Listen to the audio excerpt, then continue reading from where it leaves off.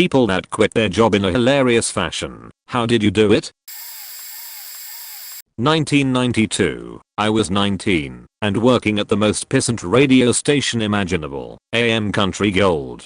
The notoriously cheap, abusive and dishonest owner, a fella named Wes, had just screwed me out of a promised bonus. It was the latest in a long line of dishonest acts, and I had had enough. The rest of the sales team was afraid to stand up to Wes, and he screamed abuse at them constantly, except the lone woman, who he sexually harassed.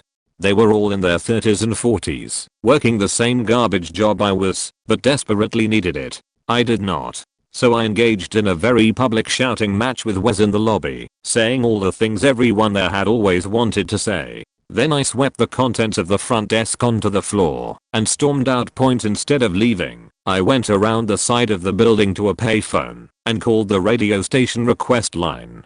In a fake southern accent, I said, "Hey y'all, I just told my cheap, no good, lying piece of human garbage boss to go to hell. Play me out with, take this job and shove it," and dedicated to my former boss, Wes. The disc jockey had no idea what had just happened in the lobby, or that my Wes was the Wes, so he enthusiastically played my recorded dedication and added, "This one is for you, Wes. Choke on it, you sack of crap." The building had speakers inside and out constantly playing the radio feed, so I got to hear Wes get clowned by his own radio station before driving off into the sunset. I used to work for a telecommunications company. My mom was very sick over the last 3 months of her life, so I had to go home most weekends to see her. It's a 6-hour journey to get from where I work to the town where I'm from. When her birthday came around, I requested a couple of days off that I had saved for this specific occasion. Yet, the days off were denied because we were approaching a busy time of year for sales. At this point, I hadn't mentioned what was happening at home because, well, I was always taught that you keep your work and personal lives separate. But I said it to my boss, who, at the time, I saw as a pretty compassionate person. She never took any issue when I got sick or was late for whatever reason. But when I told her, she just looked at me point blank and said, "I don't want to hear this." After that meeting, I went back to my desk and sat there for about 20 minutes thinking of a solution. That solution was to get my things and just leave. I said goodbye to my friends on my way out, flipped my boss off and just walked out. I went straight to my car and drove back to my hometown that night. It was the best decision I ever made. I got to spend all my time with my mom before she went. We even got to go on a vacation and spend one last week away together because I had the time to do so. I'll never ever regret walking out that day. Not exactly hilarious, but I had a good chuckle to myself on that drive home. The look on my boss's face will never leave me. It was sweet. Edit. Thanks for the responses, guys. To be honest, I didn't think about compassionate leave at the time as my head was in a really odd place at the time. But all in all, I'm a lot better for having left the job. I've moved to a new city and I'm happy in a new job. Also, thanks for the gold, whoever you were. I worked at Home Outfitters when I was 17. Worked cash 1 day per week and stocked shelves / cleaned up the mess of the back room a few other times during the week. Now when I say mess, imagine everything you need to clean the place, plus overstock, plus using the faking cardboard crusher as a storage unit. This back room was a mess anyway. One of my cash days I rang up a discount wrong, ended up charging a guy $72 for his purchase, rather than $85. Boss yelled at me, told me I was going to pay for it, and that he was going to be speaking to the manager about possibly letting me go. There was his mistake. I was working this job as extra cash. I didn't need the money. First thing I did in the 4 hours I had left for this shift, I relabeled the entire vacuum and kitchen sections wrong. I'm saying wrong names, pricing, stock codes, everything. 2 hours left. I called the province's workplace safety board and emailed them over 20 photos from my phone on problems in the back room / on the floor. I then turned off all the cash registers, minus the one being used, right before the 7 o'clock rush. These things were ancient. They took about 20 minutes to boot up. I then asked to see my manager for a moment. He approached me at the front, where I said the following: "Good luck with the labor board. I'm out of here." It was the best moment of my life at the time, but in hindsight I should have just left. Funniest part of this whole ordeal was a friend who worked there as well mentioned that it took them all 4 or 5 hours after closing to relabel everything.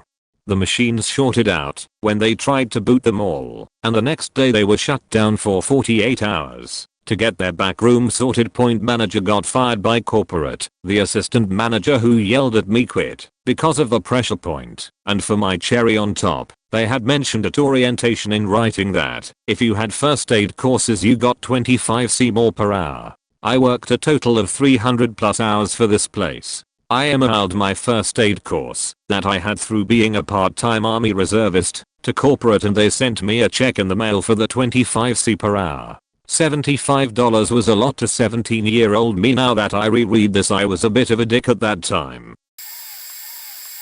I worked for a law firm doing research and analysis. I wrote a custom program on my own time that would automate editing down these huge lists we'd get from an outside vendor, boiling it down to only what we wanted. First, only my team used the code.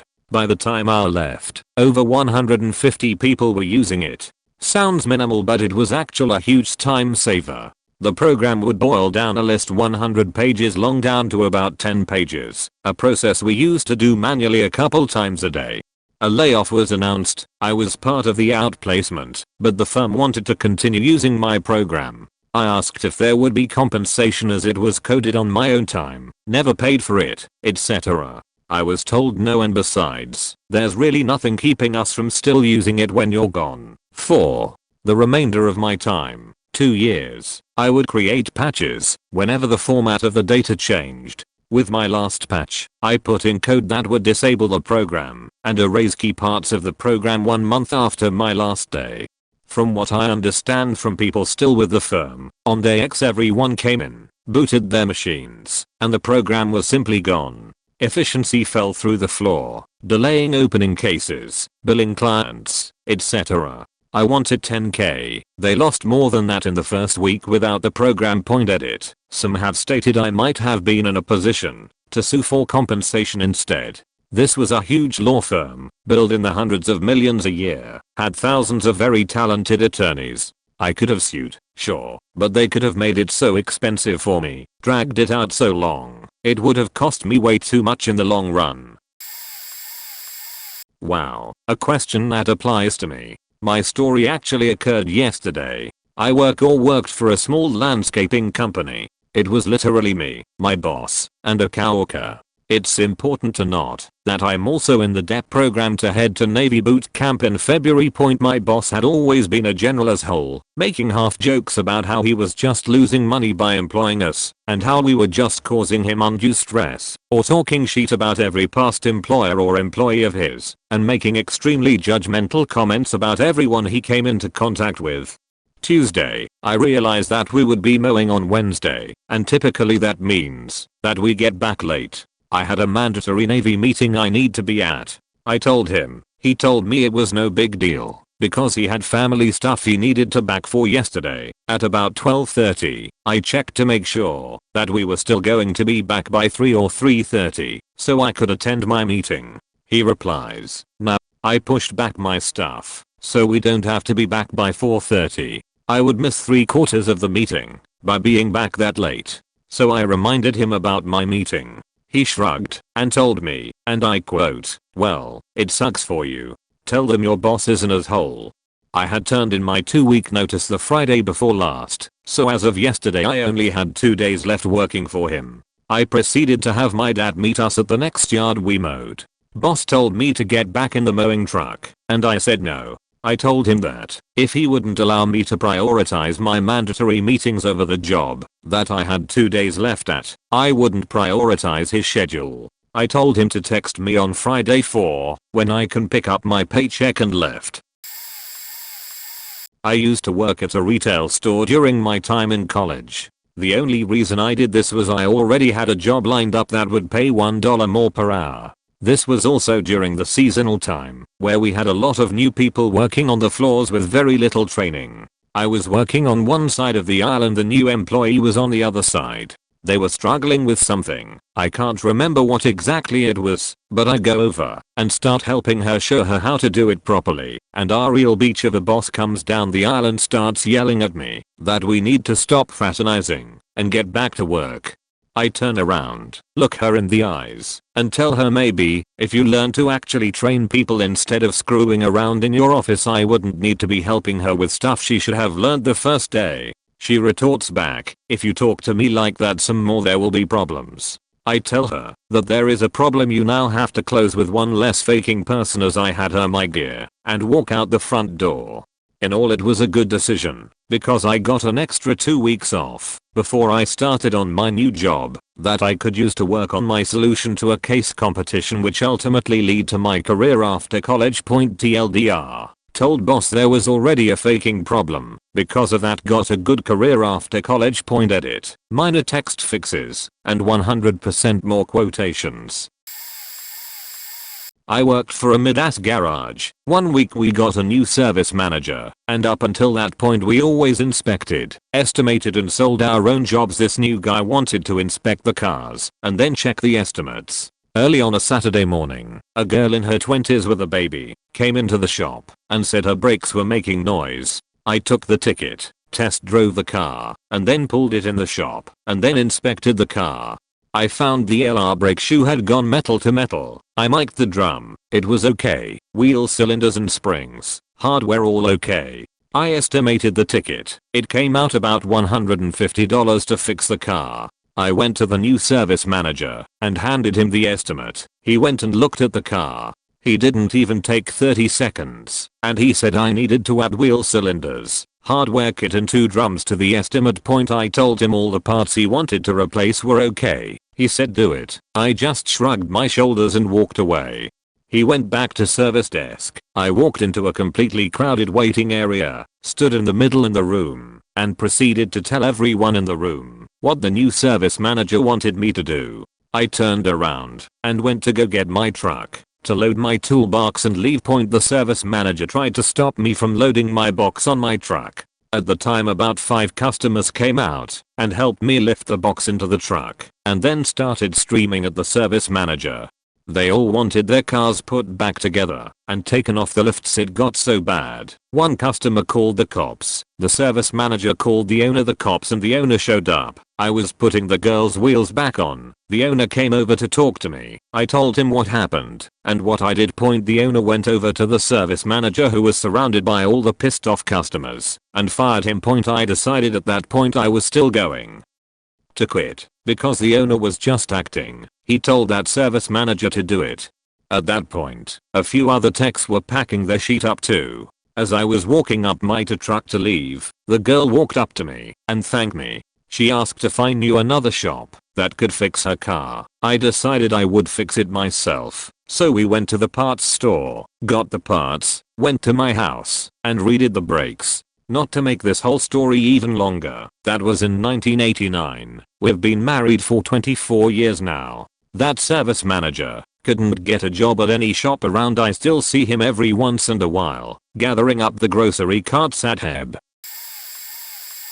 I got this. I worked for the US Air Force. Long story short, every other week my work schedule changed by 10 hours. I worked 12-hour days plus several weekends, no lunch break and barely a bathroom break. I was an aircraft maintainer and mission essential, so they are allowed to do this to us. I'm telling my boss my enlistment is up in a few months and I have 2 months worth of leave I need to take, so I just want him to know. Even throw him an email to remind him and give him an idea for dates. Every time I bring it up in person he just tells me to shut up.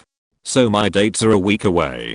Almost my entire squadron leave for a business trip, leaving a very small amount of people to fix the jets, and I'm pretty much the only good one. I just look at my boss and say, hey, I need to start leave in 3 days. I've sent you and the commander the approval, so I guess this is goodbye maybe. And he says, who says I have to accept it? You don't have to use up all your leave before your enlistment.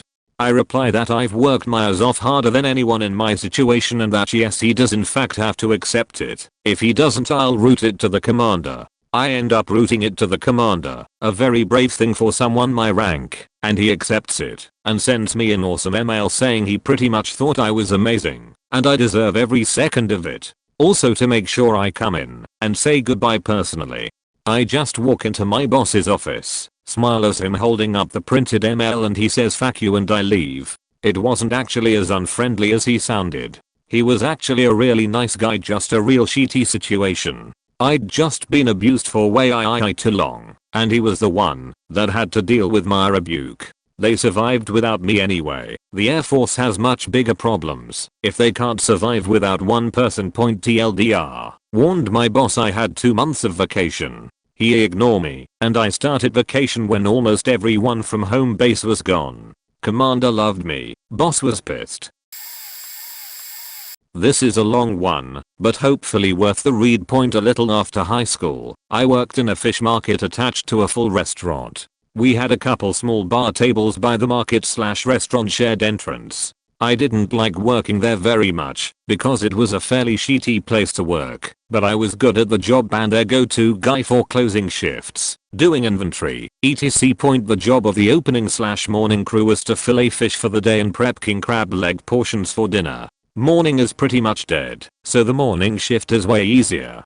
The job of the night/closing crew was to clean, devein and peel several thousand shrimp of multiple sizes in time for dinner. This shift was much harder because we had steady business from 4 PM onward with a rush from 7 to 10, but all of your duties still needed to be completed. I came in for the night crew around 2 PM on a Saturday, the last day of the pay period. I discovered the morning crew did fuck all during their shift and was still faking around until 4 when they left. I spoke with the manager and he said unbelievable. I'll have a talk with them, and when the second night crew guy gets here at 7, you can get cleaned up and be a host. This was a sweet deal because we almost never got tips in the market and the hosts got tipped out by servers. I agreed to his terms. I finished filleting the fish, then did about 100 portions of king crab legs. Finished with the morning crew's work, I did about 2,000 shrimp and noticed it was 7:15. I looked in front of the market and saw Oscar, the second night crew guy, seating people. He looked right at me and smiled like a cheeky little cunt. I went to the manager and he said, "Oh, Oscar is fresh, so we are just going to have him be the host and you can close up tonight. I'll sign off on your art." That's when I realized Oscar was wearing a nice long sleeve button down shirt and not the shitty polo they had the market guys wear. This meant the manager called him and told him to dress for the host role that night. What the fuck? This was not the agreement. I didn't want to do any art. I was supposed to be out at 10:30 and we closed at 1 am. Around 7 is when the place really started to get busy, so I popped back in front to run the market. Some friends of mine showed up asking when I got off because they were going to the movies. I told them to go find out what was playing and what the times were. Since I was the only one doing transactions and filling market orders, clam chowder, shrimp cocktails, fish and chips, raw fish orders, the line was building until it hit about 10 people in line. My friends came back and said the movie started in 45 minutes. The theater was in the same parking lot, so getting there would be easy. I said give me 30 minutes. Get me a ticket and someone meet me in front, so the rest can get us seats. For the next 15 minutes I worked at about 1/4 speed. The line hit well over 20 people. The food was not great, but for some reason people were stubborn. I clocked out on the register and walked out from behind the counter. To the next person in line I said I have to clean this table and somebody will be right with you. I walked right out the door and threw my apron in the trash. I went to my car to swap shirts, threw on a hat, and walked back by the restaurant. Oscar had to put on an apron over his nice shirt and slacks to start filling fish orders in the market and people were yelling at him about the wait. I laughed and went to the movies. That movie was Death to Smoochie, and it holds a special place in my heart to this very day. Epilogue. I came home with my friends to a bunch of voicemails from the manager. I told them the story and they were laughing as we listened to the messages a few times.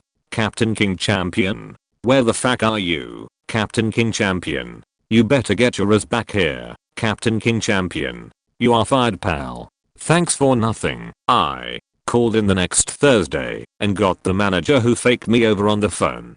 I said this is Captain King Champion. When can pick up my last check? Wait, you mean Captain King Champion who left in the middle of his shift? Captain King Champion. Yeah, you. Can come get it today. I have something I'd like to say to you. Okay. See you in a couple hours. I went in about 30 minutes later, and the hostess on duty was my friend. I told her I was there to get my check, and she said, oh, I can get it for you. I'll be right back.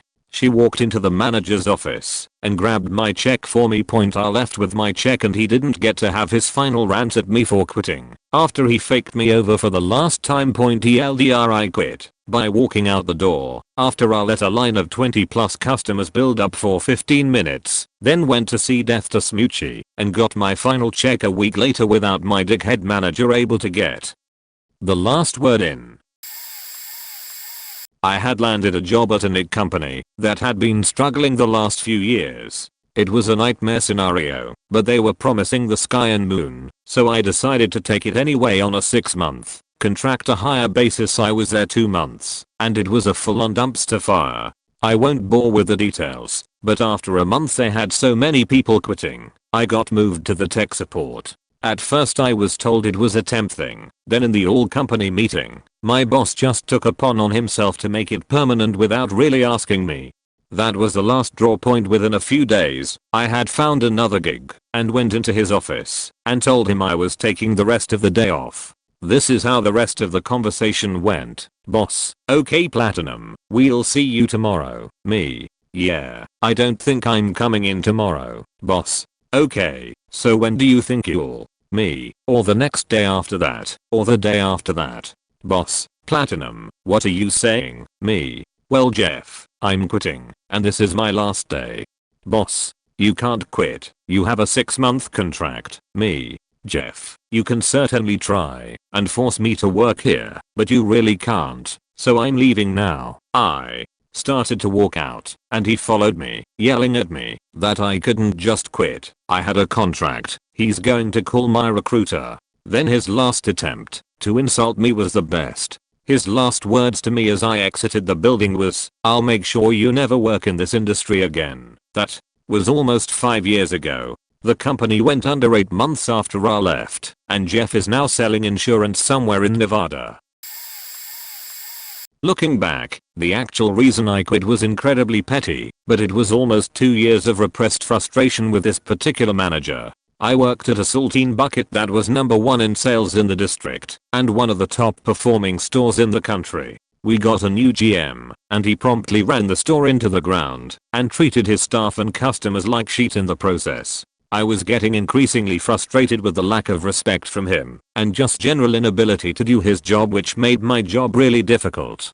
By this point, I was only working 2 days a week at this job as I had found another serving job, and was working both. This day, I was working 8 to 2 at job 1, and then 4 to 11 at job 2. The 2 jobs had similar dress codes, but I made a minor mistake. In getting ready that day, I forgot to put in my solid plugs into my ears, as opposed to my still solid, but semi-see-through material plugs. I literally forgot to change my earrings before going to work.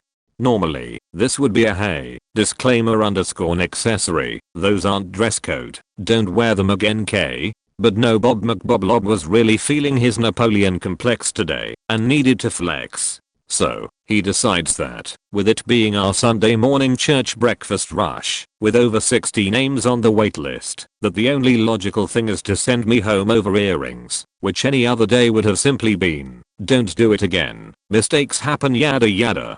I was a shift leader, I was a skill trainer, I was pretty high in the pecking order, and kept things running smoothly, and you're going to send me home for the whole day because of earrings? Not, go home and change them. It was nope, you're done for the day. So, the logical thing for me to do was to dress him down in front of a dining room full of shocked guests about what a shitty manager he is, how this store's failure is his fault, and how he is the biggest douche faker I have ever met in my entire life.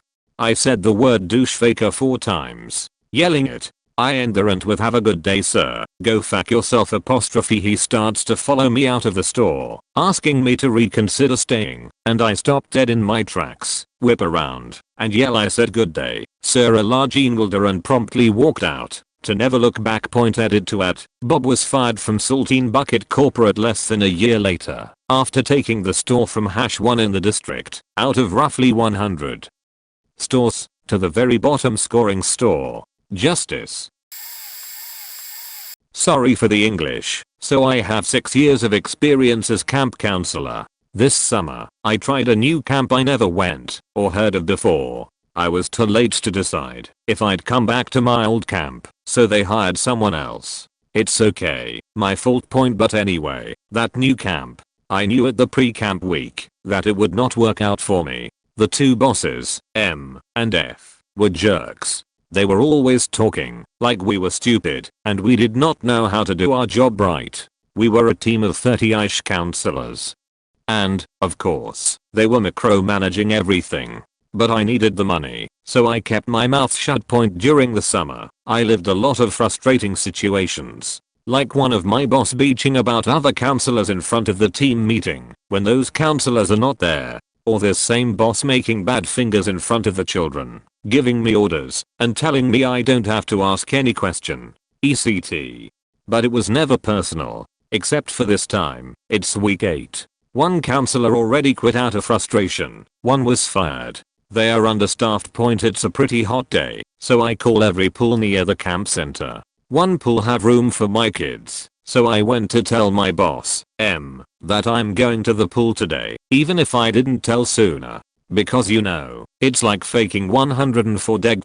F out there. He began to tell me, cynical, that I never do things like everybody, and that I should have told him 2 weeks before, so he could have made the reservation. I'm like, okay, I'm sorry man. Next time, I'll be sure to do it. I just want to go to the pool with the poor kids, so I don't make a big deal of his arrogance and micromanagement. It's funny because I always said this procedure of reservation was mostly to help us and don't put stress on our shoulders, but I see now it's because they don't trust us. Anyway, I asked if I still can go to the pool. He said yes. What can I do? You already made your reservation. So I went with my day. Reservation was only at 1 p.m. The kids have their bath suits and sun cream. I arrived at the pool and tell my camp name. They said they have a special message for me because my boss, M, called before I arrived. The pool staff told me that my boss didn't want them to accept me. They were uncomfortable with this. I was shocked. So I asked my college, we are 2 with a group, to take the kids and do a game or something while I handle this situation. I called my boss, F, because they were splitting their shifts and she was the one in charge during afternoons. I explained the situation with a very calm tone. I'm still surprised of my self-control during all this day. She was very cold and told me it was something between M and me. She then pointed out that pool reservations are supposed to be done 2 weeks in advance. After that unpleasant call, I took the little paper on which the pool staff had written the message from my boss, M. Idiot let his personal phone number. He points, so I call M, and it was his voicemail. Here is the exact message I let on his phone. Hey, M, it's Banjo. I'm at the Pelican pool right now, and they told me you let a message forbidding them to allow me at the pool. Well, you could have told me before I went that you didn't want me to go. It's pretty unprofessional and immature from your part. You are penalizing the kids, not me. You know, from my 6 years experience as a camp counselor and a DAFA former, I never knew a camp so poorly run as yours. Pause. Stuck your stupid camp in your ass. I quit. This last sentence slipped out of my mouth unwanted. I closed my phone and started to laugh. I had never sent someone to hell like that. So I told my coworker. We went to the pool anyway. I spent an hour with the kids telling them I was leaving. It was heartbreaking. I didn't went back to the camp center 2 days after that. They sent me an email. They asked me if it was really my decision to quit. I sent them a very nice letter, professional but cold, stating the reasons I was leaving and encouraging them to be nicer with their staff. So, here it is. Sorry, I'm late to the party and my main language isn't English, it's French. I'm from Quebec, Canada. I was working at a big city camp, not in a place where kids sleep on camp, but more as a day camp. Cheers. Worked in a supermarket as the only male cashier. There were 20 odd aisles, and for some reason they already stuck me at like easily 20. The next nearest cashier to me was in like aisle 8, so when we would eat all of the other cashiers would be talking at their aisles, while I was left alone to stand in silence at the other end of the store. They said they had to do it, because I would be distracting to the other girls my age. SMH. So one day they were like, would you like to run the scan yourself out part of the store next to aisle 1? It had 8 kiosks for people to check themselves out at, and it was a cake job. Lo and behold, some of the female employees started talking to me, and after about a week I was called into the manager's office and warned I was distracting people from their work. Me, being 17 and effing livid, decided to quit like a boss. Before my shift I went and bought a bottle of super glue, like the kind of glue you could use to build an ICBM with, and it would still stay together re-entering the atmosphere. I then went to all of the kiosks and grabbed the loose change people had left. Standing at my command post on the U-scan, I proceeded to glue change everywhere. On countertops, on the UPC barcode scanner, in the register drawer, anywhere you could think of there was change super glued in place. I finished my shift and left. The next day I get a panicked call from my manager. He asked me if I glued change everywhere, and I said yes. He was like, you can keep your job, but you have to get it off of everything ASAP, because the head of the company is coming in 2 hours to look at the store. This was a rather large company, like hundreds of stores, so that was a huge deal to my manager. I said sure, I'll be there in 10 minutes, never actually planning on coming in. A week goes by, and I go to pick up my last check, and there stands my manager, angrily spaced out at the front desk. I said hi, grabbed my check and left. One of my former employees ended up telling me the head of the company was livid. Nobody lost their jobs, but now you have to get a key from a clerk to get super glue off of the shelf, and with all of our local craft stores out of business, they sell a lot of glue. I worked at a Chinese restaurant right out of college. The owner and his sister liked me and let me bend certain rules, like having a beard when others had to be clean shaven. He treated most employees pretty unfairly and expected them to do way more outside their job description without paying more, like running the Facebook page in Twitter, and would require you pay for any food mistakes are sent backs out of your tips. Time comes, and I get hired doing marketing for a startup a couple cities away. I tell all my coworkers, and they're all happy for me. I also ask their help in me telling the boss something else. When I gave my 2 weeks, I told him and his sister I was moving to Reno to work with my uncle in deviant asset reacquisition. He asked what that was, so I described a bounty hunter. I'd be chasing people who had warrants for their arrest. It would be dangerous. I'd carry a gun and wear a bulletproof vest. People would run from me, and I'd try to take them alive. This is of course all bullshit. But I got all my coworkers in on it too. So when the owner started to second guess my story, as I knew he would, he'd ask, hey, what did Party on Alec go off to do again? Every coworker would reply with, oh, he's like a bounty hunter now basically. Brilliant teamwork. Fast forward a couple years, I get another job close to my old restaurant, and I drop in there for lunch with some current coworkers. Good to see some of the old crew again. The boss comes in and sees me. Wants to hear all about my bounty hunting. I'd totally forgotten that I told him that. So on the spot, I come up with 3 or 4 crazy adventurous stories about sneaking into a cocktail party to arrest someone and tackling them into a pool. Or the time I arrested a gangbanger, and when his crew showed up, I was alone. I convinced them I had sniper cover, and they backed down. He took it all hook, line, and sinker. It was only then I explained that I moved back for this new job. It was only once he walked away that I was able to give the whole story to my new coworkers, so yeah, I think that qualifies, haha. I worked as a lifeguard at a few different places, since it's a job that's easy to do and easy to get. One of the places I worked at, they scheduled me every Friday, Saturday, and Sunday while the manager's friends got way better hours. So I was pissed. Toss in a few bullshit rules the manager implemented, I was ready to leave. I asked my dad if his company was hiring, and they were. So I got a new job, and it was time to quit my lifeguarding job. I got in a huge argument with my manager about something, because I was willing to just drop down to part-time and help out. I had a lot of friends who worked there, and I didn't want to leave them hanging. So at the end of my argument I said I quit and walked out. Edit. I had to quickly finish typing because class started. Let me continue. So after that the manager proceeds to continue yelling at me on front of patrons as I'm walking out. Since I worked at the pool I got a card for a free membership. After I left I kept using the free membership to use the pool as a big fuck you to the manager. She then revoked my membership. But the pool had a policy that friends and family could enter for free if they were bringing something to an employee. My girlfriend, now wife, was a lifeguard as well. So I used that policy to bring my GF food and ice cream and whatnot. All this stuff really pissed my former manager off. Well, fast forward a month or so, a few other people followed my lead and left as well. This meant they were really understaffed. The manager had the audacity to ask me to come back to fill some slots. During one of my visits the manager started screaming at me for some random reason. Again in front of people. I yelled back at her, listing off all the reason I quit, and then I said the only reason I come back is to spite you. Once you leave this job I'll never come back to this pool, and I'll let everyone I know to never come here. A ton of patrons looked at me so confused as to what the fuck was going on. The manager got me banned from the pool, but it wasn't really enforced, so I kept going back to visit my GF and swim when the manager was off shift.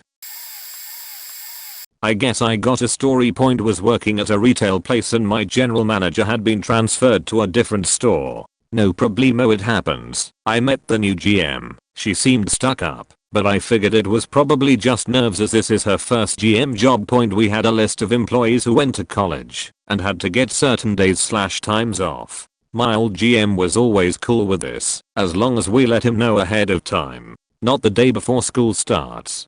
First thing our new GM does is say, I don't need to honor this. She rips the list off the wall and throws it away. Okay, I'm already super pissed now. When she leaves I call all the employees to get the list back, and I change the schedule she made to honor the times people needed off. The next day I was written up for insubordination. Kinda saw this coming, and I quote, being a faking asshole. This was my second job at this point, so I wasn't stressing too bad. I was kinda planning on exiting soon anyways, but then this happened.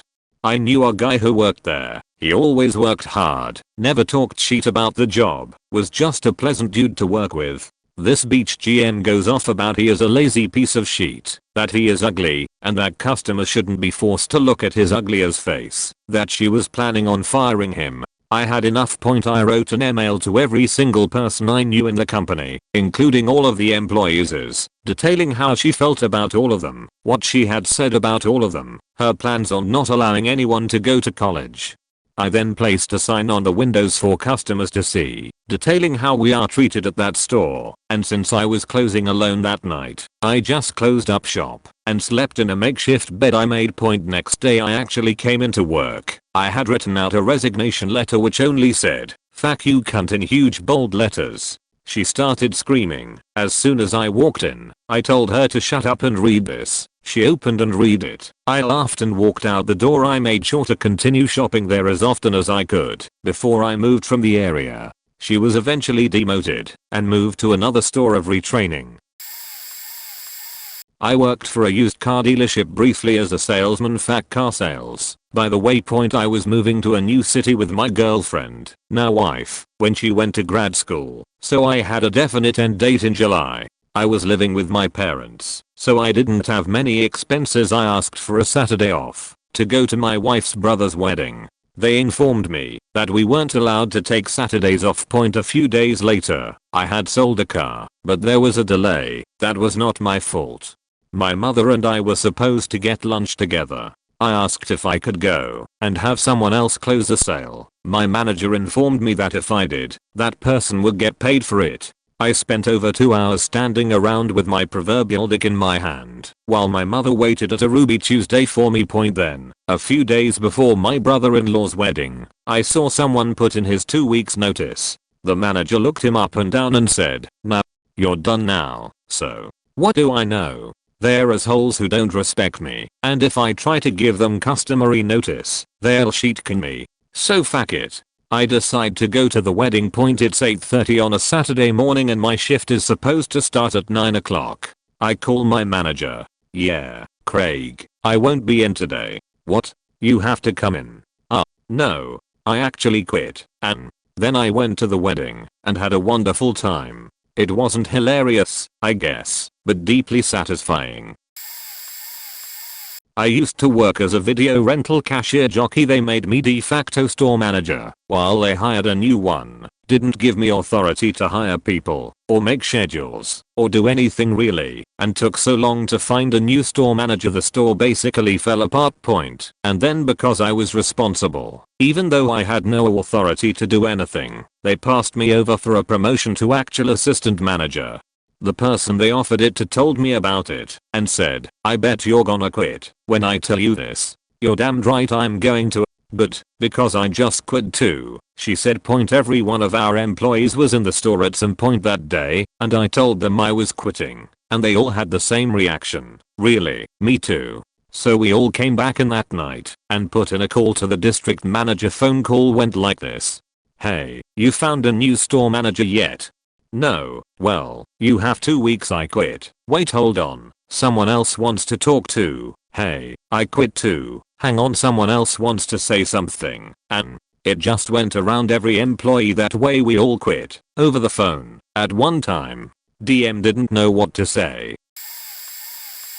I gilded someone who had a funny story. U/signal_maintainer gets all the credit. Quitting. I was fired for quitting my very first job. I was 18 and was working at a gas station just down the street from my house. Shortly after I got my job there, I found a better paying job doing tech support in a call center for HP. I know, right? I have my boss at the gas station 3 weeks notice that I would be leaving for a different job. He was the nicest guy I'd met, but he lost his mind when I said I was leaving. He accused me of just wanting to work there for a paycheck and didn't care about his gas station, and I just wanted free cash register training. WTF, who needs that? But whatever. He tells me I can't quit because he's firing me, straight out of a bad movie. I say whatever and left and caught the bus home. A couple weeks goes by and I haven't got my final paycheck yet, which wasn't much, maybe about $125. I called the gas station and he said he wasn't going to mail it to me and that I had to come in and pick it up myself. So I got a friend to pick me up and drive me down to the station, and my old boss is sitting behind the glass with some smug look on his face. When I see it, it's a big bag of change that we used to do money drops at the bank in. He says thanks for faking up his gas station and accused me of stealing a vanilla Pepsi, if anybody remembers those. My friend and I drive around the corner to count the money to make sure it was all there, and when I open the bag I finally see what's in it. Pennies, only pennies. There isn't a single nickel, dime, quarter or loony. Fuck. I had to laugh because at the same time that I was pissed off, I still thought it was a pretty funny thing to do someone, even if that someone was me. It took about 10 minutes to count out $20 in pennies with my buddy, and we drove back around to get some gas. Because the boss never worked there till he didn't know we had come back until I went inside with my shirt rolled up full of pennies, which I proceeded to unload onto the counter, with the majority of them spilling over the edge onto the floor. Boss came running out from the back freaking out and telling me to get out, and I was never allowed back in there. Worth it. My first job was at a Fazoli's quick service Italian place for the stid. Actually not bad for what it is. I had been there for 2 years and was getting ready to start my freshman year of college when I was told about their employer scholarship program. According to the paperwork I read, I would be given a check amounting to $0.25 for every hour I had worked up to that point. It wouldn't pay for Harvard, but it's not insubstantial for someone who had been there as long as I had. So, I jumped through all of the paperwork hoops, and at the end of the process, I'm told that it would only count the time I had going back 1 year. I'm a little upset, but I figure that's on me for skimming the fine print, and it's still a reasonable chunk of change. The check arrives in the mail one day, and I immediately spent all of it on my books for the semester. I'm kidding, because it barely covered a tank of gas. I received a check for $25 American. When I called corporate about it, they told me that I only qualified for the weeks which I worked over 35 hours as a high school student. I'd really only been sticking around so I could get this money, so I figured it was time to move on to greener pastures. I wrote my notice out and posted it on the bulletin board. It's been roughly 2 decades, so I can't remember it verbatim, but it said something approximating this in increasingly angry handwriting. I'm hereby giving 2 weeks notice. I have enjoyed my time here, but I feel that I have been told a series of half-truths in regards to what should be a major incentive to stay and grow with the company. I mean no ill will to anybody here personally, but I want you to know that I will not only never eat here again, but I will tell everyone I know not to eat here, because I'm one spiteful son of a bitch. Although I do cringe a bit at my martyr complex, I feel I got my point across. For some reason they told me to go home that night. TLDR boss was a dick over the course of my wife's pregnancy and first year of my baby's life, so I told him off slowly as I quit. I was working for a company that made a lot of flight critical parts for Boeing and Lockheed and the like. It was a union shop with decent pay and not too bad shifts if you had the seniority and could operate certain machines, which I had and could. My manager was a super great guy whom I had gotten along with without tension my entire employment there. My wife had gotten pregnant, and I was overjoyed to know that I would have my pick of shifts and would be there for the birth of my little one. I had worked it out with my manager that my holidays, which I had banked, would start on the day that my wife went into labor. Paperwork filled out, just missing the dates. Manager is removed and new manager is brought in to replace him less than 2 weeks before my wife's due date. So being naturally curious as to the situation in regards to my holiday request, I book a meeting with the new guy to just make sure that all is still good. He immediately informs me that even though my request is dated 6 months prior, that because there are no dates filled in as to which days I will be taking off, my request is denied, and rips up the form in front of me and tosses it in the trash. I assume he has to be messing with me and ask him for a new form so that he can sign it and fill in some dates. He then informs me that there is no way that I could possibly be approved in such a quick time, within 2 weeks, because it is company policy that 2 months notice for holidays to be approved. I somehow keep my sheet together and do not jump over his desk at him. I'm a rather big guy who turns wrenches for a living, and he is a smaller guy with bandages covering his paper cuts. I then tell him that I'm actually entitled to take the next year off, if I so choose, because I have paternal leave that I could take. I'm actually doing him and the company a favor as it is by using holidays, due to the fact that if I did take paternal leave I would still accrue more holiday pay while I was gone, and would take that too immediately after my leave was done, totaling about 14 months off. I'm asking for 1 month. He reluctantly agreed, but he was pissed that he lost the fight. My munchkin is born, and we enjoy the first month of my little girl's life. By enjoy I mean no sleep, grumpy wife, colicky baby, etc, etc. She's great now though. I go back to work, and after speaking with my wife we decide that after she finishes maternity leave, that I should take the weekend shift, so that daycare is not an issue and I can raise my littles instead of a stranger. I ask my manager that I be put onto that shift by the following July, roughly 8 months away. If this wasn't something that was possible, however, I needed to know, because I would need to sign up for a daycare program, some of which require almost 8 months advance to get in. He agrees to that if there is the room on the shift and I can run the appropriate machines. He doesn't seem to be aware that I'm one of only 3 guys in the shop who can run every job on every machine. So over the course of the next 7 months I cover every shift where I'm needed, sometimes changing shift schedules as much as 3 times in a month. When mid-June comes up I'm told by him that sorry, but my new permanent shift is going to be graveyards. This is the worst possible shift for me, and he knows it. He also knows that we had just bought our first home. We hadn't even made our first mortgage payment yet. He knows that my wife is to return to work in 2 weeks, and that we have no child care. He actually suggested to me that I'll look on Craigslist, and that I could find someone within 10 minutes. You know, don't worry about those pesky background checks or anything for the safety of my little girl. He thinks he has me by the short and curlies. What he doesn't know is that I didn't ever trust him, and I lied to him about my wife's return to work date, actually the end of July, and during my 2-week holiday in June, that I had started working for another company. At the beginning of July, when I'm supposed to be starting my new shift, I find him and ask him if he is sure this is the plan he is wanting to follow. He looks at me with his smug smile and says, "Yep, what are you going to do about it?"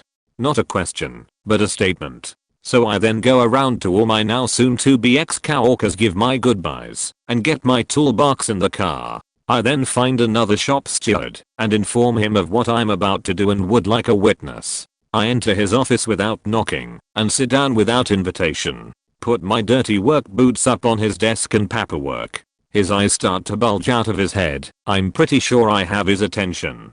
He looks at me and incredulously demands to know why I'm not at my machine. I slide my boots off of his desk, taking the paperwork with them. I reach down to my security pass, snap it off my belt and smack it onto his desk, holding it there with my middle finger. He starts to ask if I'm resigning, but I just talk right over him. I tell him what a faking colossal cunt he is, and that he has the people skills of an narcoleptic baboon, and wish upon him that the fleas of 10,000 reindeer to nest upon his genitals, then some mean stuff too.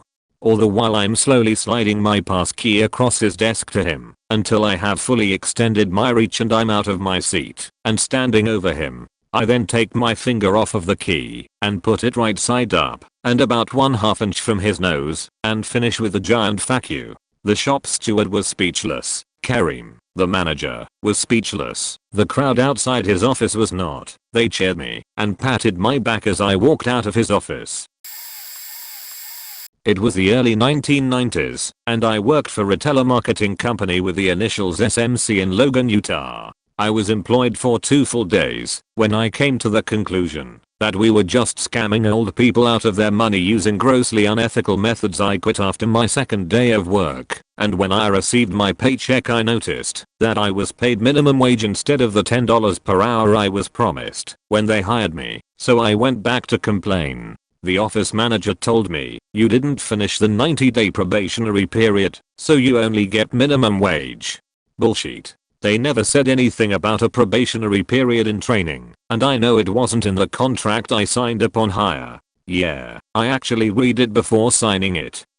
As the office manager opened the door to have me leave, he said, "See ya, wouldn't wanna be ya." I was fuming. I called the city offices and discovered that SMC didn't have a business license and reported them. Less than an hour later I watched as the police showed up and told them they would have to shut down operations until they had a business license. It took them 2 weeks.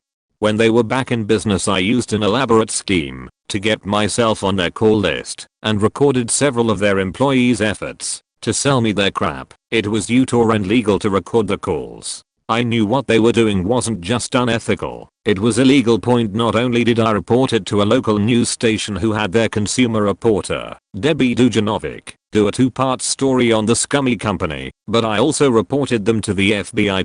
The owner of the company was one of the 200+ people that was arrested by the FBI in a nationwide sting of dishonest telemarketing companies. The FBI called it Operation Disconnect C. Yep, wouldn't wanna be ya. Ha.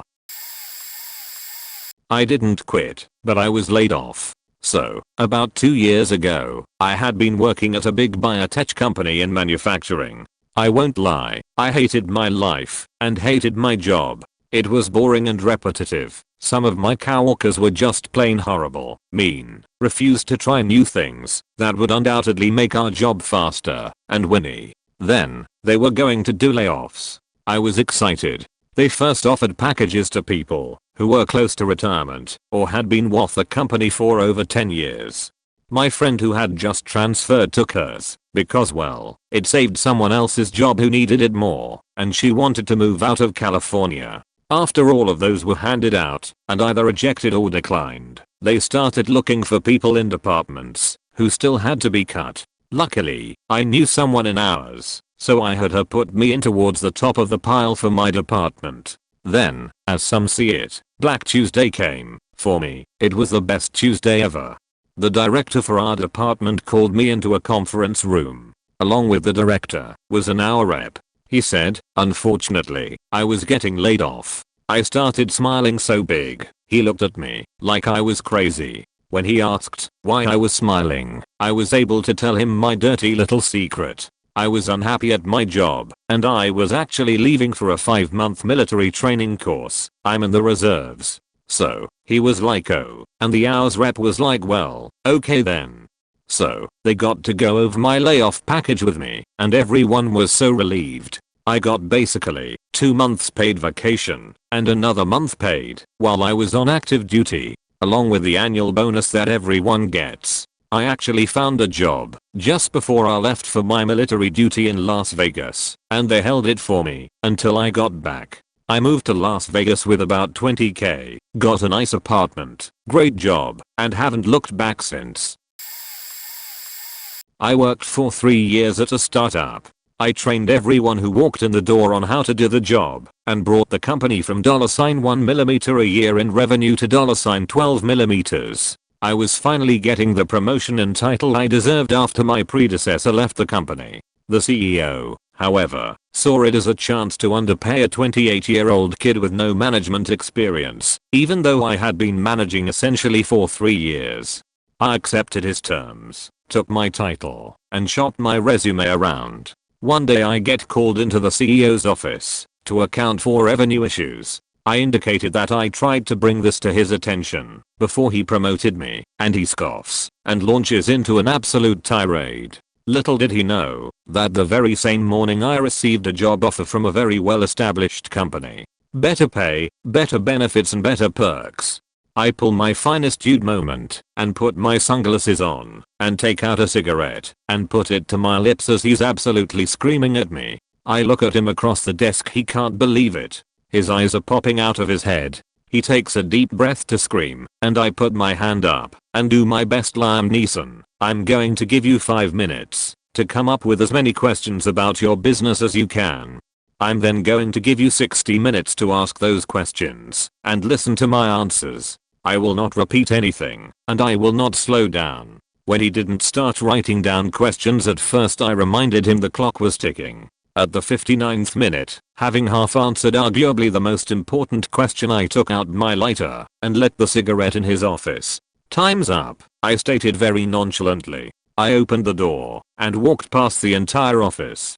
People's faces looked as if Agent Smiths were taking over the Matrix. My sales team knew I had quit immediately and gave me the "Oh Captain, my captain" on the way out the door. I looked back at him standing in his office doorway, and I will never forget the face of someone who realizes in a split moment just how much they faked up. I got text messages for weeks from my former reports about how epic it was and how much he was faking up in my absence. Sweet justice. Not sure it will be as fun for you as it was for me. Point was working in a company that had been exploiting me for a while. Didn't mind it for various reasons, including video games, tax cut, world travel. They needed a project manager for the upcoming huge, and 10 years late in the making, website. As I had a background in there, I volunteered. Point had to work with the CEO, a delightful woman, un gros pute as we say in French, which would override technical decisions I took after hours of research, because a friend of her would have told it better. Do I need to say that said friend had no technical background, and that we were talking about streaming videos and how to make it cost less?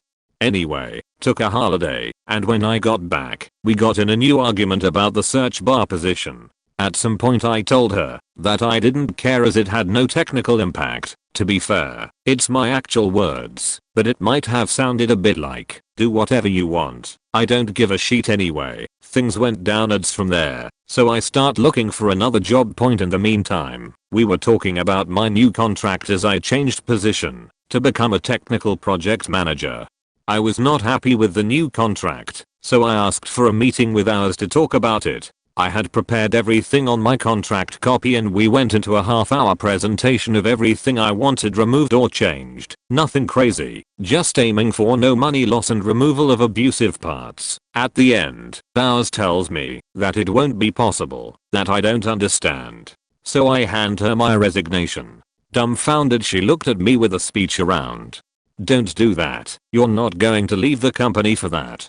Give me some time. Maybe we can work something out. CEO won't be pleased if you leave the company now, do you think she's going to agree to my terms? Well, you know her, so I quit. I'd rather be on the street than ever work with her again. Are you serious? Of course not. With a big smile. Oh, you scared me. Oh no. I'm still resigning, but not only because of her, but because I found a great new job with what looked decent and nice people.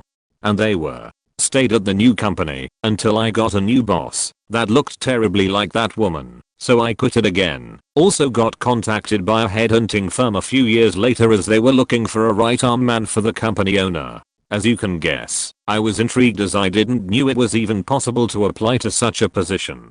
Long story short, it turns out they were more looking for an assistant than anything else. Took about 3 interviews for them, so spit it out. On the 3rd interview I went with the spirit to invert the roles and rough them up a bit. Ended up telling them that if they had no question left, I would be leaving now and call them the next day to give them an answer. Which, of course, was no point. Still had a lot of fun inverting the roles and being the one asking the kind of questions you get as the applicant usually. This is a copy/paste from a similar thread a month back. Used to work at Comcast, boo hiss, and I had aspirations to move up in the company.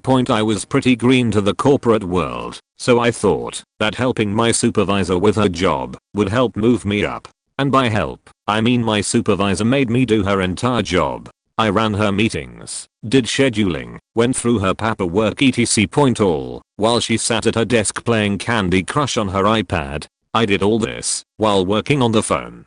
I did this for months until one day I snapped on a customer. Now, I take full responsibility for what I did, but that wasn't good enough for her. Nope, she had to sit me down and humiliate me in front under the upper management. For an hour and a half she made me listen to a recording of my entire fuck up while pausing it every few minutes to say something like, "How could you?" I was in tears at the end, and she just used that to show how bad of an employee I am and how good a boss she is for helping me learn from my mistakes. She then pushed for me to receive a final notice. If I went out of line one more time for a year I'd lose my job. She wasn't going to fire me. I was going to do that for her. Ours was predictably useless, as were my friends in management. Now that I had gone from being an up and coming star to a pariah, people didn't give a shit about me. Except my supervisor, who still expected me to do her faking job. My next few days were filled with a considerable amount of crying. What followed was rage. Endless white hot rage. I didn't quit. I didn't give up. Instead I decided to best revenge with success. I went back to school to finish my degree. After a while I was offered an internship, which I took. While I was fighting an uphill battle at Comcast 40 hours a week, I was at an internship 20 hours a week while being a full-time student. And I'll let my supervisor know this. "Sorry boss, I'd say I can't do this report for you. I have a final to study for."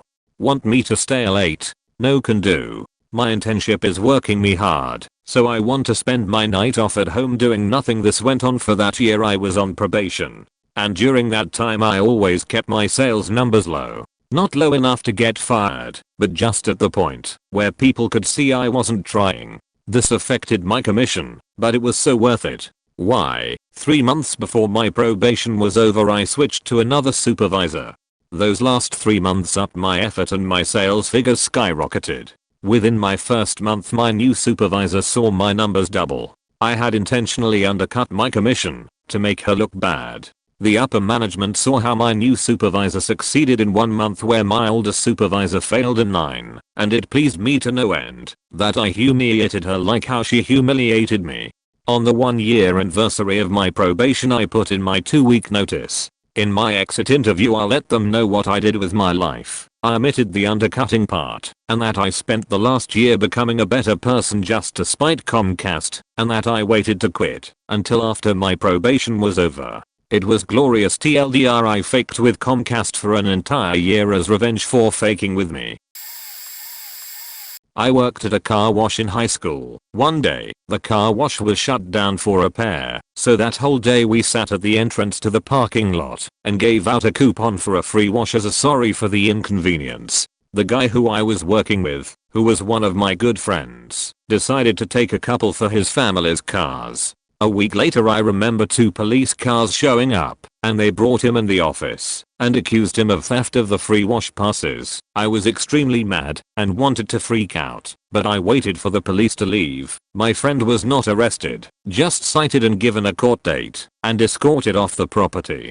When the police left, the area directors and CEO were standing around laughing about how they showed him, so I lost it. I walked up to their little group and said, "What the fuck is so funny?" and they looked at me like I just stepped on a puppy. The CEO said, "Excuse me," in the most offended tone you will ever hear. So I remember looking down and wondering if losing my job was worth it. I decided it was. Now the CEO went to the same church as me. So I asked him if he's going to church this Sunday, and he said yes in a very confused tone. So I just looked up at him and said, "Well, you shouldn't be, because pieces of sheet typically don't go to church." The look on his face was priceless, and before he could tell me I was fired, I blurted out that I quit. I threw my sheet down and never looked back at them, gave the guy spraying the cars a high five on the way out, walked out to the parking lot where I heard them yell that my uniform was their property. I stripped down. I always wore basketball shorts under my uniform pants and left it at that. Well, I didn't technically quit my job, but I worked in an electrician company, and every employee worked in pairs with another work partner. Unfortunately, my work partner had an obsession of nitpicking on everything I did, while I let him do all his stuff without interfering. This was okay while I was new, but eventually I noticed he also had some minor flaws here and there when doing his work, so he was far from perfect himself. The flaws on our work were never anything dangerous, but mostly cosmetic. But when he acted as he apparently never had any flaws compared to me, and started acting superior over me, even though we were supposed to be on equal footing, I one day had enough and went to my boss to address my partner's personality and that I couldn't stand working with someone who treated me like low-life scum compared to himself. My partner was always a nice guy while we were at the office, but turned into a dick when we were out on a mission, so my boss never understood my complaints. The third time I complained to the boss about this, he told me I had to change my attitude and be more of a buddy with him. But the fact of the matter is, I'm actually a really nice guy and had tried to be nice with this guy all the time, so we could be friends and I could enjoy working. I suppose my face changed quite a bit when he told me that, and I noticed myself getting quite furious inside. I told my boss very strictly that there was no way I would work with this guy anymore, and I would rather be unemployed than working with someone who is a genuine asshole, so unless he fired me along with a letter stating this, I would make him fire me. He had his choices, and I left the office 20 minutes later without a job and a paper saying I had been taken out of my position due to lack of available work for the business. The reason I didn't quit was because you get social support if you lose your job, but won't get it if you quit on your own. Sleeping a few hours extra the next day felt really good, and just 2 weeks later I got myself the same job I have today. 4 years later, and couldn't have been happier. I was in the Air Force and was a very good supervisor, worker, and had a lot of money poured into my training. After a deployment, my shitty supervisor claimed I didn't give him enough fodder to write my performance review. He gave me a score of 4 out of 5. Important in a few sentences, after a 9-month deployment to Iraq, where I received a medal from both the Army and several from the Air Force, joint deployment. Fast forward a couple years and Congress says the Air Force budget is too cray. Douche nozzle says Air Force is efficient, so we'll cut the force by ridiculous % in a year. Congress says yeah, now spread that sheet out over a couple years, fam. Fuck off, cunt, said General Douche nozzle. Fast forward another couple months and all squadron commanders have to meet with the individuals that fall under the can be kicked out bunch. Not the fresh troops that have no training, or the old cronies that need to get the fuck out anyways. Nah, the ones in their prime. The senior airmen and staff sergeants. The ones expected to actually perform the maintenance and supervise the maintenance. Fuck those guys, right? So the commander meets with me and says that my record is perfect and I'm an excellent staff sergeant. But that one not perfect performance review from a few years ago puts me in about the bottom 50%. Really, Sheila?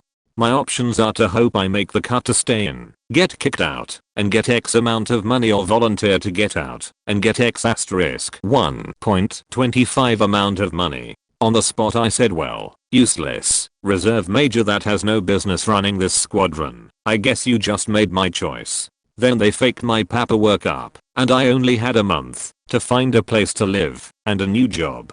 Not funny in a haha way, funny in a holy shit that's the strongest military, how do they function kinda way point. And to be clear, I have no problem with you reserve people, I have a problem with that reserve person, because they were shitty at their job, and give the rest of you decent reservists a horrible name.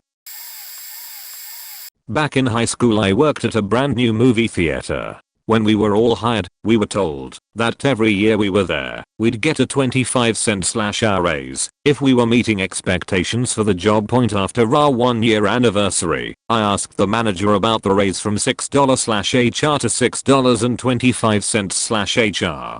He backpedaled and said it was only for people who were promoted to shift leaders. Well, about half a dozen of us vividly remember our hire-on presentation, and we followed up with corporate. Their response was it was up to our managers. So I found an internship that was doing web design and was paying $8/HR. Went to my manager with a letter saying I quit at the end of my scheduled week's shifts. I was removed from the email list that was doing scheduling and finished out my shift. Turns out that the idiot manager forgot I quit and still scheduled me anyways. It also happened to be the following weekend was the weekend The Dark Knight premiered. I get a call from the manager at 6 p.m. on Friday night asking where the hell I was. He had scheduled me for a 5 p.m. to 1 a.m. After I reminded him I quit, he asked if I could come in anyways to help out that night. I said, yeah, for $8/HR, my new job's rate, I would consider it. He sounded flabbergasted and hung up. Funny part was that I had printed out employee passes to The Dark Knight before I quit for that Friday night. So my friends and I got to see the movie free anyways. Went up to my former boss and was like, thanks for the free movie, and went into the theater. Long ago, like mid-80s long ago, I worked at a Carl's Jr. I worked the delivery shifts 2 days a week before school and then weekends or whatever. So one Friday morning the truck shows up and the new manager screwed up the fry order. Instead of the normal 15 cases of fries to get us through the weekend, she ordered 150 cases of fries. I protested to the delivery driver and his attitude was, fuck you, I'm putting these pallets of fries here, do what you want with them. Of course the new manager wasn't in and couldn't be reached at home. This was a time before cell phones existed, so I bust my ass and rearrange our entire deep freezer and manage to stack 150 cases of fries in the freezer. I had to unbox a bunch of them so I could stack the bags in any open space available, including a huge stack right at the door. So the manager finally gets in at 7:45, right before I'm about to head to school, and I explain the situation to her, and she starts losing her shit, yelling at me, yelling at the shift supervisor, and demands to see all the fries. I told her to be careful, there were a ton of bags stacked up, while she's stomping through the walk-in to get to the freezer in the back. Mind you, the whole time she's yelling about how I faked up, how I should have taken control, yada yada yada. She rushed the freezer door, yanked it open, and was buried under 150 pounds of fry bags. If I thought she was mad before, boy howdy. So I help her up, and she goes completely batshit insane and finally ends her tirade with her arms akimbo and demands to know what I'm going to do to fix this problem. At this point, I took my nifty visor off, put it on her head, took off my apron, and hung it over her forearm, and turned around and walked out. I was working for an engineering company serving the oil and gas industry as a project manager. This was in the years following the 2008 crash, so I couldn't be too picky if I wanted to keep working. I had always worked for legitimate firms up to this point, so when the office was raided by the Texas Rangers, not the baseball team, I was quite surprised. Turns out there were allegations of public bid rigging, narcotics trafficking, fraud and theft made against the owners. The actual engineering work was merely a cover for the crime.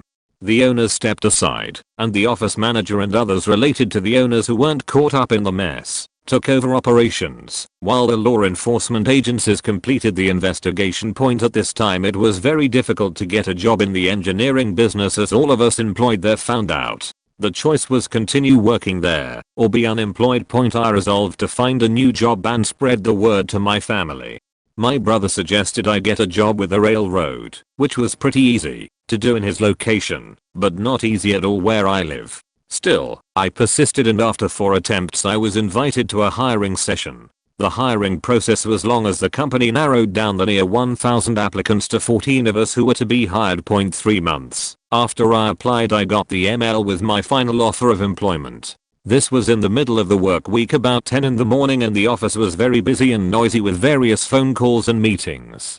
I sat back in my chair and breathed an audible sigh of relief. I pulled my office keys from my key ring and placed them on my desk and closed my laptop. As I stood up, the others around me stopped their conversations and their work and looked at me puzzled as I strolled toward the door past the office manager, the VPs and the owners. I shook a colleague's hand on the way out, and with my back turned to the owners I said, "Good luck." And that was it. I never looked back, and I have never regretted it. TLDR, I worked for a crappy company that got caught in illegal stuff. I walked off the job in front of the entire staff.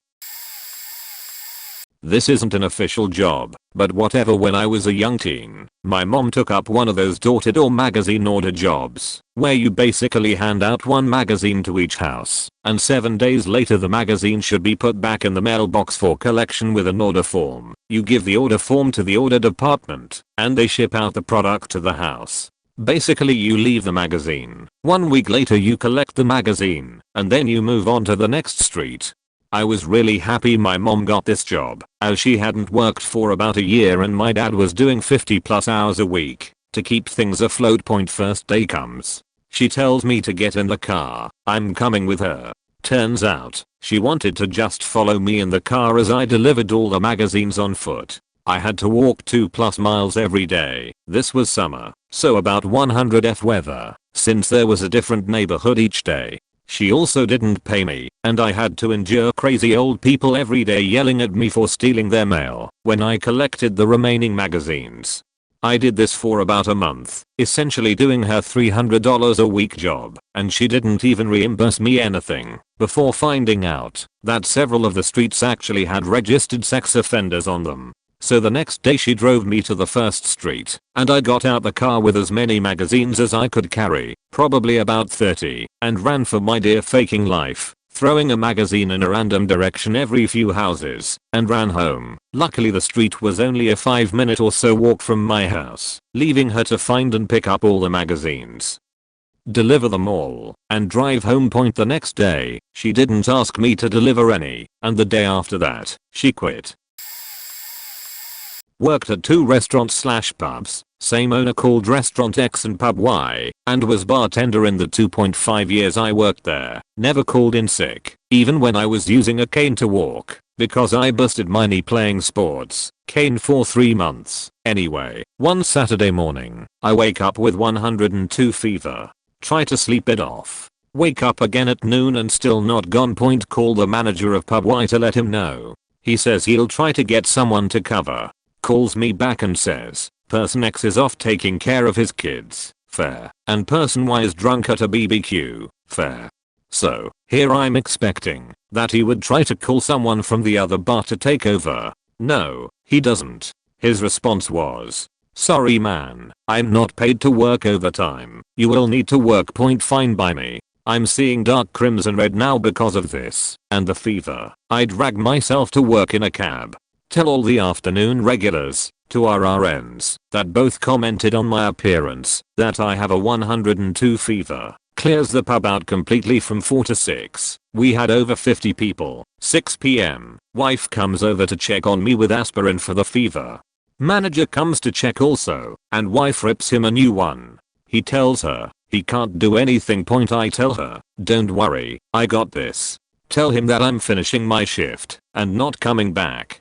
Keep in mind, I still worked at the other bar. He thanks me for my professionalism. 7 PM, with me and 2 waitress on the floor only. I ask the girls to take the bar, go sleep in the nook cause I'm a zombie at this point. Come midnight, Saturday, house is packed. I mean about 150 people, and I call last call. Bar usually close at 2 AM. Sunday morning, Sure as I thought, I get a call from the owner, who usually checks the tapes and sales religiously, asking why the fuck I closed at midnight, and why the girls were bartending and not me. Tell him what the manager had said and done, and told him that I wouldn't work with manager again. I figured, when I did the cash out at midnight, and with the flow we had, it cost the owner about $3,500 in sales. All on the manager still friends with the owner, and worked at his restaurant for another 2 months, before I quit from there too, had achieved my goal of repaying debts. Back in like 09 feet I was working a crap little pizza joint in town, now closed, called Sam's Pizza Point. It was a desperate yawn job, washing dishes, and praying I'd get a delivery. If the driver was out point ultimately, I did the math, and it cost me as much to get there and back in gas as I was making, so it was a total waste of time. I asked Sam to make me a delivery driver, so I could get tips, etc. but he refused. Sam was kind of dick, and I had no reason to continue working there, so I, very calmly, explained that I would need to stop working there, as it wasn't working out, and I was nearly losing money. Sam was furious. He said he wasn't going to pay me for the last week of work, and that I could get the hell out. So I did. I stood outside and called the police and explained the situation and the fact that Sam refused to pay out. A nice policeman showed up, escorted me inside, and explained to Sam in front of his dinner crowd that he had to pay me or a police report would have to be filed. Cue Sam writing what may have been the most furiously written $50 check in history and handing it to me, all still in front of his customers. Smoke was coming out of his ears, so to speak. It was grand. Sam's Pizza closed shortly after and is now the best Korean restaurant, and I eat there all the time with a grin, knowing Sam's business plans failed, while I now make far more than he was at the time. Here's a funny one. So when I had just turned 16, legal working age, I grabbed my first real job. I grew up on a horse farm my whole life, so I knew what hard work was, but needed some real scrap. In the mall I saw a place called Britches with a sign looking for employment. My friend and I went in, and were hired on the spot. Day 1, I come in trying to look as nice as possible, but I was a real tomboy, and wasn't sure how to dress like a Britches girl. Nevertheless I did my best. Anyway, the nice manager that had hired me before had by some form of science or magic completely morphed into and Ultra Beach. She literally scoffed, and I mean scoffed, at my outfit. She told me the zoning laws of this tiny little shithole, and which zone I was allowed to work in. My job was to talk to each person, and say at least 3 things, 5 for best. So each person would come in, and I would ask the usual sheet, how are you, what are you looking for? I tried my best not to harass them, or corner/follow them, because I know how uncomfortable that is. After about an hour of this, my sassy manager pulls me aside to whisper hiss at me that I'm not doing enough. Try harder. Talk more. Follow them. Okay, I'll do that. I try that. I noticeably make a girl uncomfortable. 20 minutes later, same talk. More. I'm thinking to myself, there is no more. All that's left is to quite literally stalk each customer and force them into conversation, so close they could smell my coffee breath. I couldn't do it. It was invasive. My manager looked pissed. Lunch came, and she told me I had 20 minutes. Oh, and buy her this one sandwich, and handed me some cash. Well, it's everybody's lunchtime, so I'm waiting in line for her sandwich, and by the time it's done it's been 18 minutes. What's more, she didn't give me enough money. I had to pay the difference. I run back, and am 2 minutes late. She's noticeably angrier. She snatches the sandwich from me, and storms off, before I get the chance to even tell her, I haven't eaten, you hoe, and you owe me money. So I'm mad at this point, and getting super salty about it. I'm hungry, annoyed, annoying / and now I'm even poorer than when I started. Last straw is when she came up to me and told me I forgot her chips / and not to forget to talk more. At this point all shame and humility is abandoned, and I revert to my lesser self. 3 to 5 things. Oh, okay, sure. Allow me. I go to the front and begin to yell greetings at people. Hi, how are ya, welcome. How do I ask them asinine questions about clothes like, how many holes are you looking for in a shirt? I stuck my body in the clothing pinwheels and was staring at people, greeting them from the middle. I was scary. I wasn't rude, just horrifying. My peak was literally scaring a girl coming out from the clothing wheel. I did this for 2 more hours before the manager told me I could go. I shook her hand crazily and practically ripped it off and then left. They called me 20 minutes later and told me over a voicemail I was fired. But I did it knowingly. I took it into my own hands. My first job of my first day. On a phone. BTW. Not that easy to be as detailed as I want. TLDR, I gave myself a few months to plan on how to say fuck you to my former boss. Not particularly hilarious but very satisfying. For me, sorry it's so long, but it all happened over a few months. In real life I taught at a tiny backwoods college for almost 10 years. In this time I had managed link-ups with larger universities and international organizations, wrote courses, taught full classes every year, ran my department, acted as studio technician, ran events support for conferences, and towards the end, did the job of my supposed senior lecturer, all as a part-time temporary employee. I also had a second job as part-time Mac technician for the ed department in the college. Yeah, I was a busy idiot. Now, bear in mind, in 10 years we had not one raise in pay. They think they'll keep me, while the college hoarded cash like it was going out of fashion and spent tens, hundreds of thousands on senior management retreats, bonding sessions and team building. My head of department was a power-hungry, ineffectual, passive-aggressive woman who spent all her time in fighting with other department heads and basically sucking up to senior management staff. In my last year I was already getting frazzled. I had been constantly promised a full-time job in the department that I created, from nothing, literally. The college did not do my subject, music technology, until I went there and created the department and courses, organized the facilities, etc. But it never seemed to be the right time to get the paperwork sorted, or we'll sort before next semester. In August of my last teaching year, I sent my head of department an email asking about something happening in a few days. I got a reply in March the following year. FFS.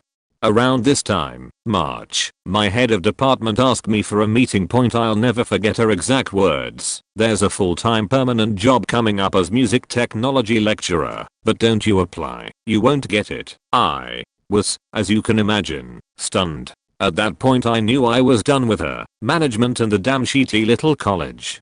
Don't worry, she said, you'll still be doing everything you are now. Right. I started the damn department, and I'm going to be doing 3 times the workload of someone who is getting better paid, getting full benefits etc.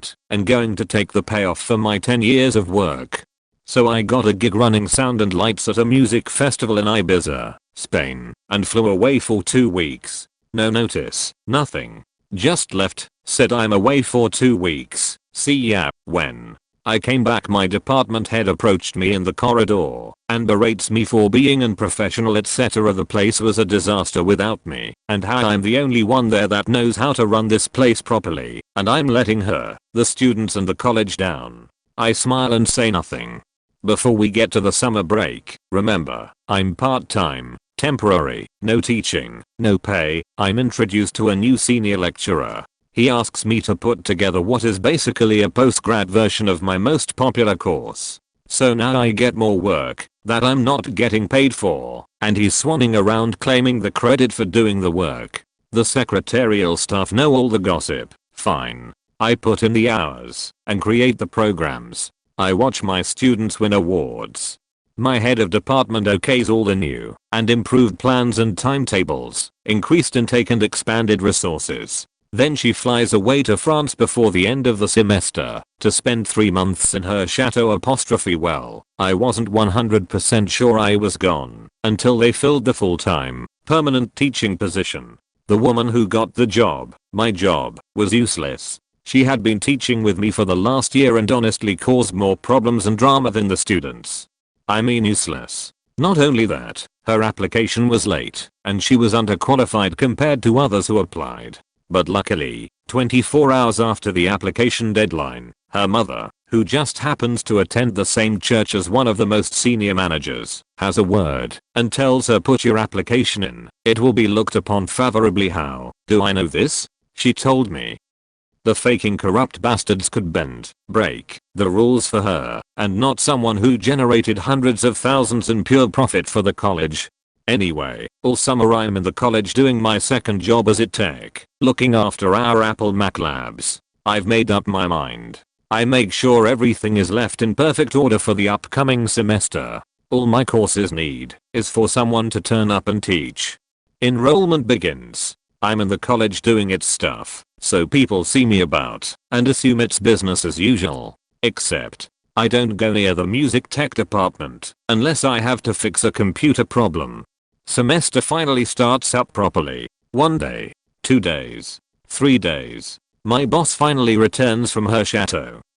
A week passes. No breaking ads in the music dept, but everyone still sees me around. It literally takes 2 full weeks of confusion before my former head of department catches up with me. I remember it like it was 6 years and a few days ago. It was. She curtly ordered me to come into her office. Can I have a word? Of course. What do you need? You've missed your teaching, your course coordination meetings, and the whole thing is a mess. We have students and staff running around like headless chickens. What's going on? You're really dropping the ball on this one. She was fuming, trying to appear professional and intimidating, and failing. And furthermore, she could tell by the slight smile on my face that I wasn't going to be intimidated. I was smiling because I had all summer to think of what I was going to say, and she's barely had an hour. Well, I really want to type her name. Boss, I've been here 10 years. Yes, 10 years of part-time temporary contracts. No guaranteed hours. No benefits. No pay rise. Nothing. And, well, you expect me to watch someone else, someone who is completely useless, benefit from my 10 years hard work. But she struggled for words. She started to realize that I was very faking serious about what I was doing / had done. Have my courses and students made this college money? Yes. But have my students not excelled? For the most part, yes. But no. Faking buts. 10 years I put into this college. For 10 years I helped you look good. The college looked good. Everyone looked good. I have done everything you asked and more. I faking knocked it out of the park in this job, and you have the ill-considered faking nerve to say to me that there's a full-time, permanent post going, but I'm not to apply for it? What, boss? What do you think my response to that statement is? But the department. It's a mess. Where's your loyalty to your students, the college, to me? I gave you this job. 10 years, boss.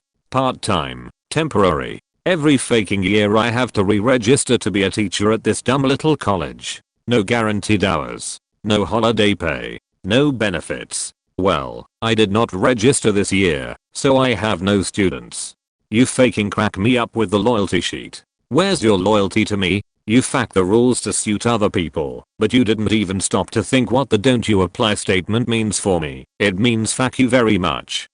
It means that you wouldn't, not couldn't, bend any rules for me. It means you've lied to me for years. Now, it means I don't faking work for you anymore. You never once said thank you. Before you left for France, you okayed all these plans, but you never once asked me if I was okay with it.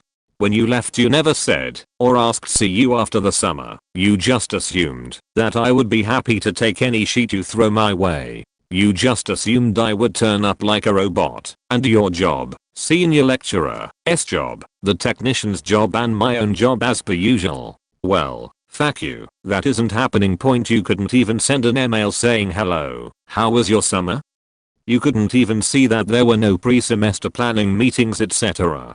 You were too busy in France drinking wine, while I'm here realizing you have no loyalty to me or anyone else. So, boss, just so we are clear, I'm not a registered member of teaching staff at this college. I'm not in your department.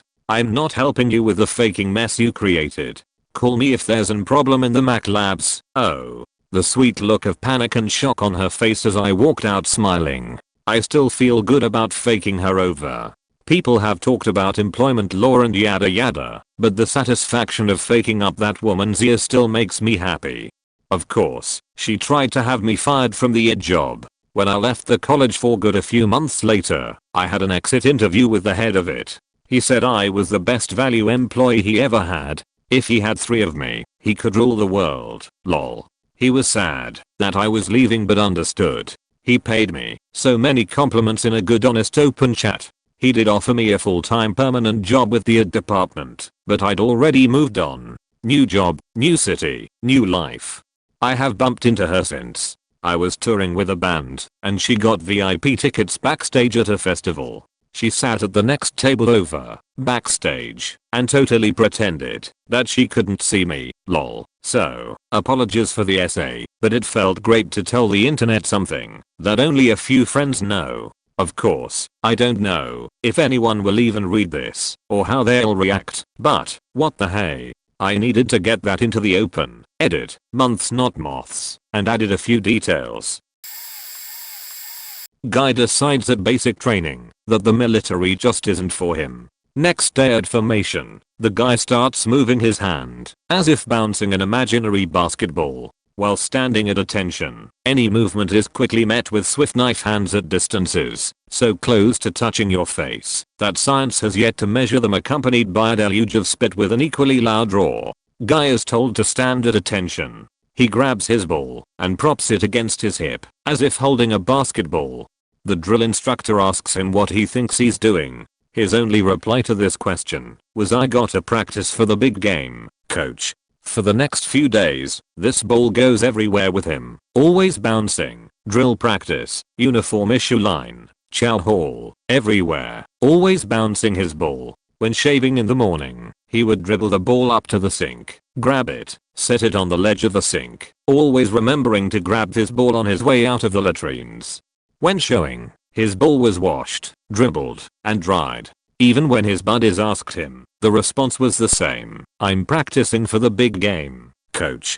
Seeing this, the drill instructor ordered a mental evaluation. The duty shrinks deem him unfit for military service and draft the paperwork to see him coded out of recruit training. The final step to this is getting his commanding officer's signature.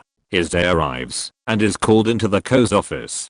When in a CO's office, protocol and bearing are absolutely everything. When ordered to proceed inside, he walks in, still bouncing his ball. When called to attention, he stops the bouncing, places his ball on the edge of the CO's desk, and renders a salute while reporting in. The CO's reads the coding paperwork out loud to him, and asks him if he knows what it means. The recruit affirms this, and watches as the CO sign the paper. He is directed to sign as well in order to finalize.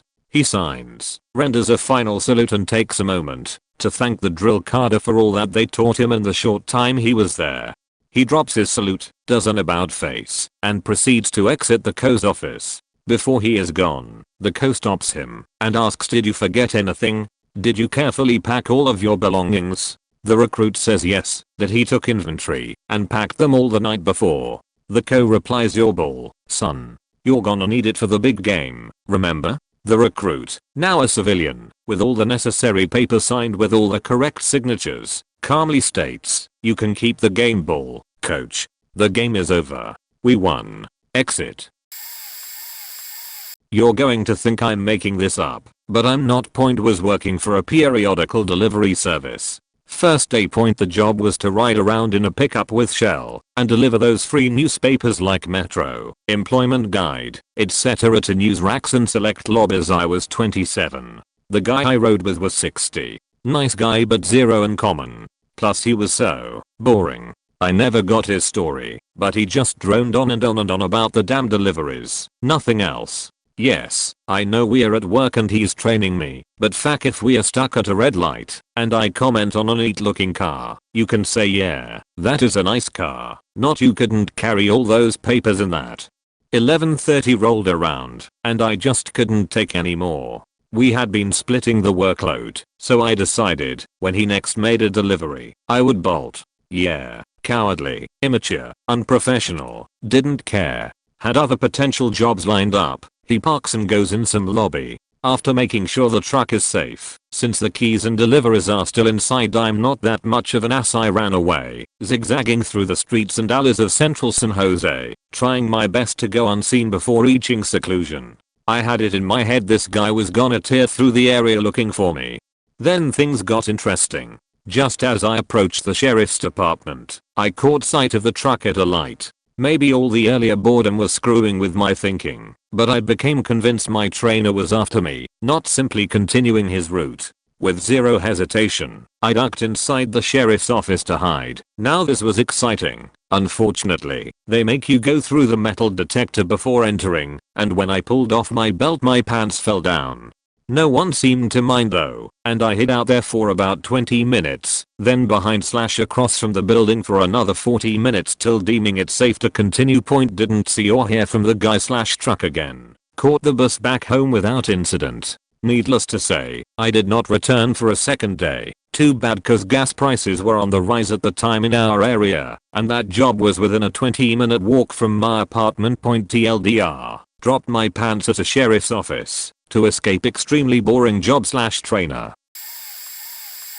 My second job in high school was at a small warehouse that built displays for products in the malls. I worked there over the summer with 2 friends and the work was anything that the rest of the employees didn't want to do, so it sucked. We were also paid the absolute minimum wage for 25 years ago. After a couple of days of being told to stay late by the less than agreeable owner, we all went to one of our houses to unwind and drink. We bs the whole night about how this was summer and that we weren't going to be having too many of these outside of high school. Eventually we all were sheet-faced enough to jokingly discuss not going in the next day. Morning rolls around and we all have massive hangovers. Sitting around the coffee table, one guy looks outside and notices how beautiful it is outside. Washington State only gets a few nice days a year, so you don't waste them. We all agree that the beach sounds better than work. One guy picks up the phone and casually tells the owner that he isn't coming in. The owner yells loud enough for all of us to hear him, then eventually screams that he is fired. Friend calmly speaks into the phone. Fair enough. Jamie wants to speak to you. He then handed the phone to my other friend who just says, I quit. Sam would like to speak with you. By the time I got on the phone the guy had calmed down. I told him that I quit, and he proceeds to lecture the 3 of us about being adults and having responsibilities that we don't understand. I hung up on him mid-sentence and we all went to the beach. First time I had ever quit anything. It was liberating to know that you have control over your own life. I used to work at a restaurant and my general manager was the worst, as many restaurant managers are. After the restaurant closed I ran my checkout and accidentally left my server book with all my tips from the night by the register. I went on doing closing duties and side work until I realized I didn't have my server book. It wasn't at the register, so I went into his office and asked if he had seen it. He had it in the office with him, but my tips were gone.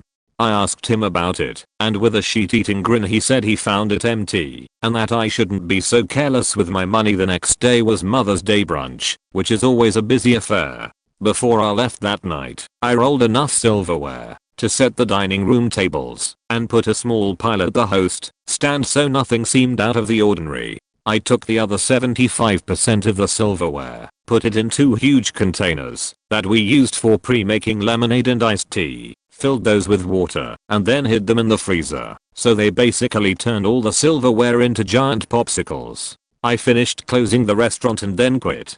A friend of mine who worked the next day told me that when they quickly ran out of silverware, the asshole manager was the one that found the frozen ice blocks and he went on an absolute tirade. She described in detail how red his face was with his veins popping out, yelling and swearing to himself as he tried to unfreeze the silverware so the angry patrons could eat. He left the company a few days after that. The super awesome assistant general manager, who was now the general manager, heard about the incident and thought it was absolutely hilarious. A few weeks later, she ended up offering me my job back, but she made me promise never to do that to her. I don't know about hilarious, maybe more pathetic, but I had a PT job at Burger Place when I was a student in the 80s. Hated the job, but I could dictate my own schedule. I'd had other similar jobs with different fast food places, including one I quit because we found a fake incendiary device shoved down a toilet, but this one was extra soul destroying to me for some reason. Maybe it was the staff who were kinda elitist. You work in a chain burger store, what have you got to be so snooty about? Maybe it was the abysmal in-store music, actual chart music, but only one C90 cassette of it on a constant cycle, so it was like water torture after a while. Maybe it was the wrong size pre-owned uniform I'd been supplied with, stains, moose knuckles and high waters in one sublime package. One Saturday morning I just couldn't face it anymore. And instead of going in for my shift I stayed home to watch TV. About 20 minutes after I was due to start they called me, and I told them straight up that watching Dumbo was a way more attractive proposition than continuing my employment with them. They told me I was fired and I would only get my last paycheck if I returned my uniform, but they only owed me for one short shift, so I didn't bother. Ran into one of the managers, the one who'd fired me, on the phone, and a few of the staff at a party about a week later, and the idiot tried to fight me about it. He was very drunk and said I had disrespected his career choice or some shit, and he took a swing at me. When I was 20, I worked at a call center doing technical support for MSN dial-up customers. We had just been told they were closing the tech support department and shipping it to India, despite our center having one of the only positive customer ratings out of all the centers. I think we were the second last center, not in India out the Philippines out some other such cheap labor hotspot. Point, they just expected everyone to roll over into doing customer service, which they didn't ship off. Not being able to see myself repeatedly telling people that, if they wanted the service, they had to pay their bills. Yes, every month I found another job. Point, there was a supervisor that everyone hated. I'll call him Peter, because that's his name. This guy had absolutely no technical knowledge whatsoever, as he had come over from CS in the first place, but he didn't let that stop him from trying to tell me and other techs how to do our job. He was dumber than a bag of spiders with severe mental disabilities, but arrogant as all hell. Funny how those always seem to go together. He used to have to do a call monitor once in a while for everyone, and would repeatedly try to tell me totally wrong information. I'd usually just ignore him, then get written up, even though my solution was actually related to the problem, and fixed the issue. As I came to find out, that was very low on the priority list here. Anyways, the day I quit, this douche nozzle was already over in the training room for the next assignment, and he was no longer my supervisor at the time. I left my swipe card on my sup's desk. He was a nice guy, along with a note saying to whomever gives a fuck, I quit. Then I went and wrote in 2 feet high letters on a whiteboard, Peter is a corksucker or something along those lines. My booze-addled mind didn't remember specific anymore. Finally, I went over to the training room to find Peter to impart some final thoughts. The door to the class was at the back, but open. I knocked loudly and then waited for everyone to turn around. Hey Peter, fuck you, you stupid motherfucker. Everyone here hates your faking guts. By this time everyone in the class was laughing. Then I turned and walked out of that soul-crushing building, went home and faked my girlfriend. Looks like I'm late to the party, but I worked childcare and I was in charge of a day camp. Well, I found a higher paying childcare job with benefits, so I put in my 2 weeks and left. Well, my new place didn't go during the summer, just the kids' school year. So I went back to the first place for some extra money over the summer. Still got paychecks from the better job. So I told them I could only work 4 days a week during the summer, since I took care of my grandma on Fridays, took her to get her hair done, make her meals, and take her shopping. I didn't want to run a camp, I just wanted to be a nobody employee, and I only want a few hours each week, 20 to 30 hours. Well, week 1 comes around, and I'm working 40 hours free. Pissed, I tell the lady in charge of multiple camps, I can't work his schedule. She says just this week. I say fine. Well, week 2 comes, and she has me working 38 hours in 4 days. I then say what the hell, I don't want to work a full week in 4 days. Again she says, okay, just this week. Well, week 3 she puts me at 33 hours for 4 days. Still above what I wanted, so I change my availability immediately from 9, 1 only months.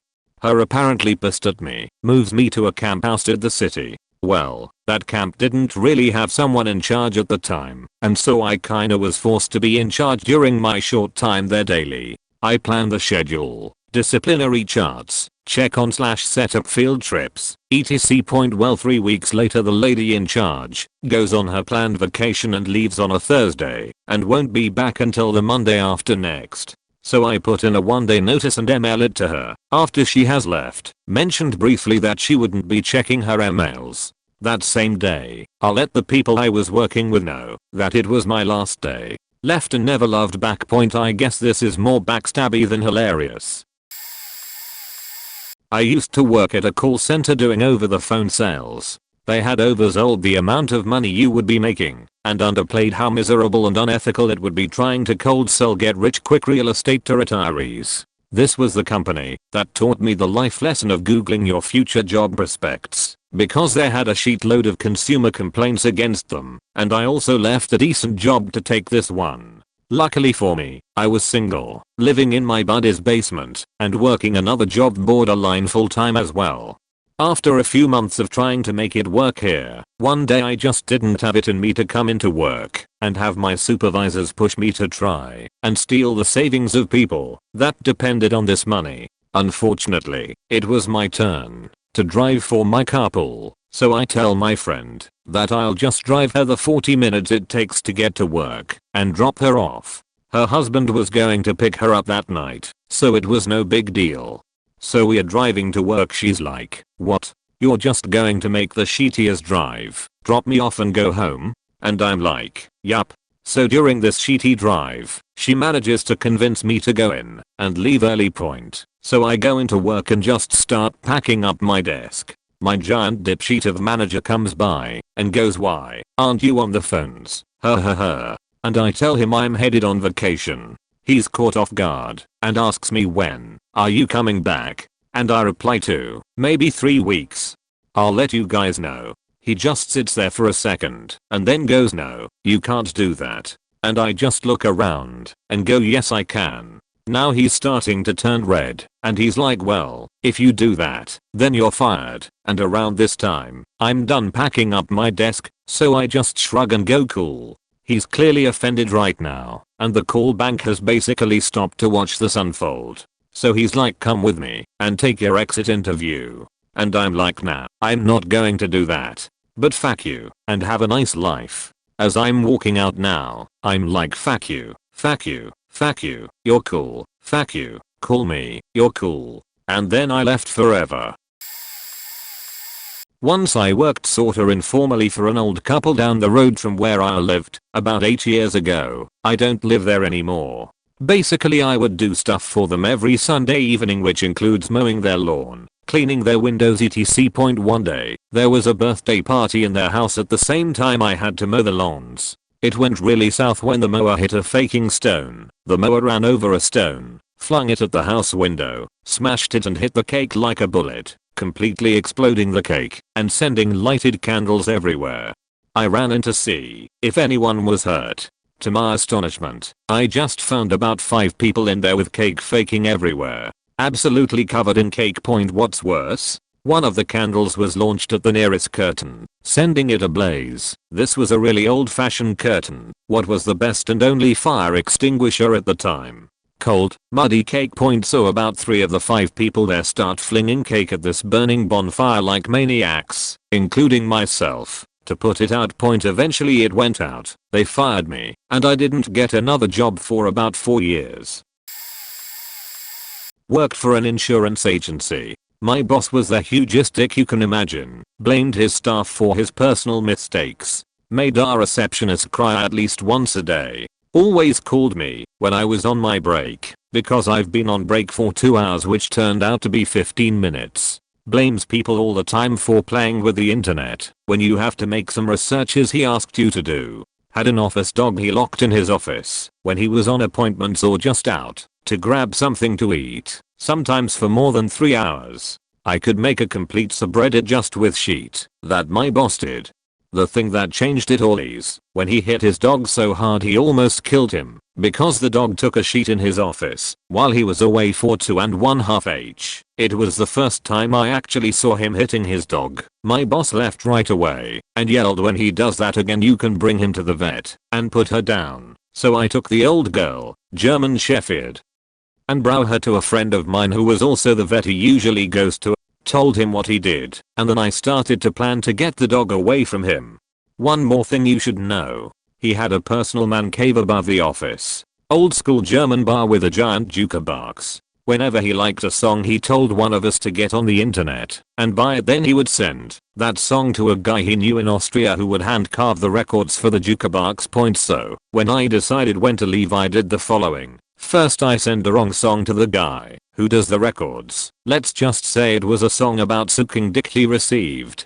I took a big sheet in his office, ballsy on the carpet, when he was on his lunch break, and walked in with him with some urgent mail, which was just an excuse so I could stop him in case he wanted to beat his dog up first. He was furious and told me to take that old beach to the vet and put her the F down, so I took her and left. Came in a while later and gave him notice that I quit because I have another job offer closer to my home and have to take it. He even was a dick about that. So I killed him with kindness and said, "It was such a lovely time, so let me at least do one last thing for you." So I took the urgent mail, which was a record about sucking dick, and placed it in the jukebox. Went back to the office and said it was done and he should think about me when playing it. Then I drove off with the old German Shepherd girl on my backseat and took care of her for her last 1.5 years she had. He was later charged with animal abuse and had some bad press which ruined his business. I don't know if he still has his office, but I sure as hell hope not. FCK this guy. I would do it again in a heartbeat. First, a little background. I had been working in a major organization in my small town, and it was far from my dream job. I really only worked there because they paid well, and to be honest I'm not the smartest guy and they were willing to give me a shot. I needed the job to support my wife and 2 young kids, but after my wife and I found out we were out of debt, something we worked really hard to accomplish, I seized the opportunity to finally do work that I wanted to do. But first I needed to quit, and boy did I quit. I had a meeting with the owner of the company in his office and really let him have it. I figure, hey, since I'm quitting, let me really dig into this old grudge that made my life a living hell. I worked there for 8 years and he could never even remember my name. I started out by taking his water glass off the coaster and putting it right on his wooden desk. It was one of those desks that would have a mark if even a drop of water touched it. It was petty, sure, but he was obviously peeved, so I kept going. I emptied his waste bin all over his office. And then things got really insane. I actually grabbed his frail old body and started playing his head like a bongo drum. I really don't know what came over me, but I couldn't stop. I paraded him through the office, continuing to drum on his head, to the cheers and approving yells of my coworkers. It made this hilarious hollow sound like there wasn't anything inside his head. Of course the guys loved it. When we got to the parking lot I shoved him away from me. As I crossed the bridge to leave the company premises I shouted, "That's for employing me for 8 years." I laughed and threw a lit match over my shoulder. I didn't see if the bridge actually caught fire or not, but I'm sure I made my point. I know a lot of you won't believe me, so I decided to post actual video footage to prove it. Worked at a warehouse for over a year doing inventory management. I basically took over the manager's job so he could go play whilst the unaware owner was on vacation overseas. Manager would leave a lot to go to Vegas or on international trips and leave his car parked in my spot of the lot. He also had his own fancier car in his spot, effectively leaving me with no parking. There are no extra spots, so to speak, and parking anywhere that was not a designated spot would absolutely lead to towing. This left me with no option but to park a block away. This entire area was warehouses, so block is the best way I can put it, but really it was about a half-mile distance. I finally had enough when he came into work one day to criticize my poor handling of an unruly customer the day before who told him a false account of what occurred. Every employee backed me up, but he didn't give up and threatened to fire me. He left with his precious car that day to go to Vegas. I called the owner, who was still overseas, whom assumed all was well, and I had only ever spoken to once before, and told him I was quitting by weekend, and then took a forklift and dropped a stack of pallets in my spot that was now vacant. According to the workers, the manager doesn't know how to do any of the machinery that I had bothered to learn, even though he had been there since the company opened. The other employees kept in touch with me.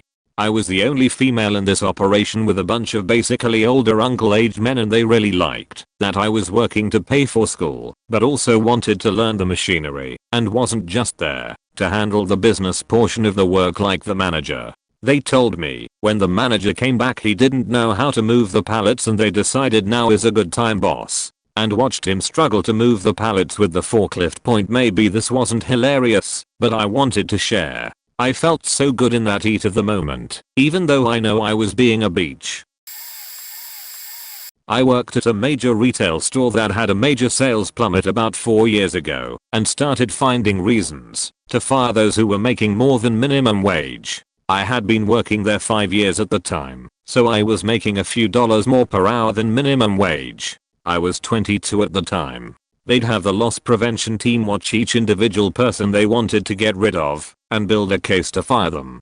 Now that you have that backstory, a few people who had been there a while, like I had already been let go for outrageous reasons. They call me down into the store manager's office and the loss prevention manager is there. They interrogate me and have documentation of when I took my 15-minute breaks and that they went over 15 minutes several times. This goes back about a month or two. Literally everyone takes a little more than 15 minutes on their break. The conversations went something like this. We have you leaving the cash register at this time and returning at this time. We have you doing this several times over the past month or two. What's this all about? Yeah, sometimes I don't remember exactly when I got to the break room, and I may have lost track of time. I'm not exactly sure how long I was down there. I especially can't recite back to a month and a half ago how long my breaks were. That conversation, or some variation, goes on for about 15 minutes or so. Then they have me write a statement. My written statement went like this. I have no recollection of how long my breaks were each shift for the past 2 months. They clearly expected more than that, or an admission of guilt, or something. Fast forward to my next shift. I get called down into their office again, and when I do, I happen to pass a worker from another department that is heading to mine. She tells me they just called her and told her to go to my department for the rest of the day, so I know at this point I'm going to be fired. I have been in the LP office several times before, and I knew they usually watch the person until they got out of camera range, and then they'd verify to the managers that person was on the way down. I got to where I knew they'd call down to the office, but then I just went down to the stockroom instead of to the office. I left out the stockroom side door without clocking out and never came back. I was working with a friend of mine, and he said for the next 20 minutes or so the assistant manager, store manager, and loss prevention manager were scouring the store. It's obvious what they were doing, looking for someone who wasn't even there. I put in my 2 weeks on the computer when I got home. I haven't been to that store since, and I encourage everyone I know not to shop there. Worked as a peer leader, helping kids learn about the dangers of smoking back when I was 15 to 17. It was great. Even though my manager was a faking idiot, she would tell us stories about her baby would crawl into the dryer and she would leave him there because she had to find her cat first. Or she would drop him by accident and ask us, why is he crying? Idiot. Anyway, I was the only one who could use Photoshop and other design programs, so I would be the one to make all our posters and things instead of waiting months for the design team at some head office to do them. We were supposed to go to some conference, and one of the other students who told me he'd drive me to work, he worked with us, bailed on me last minute. Guess he wanted to go do something with his friends instead of going to work. So I called my manager and told her I would stay home that day and work on the design stuff for the upcoming weekend conference. I had done this before because their computers couldn't handle the programs. She freaked out and demanded that I take the bus. She already knew, but the issue with living in my small town was that the bus only came once an hour, and it took an hour to get to where the office was, only 25-minute drive. My parents didn't have a working car, and I had just missed the bus. So she wanted me to wait an hour, take an hour bus, get there at the end of the 3-hour shift, only to bus back for no reason with no work to get done. I hung up and told my mom what my manager wanted me to do, cause I was panicked and trying to be responsible. She looked at me and said call her back and tell them you quit. So I did. I called my manager back, Told her that, because I couldn't come in, that I would be quitting, and I wouldn't be attending the conference. Her realizing that she just lost all the files of graphics that I had worked on for months, she begged me to just come for the conference instead and not to worry about the shift. She even had her own manager call my mom and told her that she had to make me go to the conference. My mom obviously told her off. Lol. Point, it was great to know that my idiot boss faked herself and my team over because she wanted to be a bossy bitch for no reason. I'll be surprised if her child is still alive after being dropped so many times. Background: right before Christmas last year I was hired for a temp to hire position at a vendor company for a giant tech co. I worked for a whole 4 hours for them the week after Christmas, while still working at my previous company fulfilling my 2 weeks notice. Within 30 minutes of getting my final paycheck at my previous company, I got a call from the new company saying that they didn't get this contract with said giant tech co, so I was being laid off. I couldn't go back to the previous company as they were eliminating my position, and being small, there was no place else to place me. So I go on unemployment. It took 3 calls and a letter BTW to the unemployment people to convey what had happened, but they approved the claim, so at least it was something, but still a lot less than what I needed to even make rent. Point, fast forward 6 weeks, I get a call. This same vendor company is hiring again, this time for another contract at same giant tech co. I take it minus $2/HR less than the previous offer, but I need to make rent. I get 2 weeks in and find out that they misrepresented the position, and now instead of 40 hours/week I'm getting part-time with 16 hours here and 20 hours there. This continues for 2 months, all the while my manager is saying, I really want to hire you permanent, but we just need more contract revenue, etc. And I say F it and decide to move out of state where there are more jobs, but have to wait a few months for the apartment lease to run out and other logistics. Fast forward 3 months, still working as a contractor with many promises by company to hire me on, still not getting 40 HRS/week, but am being placed on 10+ HR shifts with no break or swing shifts of 5 hours each a couple times a week. Caught in a power struggle between a sales guy and a manager, and caught in the lies they have woven to make themselves look better in front of giant tech co. Point, now on a Monday I give my 2 weeks as a courtesy. My manager tells me then that she doesn't want to come into the office that last Friday, so my last day will be Thursday.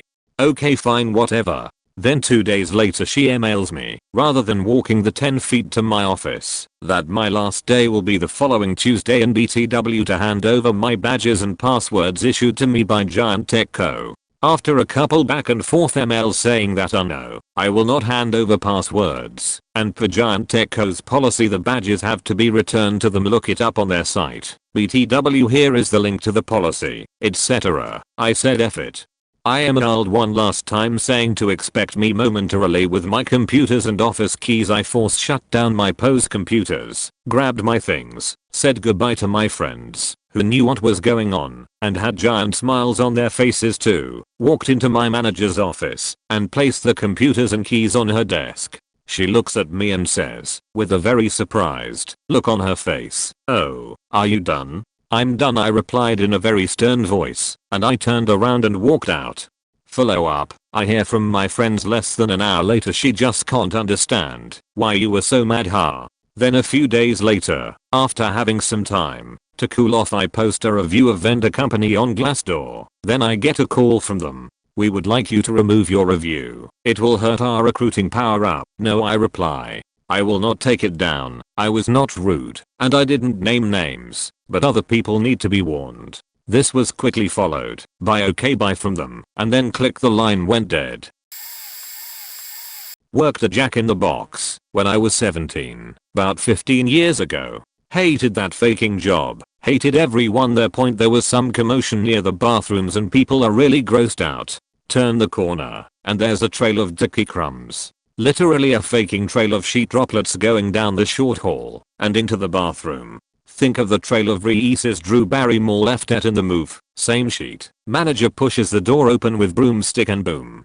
That smell, man. It was like a backdraft sheet cloud blasted us back. There was a sheet trail going straight to and then up the toilet with a mini mountain peaked on the rim. It was a mess in there.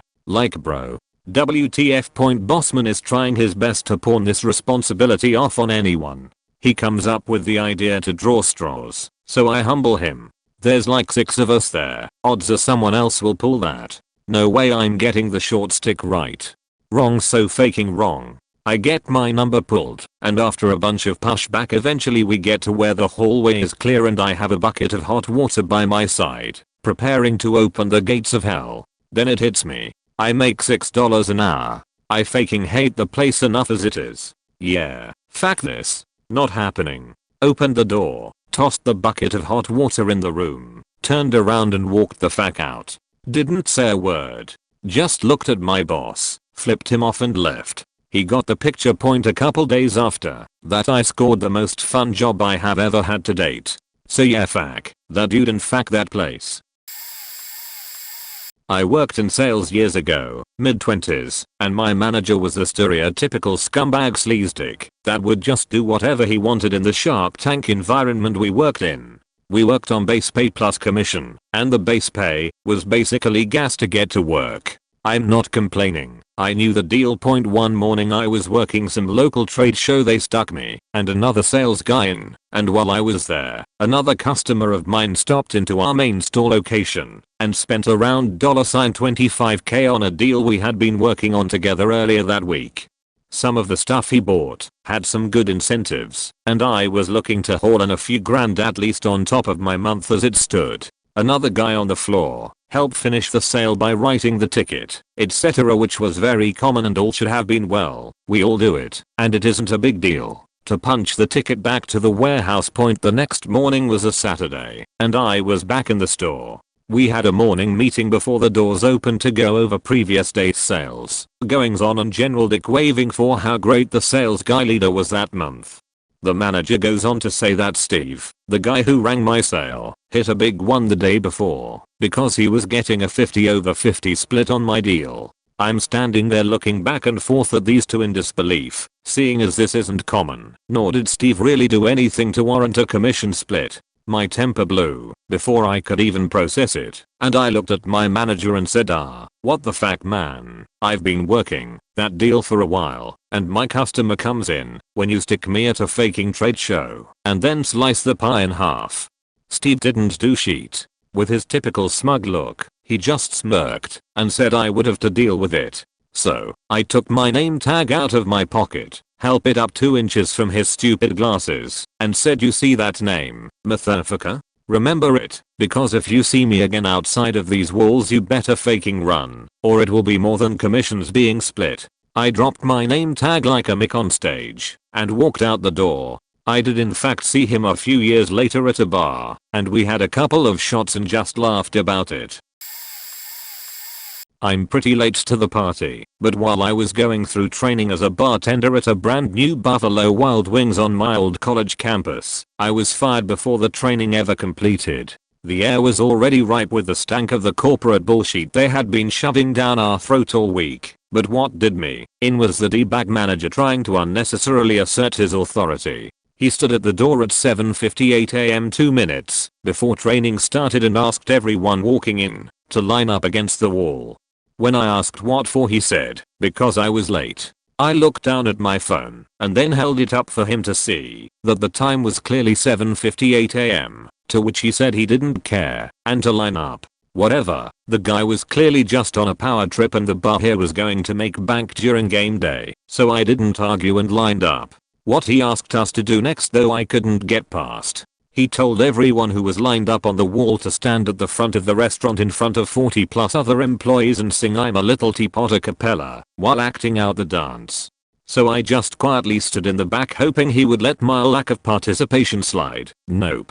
He decides to try and single me out and says since I didn't sing with the others I now will have to do it solo. So I calmly told him that's going to be a no for me. He told me, do it or leave. So I said in front of the staff that if he needed to write me up for being only 2 minutes early, that's fine, but I don't think corporate would find public humiliation as an acceptable form of disciplinary action.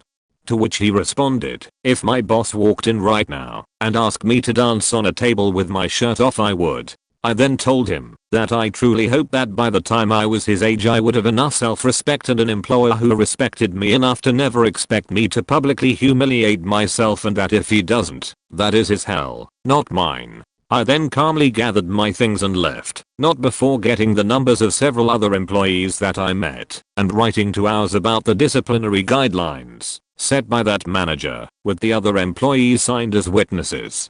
He was fired shortly after. Apparently this wasn't his first complaint. Although it was great to get justice, those fakers never paid me for my time training. TLDR. Manager while training at Buffalo Wild Wings tried to make staff sing "I'm a Little Teapot" in front of 40 plus other staff members as punishment for only being 2 minutes early. Told him no, left, wrote ours, which contributed to him getting fired. Edit. He also told my friend's Middle Eastern girlfriend who was training as a hostess not to blow up the place when she didn't get the schedule she requested. She also wrote ours. In retrospect, this may have been more of the finishing blow to this guy than my situation. I worked in a kitchen at Topgolf as a food runner. I was planning on quitting fairly soon, so this also helped in my decision. So, one night we were totally swamped and crazy busy for the kitchen. I was asked to clean the smoker, and I just say, no. Kitchen manager goes and grabs the head chef and tells him to tell me to clean it, which he does. I, again, respond simply with, no. Head chef wasn't mad because he knew it wasn't in my job description. Kilometers went faking ballistic on me, calling me every name in the book, a lazy sack of shit, and a selfless heartier co-worker. By the time he was done berating me, the entire kitchen was standing behind him in complete shock just listening. I stood confidently while taking his verbal rapping. He asked what I thought of everything he said about me, and I simply respond with, I disagree, but I do think you shouldn't talk shit about the child your mother raised. He was an only child and loved talking about being another child. The entire kitchen, line cooks, other food runners, and the dish pit crew faking lost it and died of laughter. Furious, he turned around and said to them, one of you'll need to clean this faking smoker. Almost in unison they all respond, no. He then turned around to me and goes, if you don't clean this faking smoker I will make sure you never have a peaceful shift again. Again, I simply respond with, no, hand him my Topgolf employee shirt and name tag, and walk out saying, I quit with a smile on my face. I heard he had to explain the entire situation to the director of operations and he ended up getting demoted. I hate Topgolf.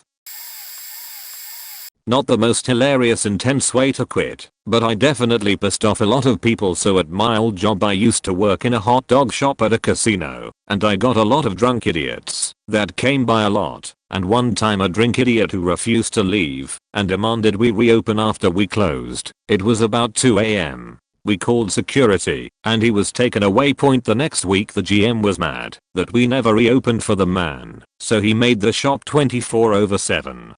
I didn't have that shift, but I had to cover for someone once for a 8 PM till 5 AM shift. I did it once, and the next week I was scheduled for 2 days to do that shift, and I had another shift from 8 AM till 4 PM, right after I got off at 5 AM. I was pissed. I called and asked if this was going to be the same schedule the upcoming week, and my manager was like, well, it's already made. Everyone else is okay with this schedule, so I'm not going to change it. So what did I do? I hung out in the parking lot till 8 PM, and when it hit 8 PM I instantly called my manager and told him to fuck himself and to do the shift himself. Either that or he would have had to call someone else to do the shift, and I'm pretty sure if they refused they'd get fired too. He was the manager, and if anyone ever missed a day he had to cover the shift, so I'm sure he had to work those shifts. Fuck that guy though, he was a dick. Okay. This took me several months, a lot of stress and second guessing myself. My company was purchased by a foreign company that paid less, had worse healthcare, and had a known practice of firing more than half of a company, keeping the lowest paid people, and bringing in more lower paid people. Obviously this affected the talent level at my workplace. My depth shrank from 30 to 5. The best people I worked with were all fired. My team leader was fired, and my manager was fired. My director of operations was moved to a different department and was no longer my boss. My monthly bonus, which was regularly $1k $3k every month, was capped at $225. An office worker that shopped for shoes all day and occasionally assigned files to me was given a bonus of $1k every month based on that's right, based off of my performance. Manager wanted to fuck her, might have even done so. Once I learned that I decided to wage war. I knew I had to leave the job, but I didn't want to do it in a way where they could fight my unemployment, so I basically had to do a bunch of little things over the course of a month or 3. When the IT department was fired, all the shared drives were unlocked. I quickly went to work reviewing client contracts and discovered my company had been defrauding clients. Not for a crazy amount of money, tens of thousands of dollars versus hundreds. Those contracts became my guardian angel. If they tried to fight my unemployment, I could physically prove that the company was committing fraud. Once I had that, I knew I could step things up. Before I continue, I want to mention that I had a co-worker with children and mortgages fearing that they would be fired and end up homeless, so this wasn't just about me trying to get fired and collect unemployment, it was also about making my friends look good and protecting their jobs. Okay, the first thing I think is that I need all people in positions of power to dislike me yet have no recourse to take against me. I want to build that up so that when I give them the opportunity to act against me, they take it. I'm not sleeping with any managers, so my bonus is capped at $225, was something I once said loud enough to a friend so that the woman who was getting bonuses off me could hear. She was never kind to me again after that point. I found personal files on the shared drive that included company photos of VPs and Ps and directors, etc. I started editing those photos and using them as backgrounds on my desktop. I had multiple managers walk by my desk and stop because they saw the VP's face photoshopped on a WWE wrestler. I started making comics using the images of the managers. I never pushed it too far that it could be considered harassment or threatening. I usually kept it inane and pointless so that it could never be reinterpreted that way. Remember what I said earlier about no manager, no team lead, no director. Sometimes clients and customers want to speak to those people. If you're a peon in a company that gets bought out, would you know the name of your new president? I had a guy call in one afternoon. He gave me zero information, so I couldn't tell him why my office called him. He started getting irate, and I explained if he could tell me his hash or his name, I could probably find out why we called him.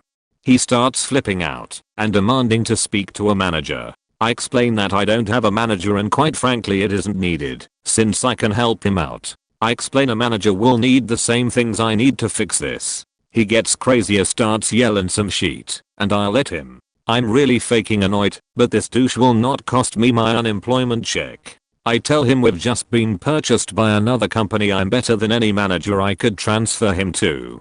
He starts insulting me again and asks who the president is. My answer was, "Sir, Barack Obama is my president."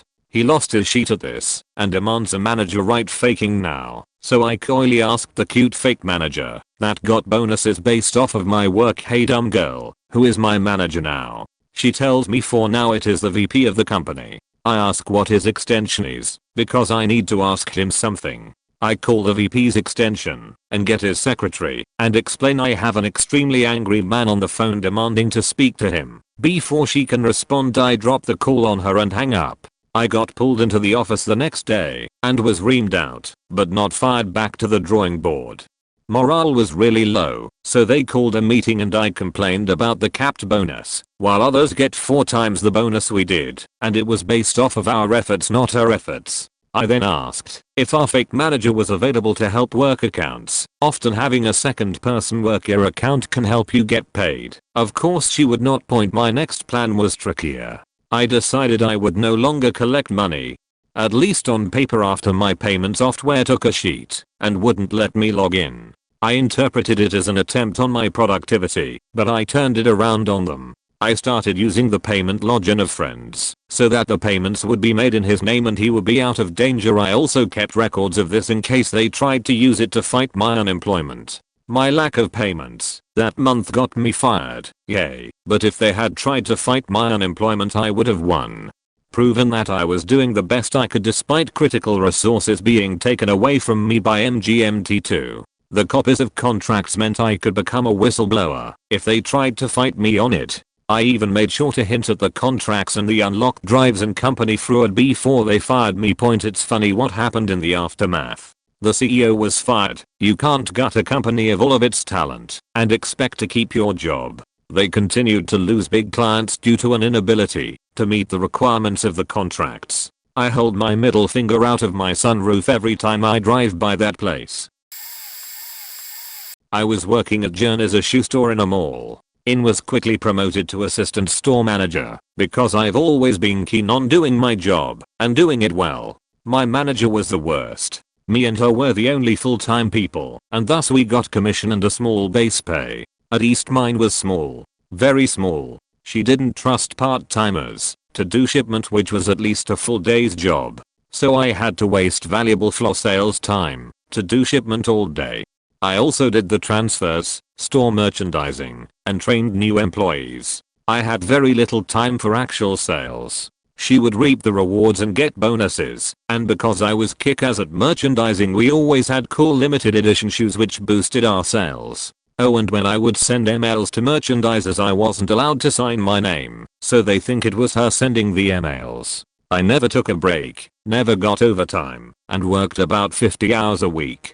I even started staying late till like 1 AM just for shipments so I could do sales the next day. I was in school during all this, and after a year of this, I lost a class due to absence and had to pay for it out of pocket. I could not only afford it, but didn't have time for my classes. I explained all of this to my boss and put in a 30-day notice, even offering to train my replacement. I didn't have another job lined up, but I thought I had plenty of time.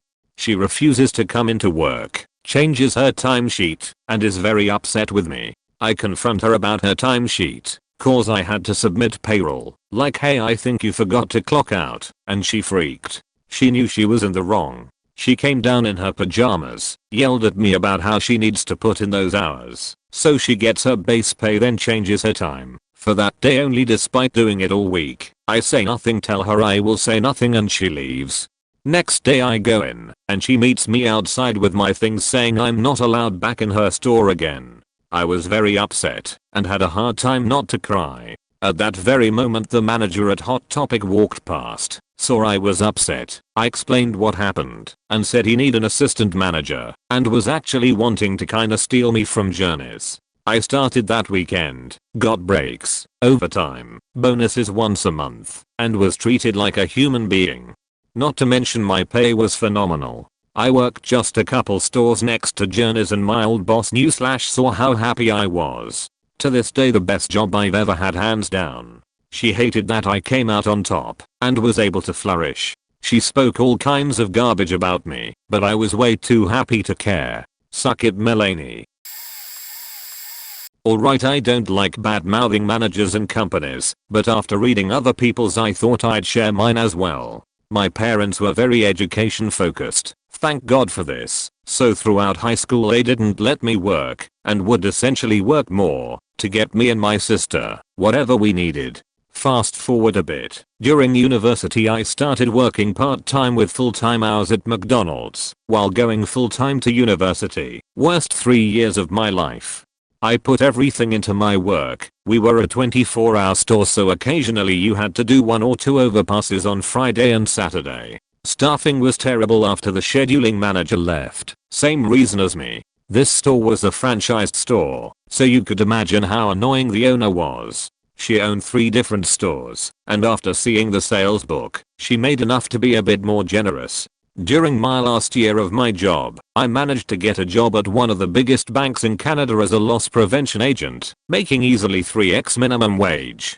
Everything was completed, and I got hired there without the need of references from McDonald's. Decided to give my 2-week notice, and the store manager wasn't too happy, since they just trained me for a team leader position. I knew about my new job when I accepted this, but didn't tell them. But he said that's fine, just go ahead and finish your last shifts. So I was trained on every position. Worst positions were maintenance, 3 of us, cleaning the grills, and whatnot during overnight and prep shift. Two of us, where you have to be at work 5 to 6 am and prep for lunch.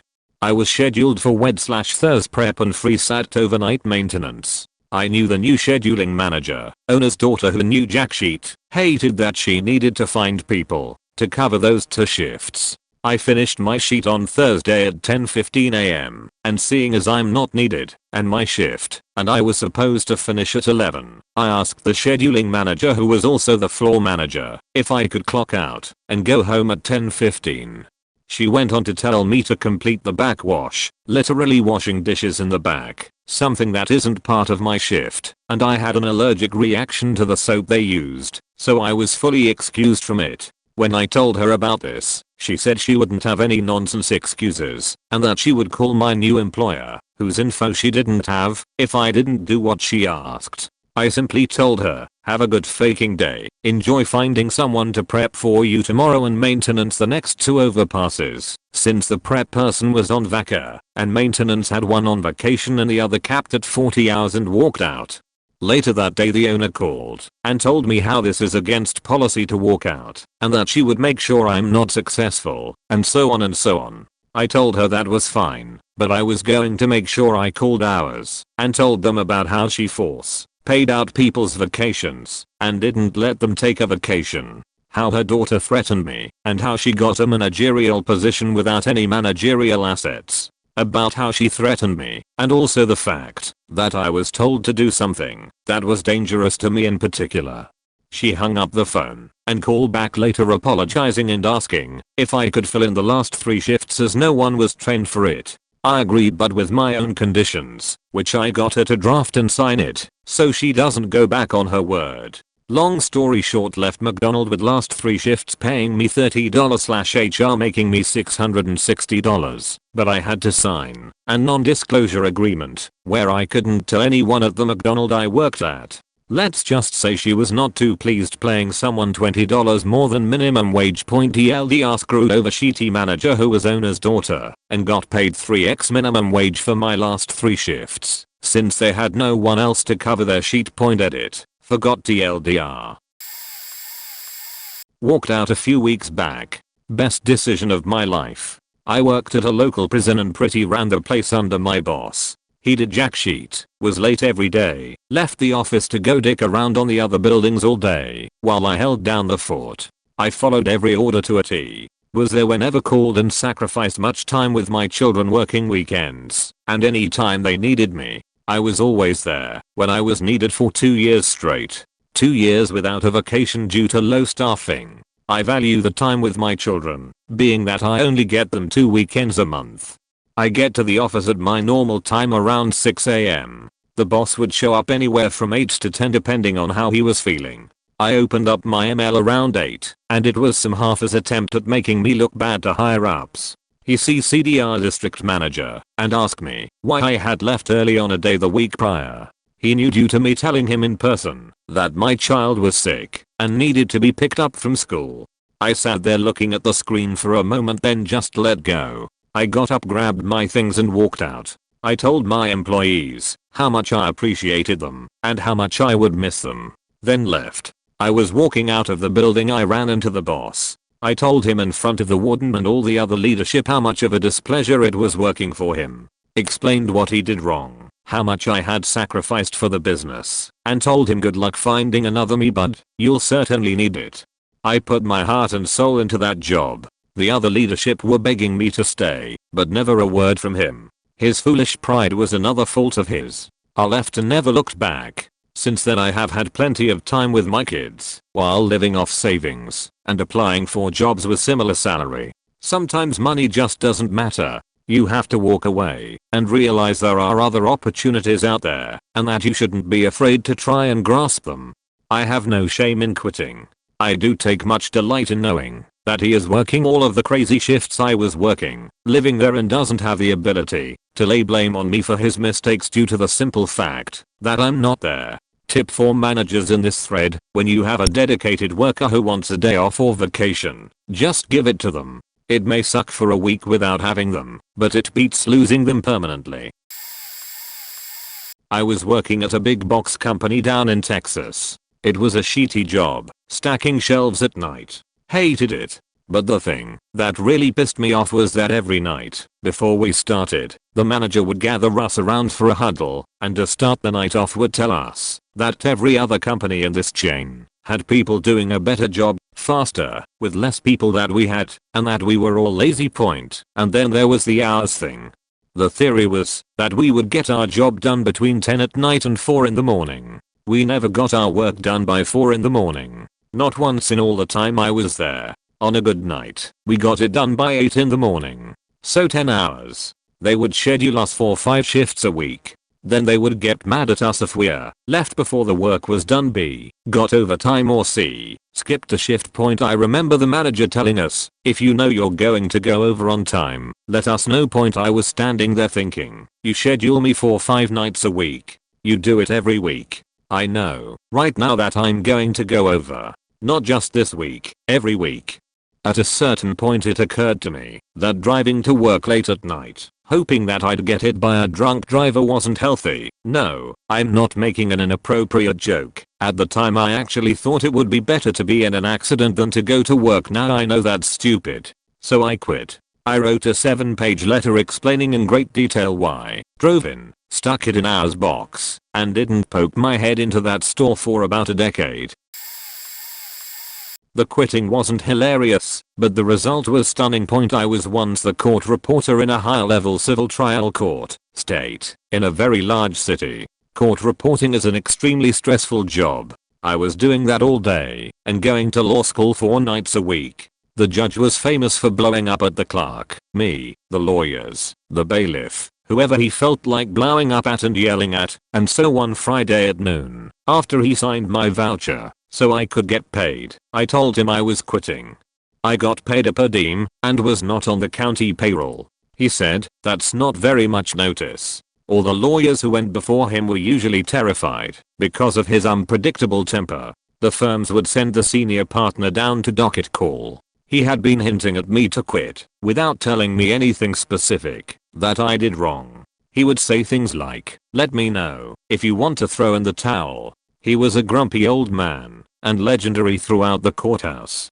As my dad said, when Judge dies, every lawyer in town is going to be at the funeral, just to make sure he's dead. So, I had moved all my stuff out of my office and quit. I learned later that he could not hold court without a court reporter, and that there was not a single court reporter out of the 200 or 300 in the city that would put up with his bullshit. Point. He stood around the docket clerk's desk and yacked with her for about 2 months. She was the lady who assigned cases ready for trial to a court on the same day to hear the case. Point. He couldn't hold court without a person taking down a record in shorthand, so I made his court grind to a halt for 2 months. This is in a city of several million people with probably over 100 different state courts on different levels: JP, county, district, civil, criminal, family, probate, etc. Point. I was so incompetent I could not be replaced. I was proud of myself. Going to get buried, but here's mine. Point. After high school, I didn't want to go to college/university. I'd had it with schooling, and getting in debt for school was not something I wanted, so I decided to see what the real world was like. After a few failed attempts, I lived on my own, working temp job after temp job, while waiting for the military to call. They would have called quicker if I was desperate for any job they would give me, but no, I wanted one specific job, so I put down too impossible to get jobs, and the one I wanted and qualified for that wasn't hiring. In the meantime, I worked and bided my time working minimum wage at the shittiest levels of factory work. This is a type of work that requires no skill, or training, or certification, and once you're done, you've acquired no new skills applicable to the next job. Those jobs sucked, and the people you work with are bitter people who at least have enough pride to not be on welfare, but they are still bitter at how hard life is. Anyway, I finally get my call after 2 years. I had a few friends at the last job, and on the last day, I did no work at all. I wandered the plant all day long and no one stopped me. I would chat with some of the full-timers I liked. The last 45 minutes, however, I spent going around the plant telling off all the people I hated. In between, I would have both my fingers up in the air going, I quit. Fuck this faking job, I quit. It was loud in there with all the machinery. I had to yell. I was cheered by some, and others had a blank look on their face. I was pulled into the temp supervisor's office at the end of my shift and offered a full-time opportunity because of all my excellent work. He clearly did not get the memo that I was quitting. He was nice, so I told him I'd informed the agency that it was my last day, and he laughed when I told him what I'd done. He said, "You've done what hundreds of people here wish they could do. Good luck with your new career. You'll do great." On Christmas Eve, myself and another employee learned that come January 1st we would all be replaced, for no apparent reason other than to pay new employees less. The owners were kind of faking dickheads anyway, and the icing on the cake was the guy I was working with had done probably close to $10,000 worth of electrical/construction work and had not been paid for it yet. We all got Christmas cards with small bonuses in them. Mine was $20. The guy I was working with opened his. It had a $50 bill in it and said, "Thank you for all you have done." We both decided right then and there that if we were getting fired anyway, why bother working 1 minute more for these assholes. I worked at a gym, and we stayed open till midnight on Christmas Eve, and were expected to open at 7 AM on Christmas Day. The place was faking empty, so we decided to leave a nice little mess for the owners, who were fucking douchebags.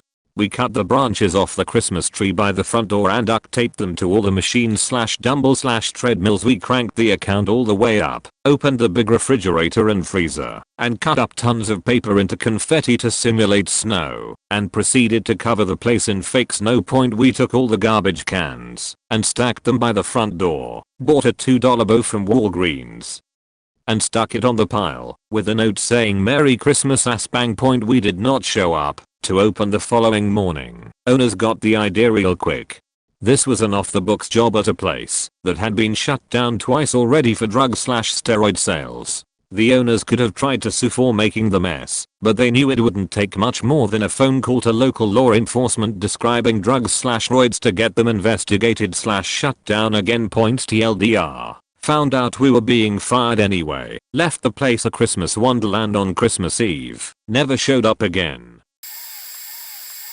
My boss has the worst person I have ever worked for, and I worked for Walmart for 7 years, so this is saying something. It was a large law firm, and she lucked out by being hired as a receptionist at its start, but was now manager. She knew nothing about the industry we served. Our department was 25 people when I was hired. Note, while she was on her honeymoon and had no day in it, I worked there for 21 months.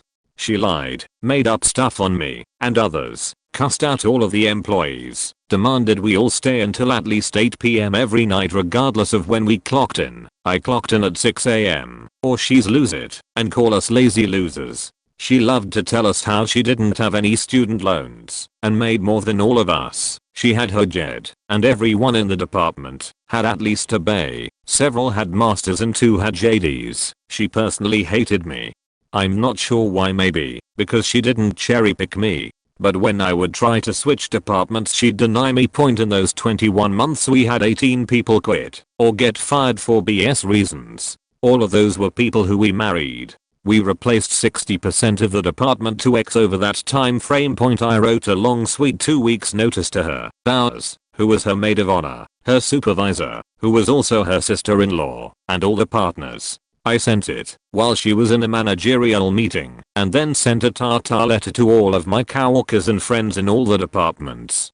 She was furious. I didn't do much the next 2 weeks, and when I was thrown a farewell potluck, a tradition in our firm, she refused to come out and join us. The partners gave me a nice potted plant. It was a great place to work, just not my department. In my exit interview I requested a partner be present. Read the handbook, people. I had dates, times, emails, numbers etc. of all of her illegal and unethical actions.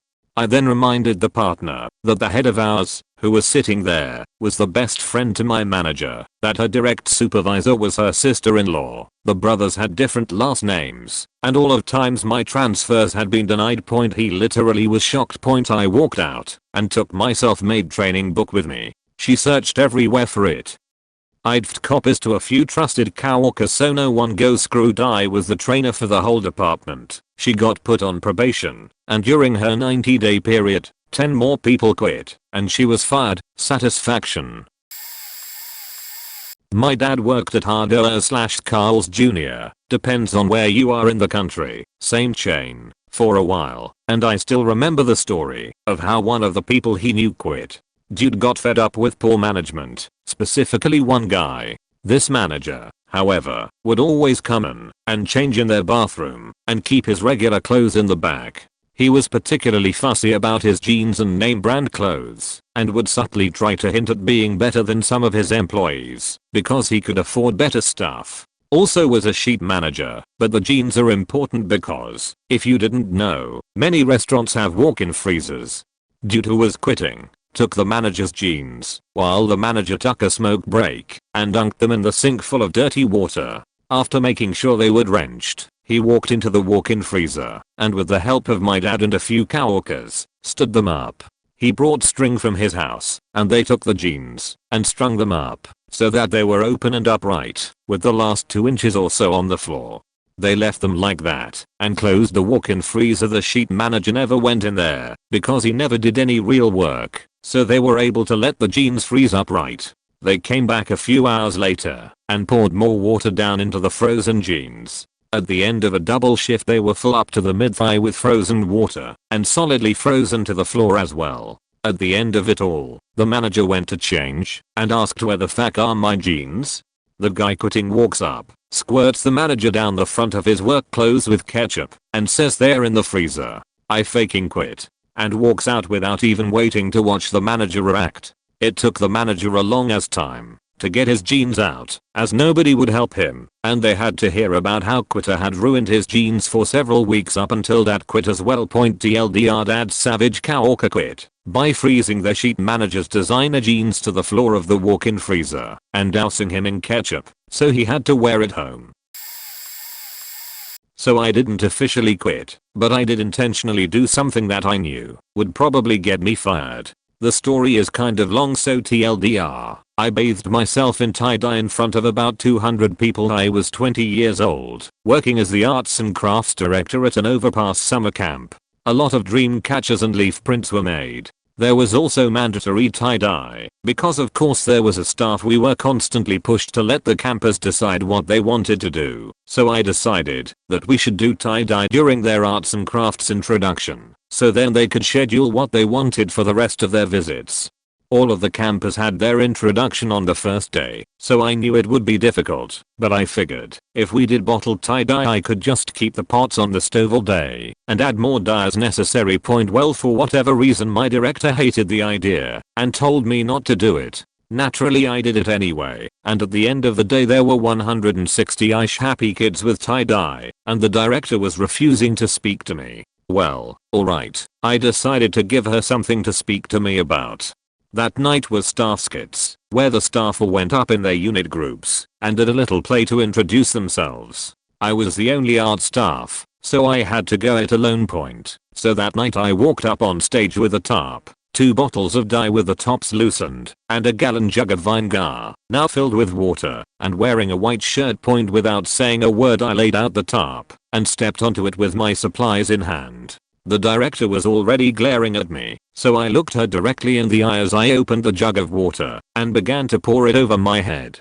As I discovered, a gallon jug takes a very long time to empty. So for what felt like forever I just stood there pouring water over my head while no one said anything. Water was running off of the tarp onto the floor, but I was committed now. Finally, when the water jug was empty, I picked up the bottles of dye and lifted them sort of half over my head at an angle and gave a good squeeze. Blue and red eye poured down my face, my shirt, my jeans. Still, no one made a sound. I don't think anyone really knew what to do.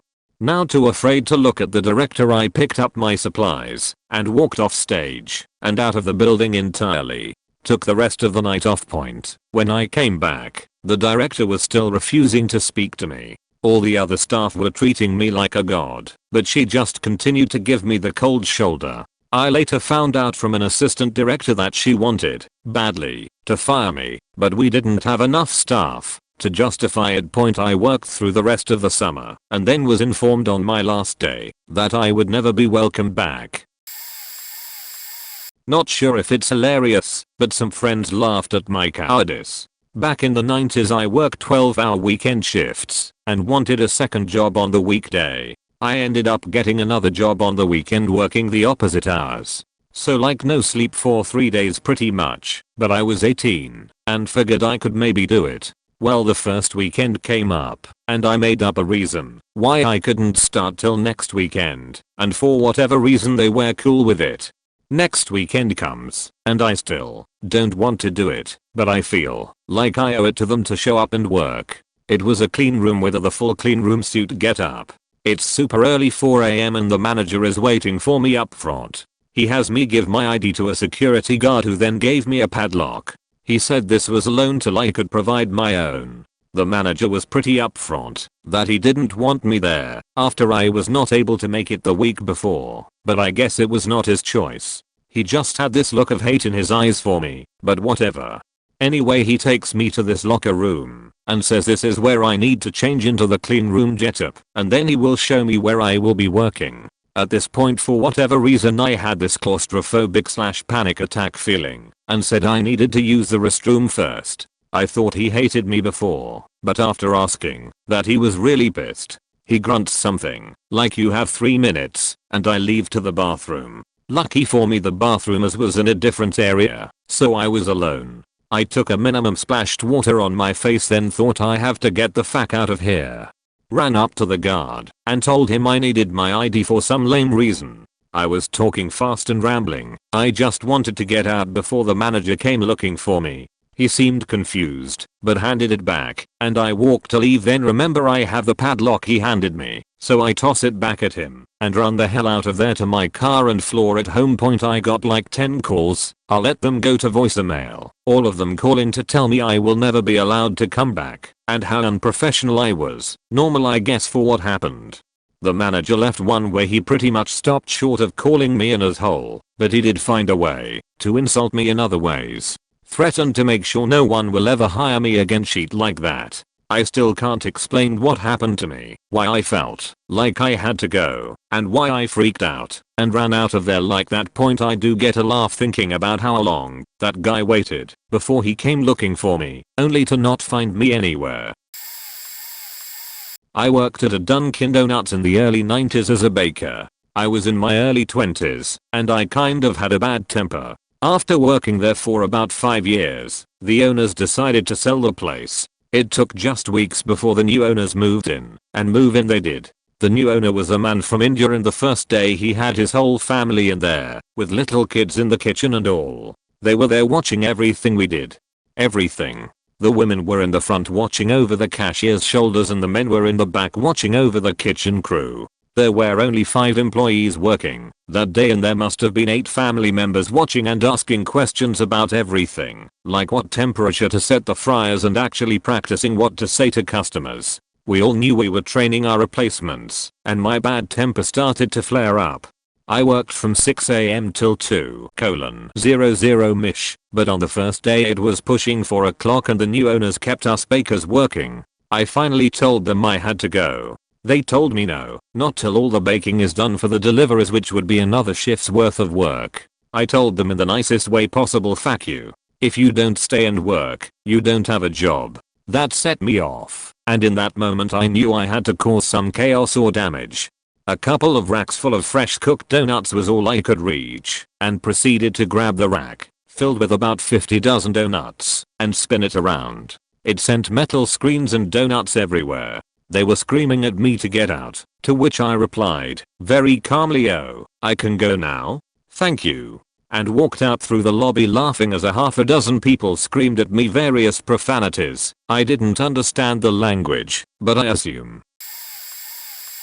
I was working for a small engineering services firm as a structural engineer and project manager. I'd only been there for about 3 months. The workload was insane, and they were requiring 60+ hours per week, with paid overtime, with a good 30-40% of that time spent in meetings that were a complete waste. Point I wasn't sold on this job as being this busy and intense. I have a family at home, and working 12-hour days, and then weekends was simply not going to work.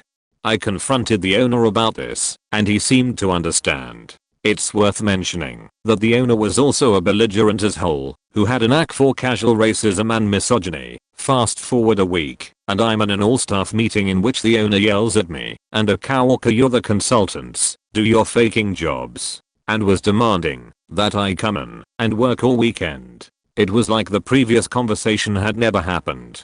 That night, I went home, opened a bottle of wine, and talked to my wife about how I was going to be unemployed for a while. She said, "If you're still working there tomorrow at 3 p.m, I'm going to be very upset." So I go in, and lo and behold, everyone is in meetings. So I quietly pack up my things and load them into my car. When I finally get the chance, I sit down with the owner and tell him I'm not happy and that I'm leaving. He was surprisingly kind during this conversation, but he made no effort to convince me to stay. I was done with that job and with the career in general. Not hilarious, but very satisfying point. I worked for this shitty company for a while. They underpaid and overworked us. We were doing very specific white collar work, requiring specific language skills. Most of us were at least bilingual and had deep technical skills. ISO certified. We did some really stellar, specific work. But that company just had shitty leadership and a narcissistic owner. When the two project managers quit simultaneously, they promoted the guy with seniority as our new boss. He was an asshole. Remember the guy playing Ricky Gervais' lapdog in the British version of The Office? He was that guy. Even looked a bit like him, except he was Irish, not British. He was an ass. Loved his new status. And he had this very annoying habit to remind us we were his minions. Whenever he needed our attention, he'd tap our desk twice with his fingers. It was his version of snapping fingers. Well, at some point I got a job at another company.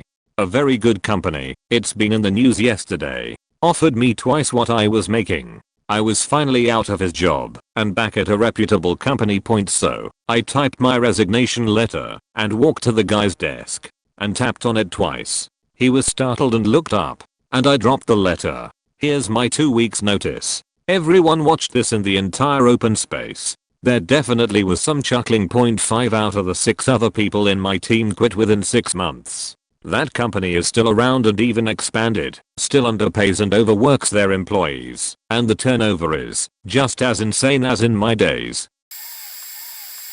I worked in a kitchen at a pub. I had been working there for 3 months. Everything was fine. That was until the kitchen manager quits and they hire a guy from another of their pubs to take over. This guy is just an absolute cunt. First day working with him and it's busy as fuck, 40 plus orders waiting and we are all rushed off our feet. A new girl has just started and this guy loses it, shouting, "For fuck's sake, you guys are faking, useless fuck." I almost walked out right there and then. However, I was broke, so I needed the money.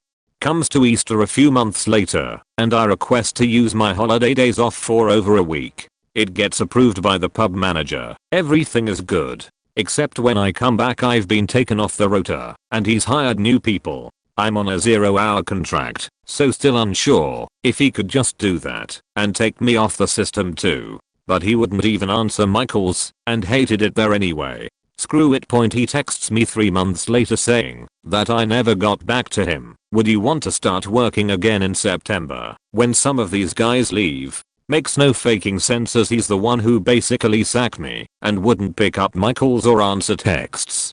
I said sure anyway, and that I'd start at the beginning of September. So last week my first shift starts and I'm scheduled for 2 weeks already. I turn up and tell the kitchen manager just came to return the uniform. Thought you might want it for the new person you're going to have to find.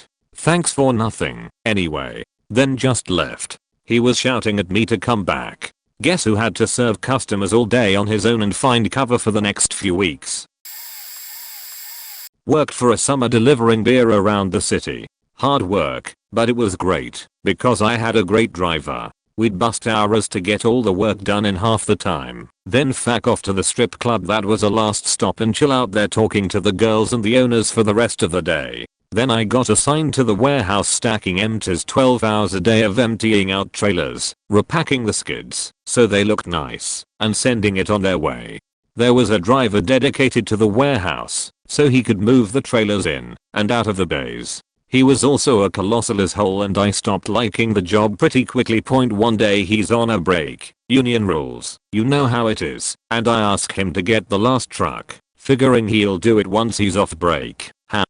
He yells at me and instructs me to fetch the faking trailer yourself. So, I grab the keys, get the fullest trailer I could find, and drive it through and around the unpaved, pockmarked yard so I could back it in safely.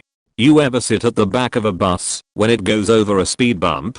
53 feet of glass all in pieces no larger than a dollar coin poured out into the warehouse when I opened the door. Union driver laughs at all the work I'll have to do before I go. Until I walk out the door I still feel good about that.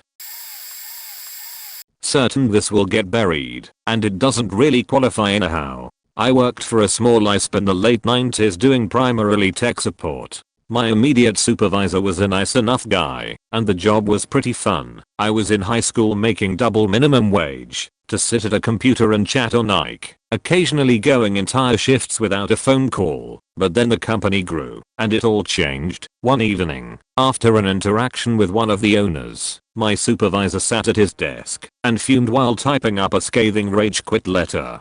We were the only ones there, so no one else heard the profanity-laced muttering as he pounded his keyboard.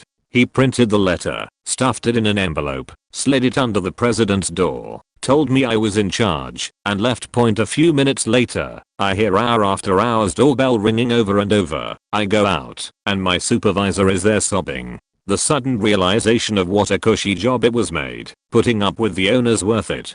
Unfortunately, the door to the president's office was locked. We tried everything from coat hangers with duct tape to trying to climb through the drop ceiling to get into that office and retrieve the letter, but nothing worked. This guy went from muttering threats and white hot rage to crying and fear pretty quickly. In the end, he showed up the next morning really early, waited by the president's office until he showed up and simply said, "Hey, I wrote something stupid on a letter and slid it under your door and I need it back." And the whole matter disappeared temporarily until he rage quit again, but used email instead of a letter. I was right out of college and working for this douchebag at a startup his daddy bought him. It was this hopeless weird TV prediction app that had no chance, and he had zero managerial skills. He would sit in the room with me and the other editorial writer and the coders behind this gigantic desk. The office was one pretty small room, and literally pick his nose, pretend to read this one self-help book over and over again, and bother us while we worked. He was also a total misogynist as whole, and made super unsolicited comments, particularly when there were app cases or allegations in the news, or really anything where a woman could come out on the bad end of things. Super professional, and really unsettling in retrospect. Something to note is that I was using a computer he set me up at, which, when I opened it up, had porn, like, everywhere. I'm talking just out there, on screens I had to close/minimize, first hid on all browsers. I've thought about if it was deliberate, but I'm on the fence between him doing it deliberately and him just being so unaware of any consequences/other people that it didn't occur to him to click out. I'd also find porn in many different files in the computer, just pop up and whoops, there's a porn. Awesome. Personally, I'm not bothered by porn, but it was sort of off-putting to have it all up in my face at work. Anyway, the reason I stayed is that he basically let me write about whatever I wanted on this blog, ostensibly to attract traffic, but that's really not how that works. But I was fine doing that until he just started deleting my articles. Totally out of the blue, he'd just assign me something that I'd work on all day and then completely delete it without telling me. This happened for about a week and a half, pretty much non-stop, and I decided I'd had enough. I tell him that he really needs to not be deleting articles like that, or to assign me things he actually needs done. He summarily tells me I'm fired and I'm a disgrace to the profession, which I'm not sure which profession he was referring to, but I digress. I was expecting this rage from Mr. Baby Man and was ready to go, so I say, well, I appreciate your feedback. I do have some managerial advice. Next time you have a female employee, or any employee, for that matter, make sure there isn't porn literally all over your computer. It could be conceived of as sexual harassment. All the coders, usually mad quiet, looked up and were like, oh, shit, because they all hated his ass too. The completely unexpected part was how he just absolutely went at hen at the word sexual harassment. I thought he would just brush it off, and so I didn't actually intend it as a threat, but I guess somewhere in his gross lizard brain he was like, oh no, gonna get sued. It had probably happened to him before. Anyhow, I walked away from that job with a full last month's paycheck and a very faking enthusiastic letter of recommendation. Not that I'd use the latter, because that man's endorsement isn't going to help me with anybody worth working for. I worked at a deli/sandwich shop for about 9 months right out of high school. One Friday night at work, I got the call that my grandmother got pneumonia. She had been very ill for a long time, and pneumonia usually means that it's the end. I put in a short notice time off slip saying, sorry guys, grandma dying. I need Saturday and Sunday off. I always worked the weekend and had Monday and Tuesdays off, though about 75% of the time I got called in at least one of those days. My manager, who was normally really cool, had just broken up with her husband. She just wasn't her usual self, and my time off slip apparently didn't meet her standards. We had some brief conversation about the short notice. I pointed out that grandma wasn't dying yesterday, but is dying today, and it really pissed her off. She told me multiple times that my time off is being denied. I pointed out to her that I wasn't asking for time off. I was informing her I needed those days. I didn't say I want those days off. I was letting her know I wouldn't be there. She dropped her ultimatum. If I didn't show up for my shifts, I wouldn't have a job anymore. I shrugged, said something to the effect of, there are 50 places in town I can work a drive-through window for $6 an hour, but I only have one grandma. She got so pissed off that she fired me on the spot and sent me home immediately. One thing she didn't know is that the phone call I had taken immediately before the one regarding my grandmother concerned to school buses full of football players and cheerleaders. They were supposed to arrive within the hour. We were short-staffed anyway, and when I picked up my last check a few weeks later, I was told that night was a complete she-chow. Worked in little hotel for 9 months. Constantly worked any shifts I was asked to do, which meant 16 plus HR days, 5 to 6 days a week, sometimes 7. I'd only ever get a day off every 12 days toward the end. My general manager, who had somehow worked as a regional manager for a huge brand before this, had no idea how to run this place. I was doing our sales, front desk and kitchen. Literally anything I had to, and on the off chance, housekeeping if someone called in. This general manager never covered shifts, micromanaged so faking much I nearly lost it on her so many times. Often, I'd just go to the bathroom to cry instead. My final straw had a new sales girl and a new assistant general manager. I was to work an 11 p 9 am shift the next night, having worked until 11 already this night. So, 24 hours of freedom, technically, counts as a day off, right? Now, I had a coworker mention he needed to come in the next day 11 am to 2 pm, so sales and the AGM could go to an event across the street. Never once asked me to cover it, mind you. So, I finished my shift at 11 pm that night, went home, and within 20 minutes of getting home, my faking phone is blowing up. Texts from sales, AGM, coworker and GM, asking me to cover the 11 to 2.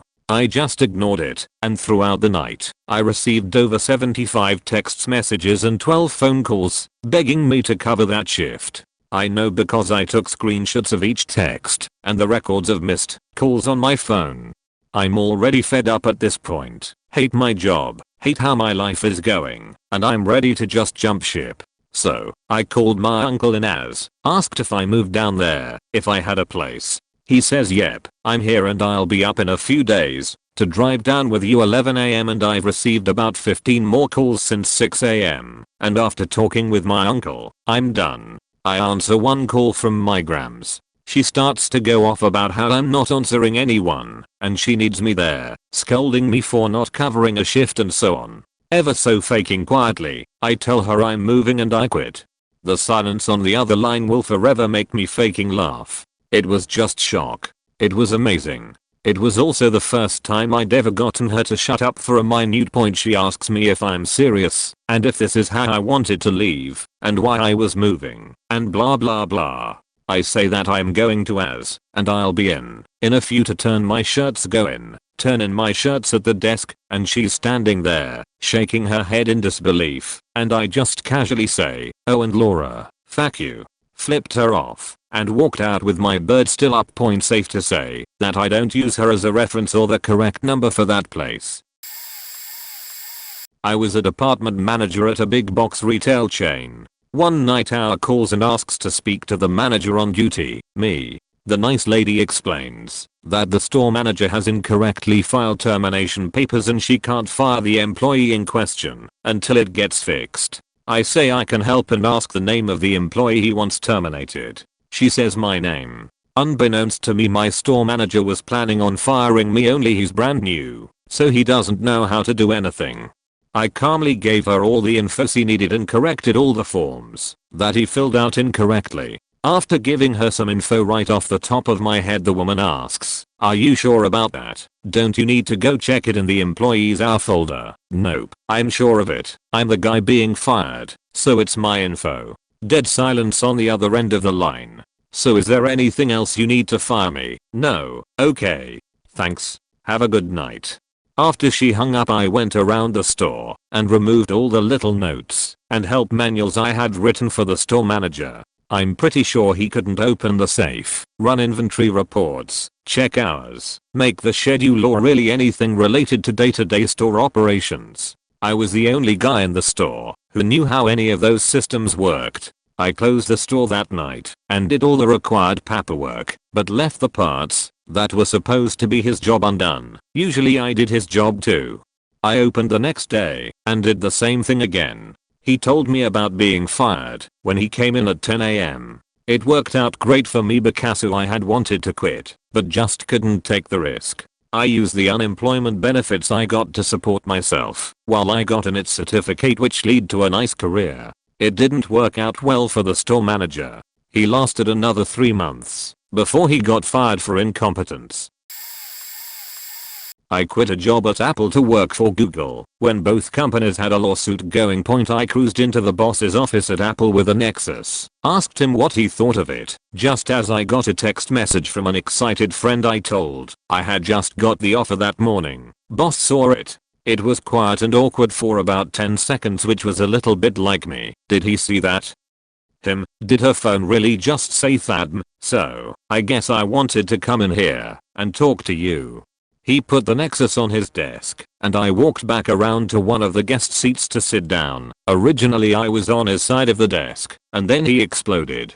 He started yelling about how unprofessional I was, and how I better hope we don't meet again professionally, because you never know who might work for who. So I said, if we meet again I better make sure I'm the boss next time. He continued to go off and say I was a shitty employee and my work was crap, and by this point everyone in their cubes are looking toward his office like WTF. It was glass on two sides. Some people are trying to be sneaky and act like they're inconspicuously getting coffee to hear what he's yelling about.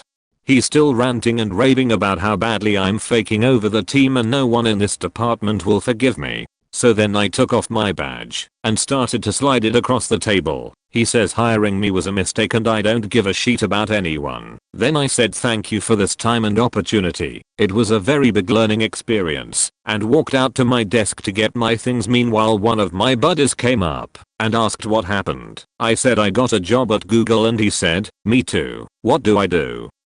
And I said he'd be better off leaving his badge on the desk and emailing him from the parking lot that he was not coming back. I did rip my metal nameplate off the wall, though, for sentimental value.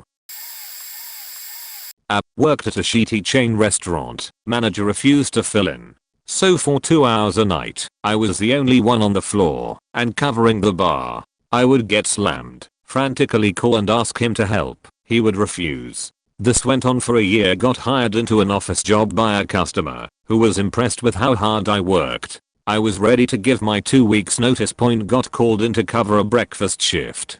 Bernice or Ethel or Gladys, some old bat who had been there decades, literally, decides to work the counter of about 10 seats and leaves me covering the floor with 14 tables. Alone. A bus pulls up and the entire dining room fills up at once. I call the manager and ask him to help by getting waters and coffee for everyone. He tells me no. I ask him to make Gladys help. He tells me any idiot could handle it alone. I took everyone's order, separate tickets for every single seat. I tell them, manager's name will be by with their drinks and coffee. I put 42 breakfast orders into the cook without writing a table number on them. I just remembered who had what. I went back and told the owner to come help me. He refused. Gladys was leaning on the counter talking to a regular. I said, fine, I quit. He screamed at me, you can't quit. Now all the customers are staring. I said, watch me. And I walked out. He was literally forced to do what I had asked him to do. He and Gladys were forced to go talk to every customer to find out what they had ordered, to get everyone coffee and drinks. And many had expressed concern I was working alone, so everyone knew why I had quit. I had finished my electrical apprenticeship and was working for the contractor who sponsored me. He thought I was stuck because of an agreement to stay there for a year after my apprenticeship was over, or I would owe back the money heparin for my schooling. It was like $1,500. I was making $18 an hour when I went into my last year of school and typically got a raise at the end of every year, and during that year I had assumed responsibility for the service department. Admittedly not a big department, but a big responsibility nonetheless, which he was billing my hour to the customer at $95 an hour.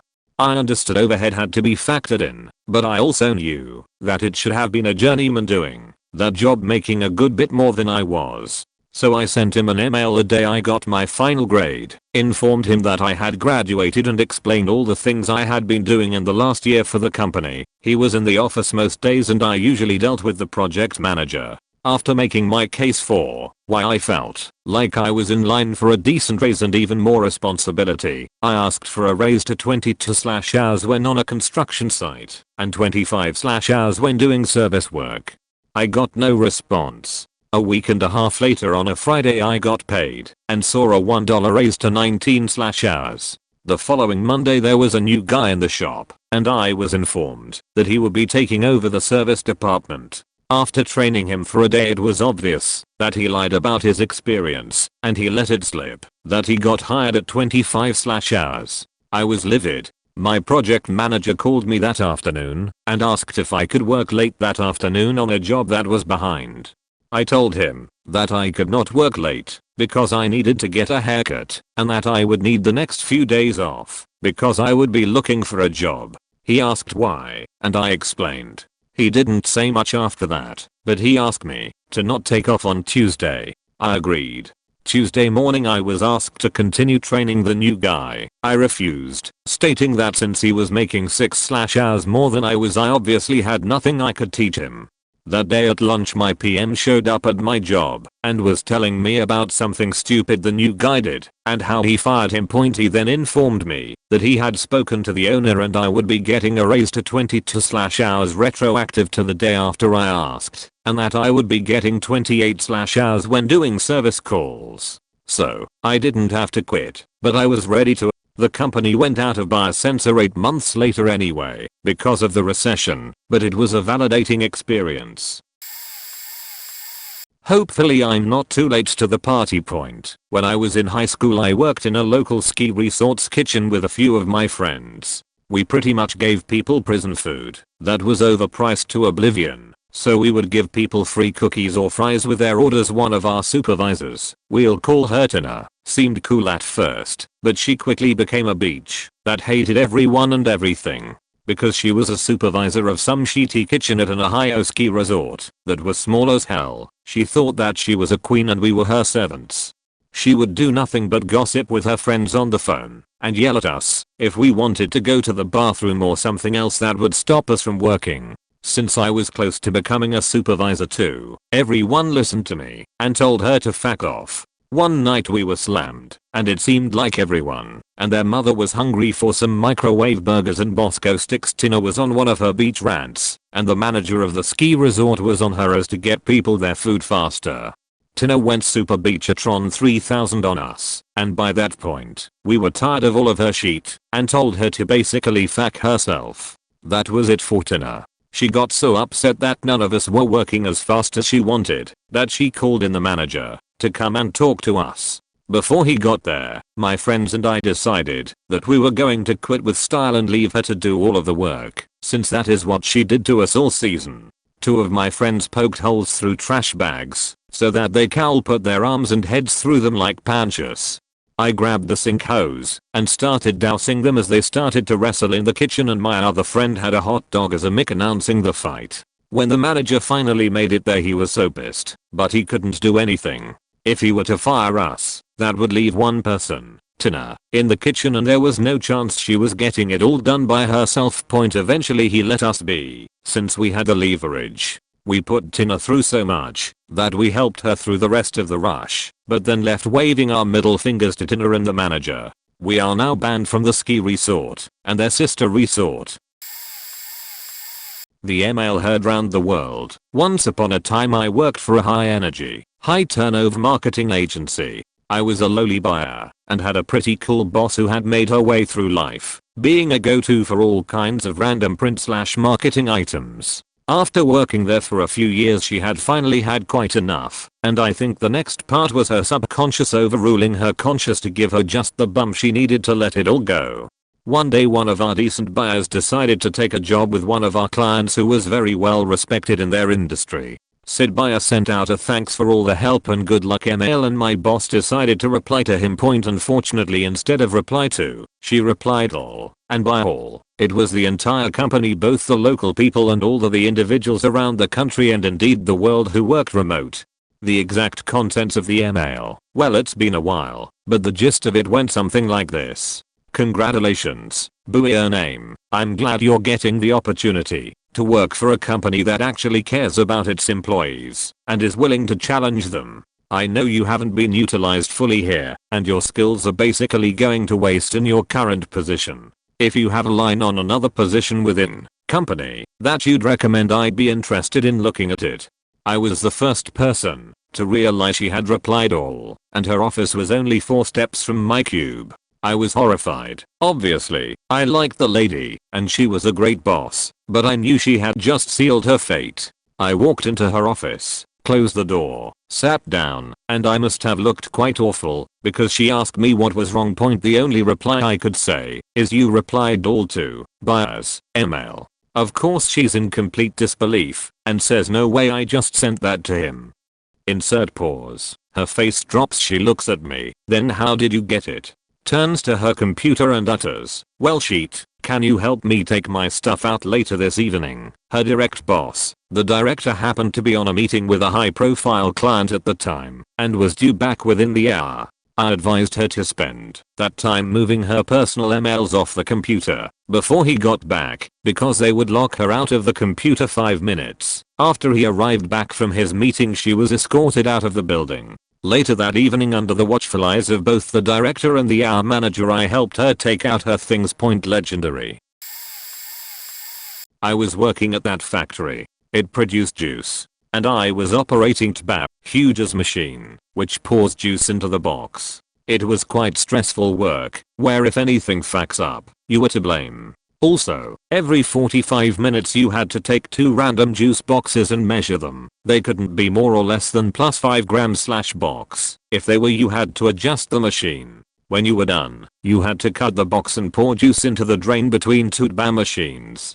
So the place near the drain had extensive amount of juice all the time, and as you walked there your boots would be destroyed by the chemicals in the juice quite often. Yes, the sheet you drink is the sheet. So, we were given those army boots to work, and considering I was about 17 to 18 years old, I decided I'd just go to work in those boots anyway. Why carry another pair? So, there was a time when they delayed payment once, then twice, week passed after week, and we were paid at last about 80% of what we should been paid.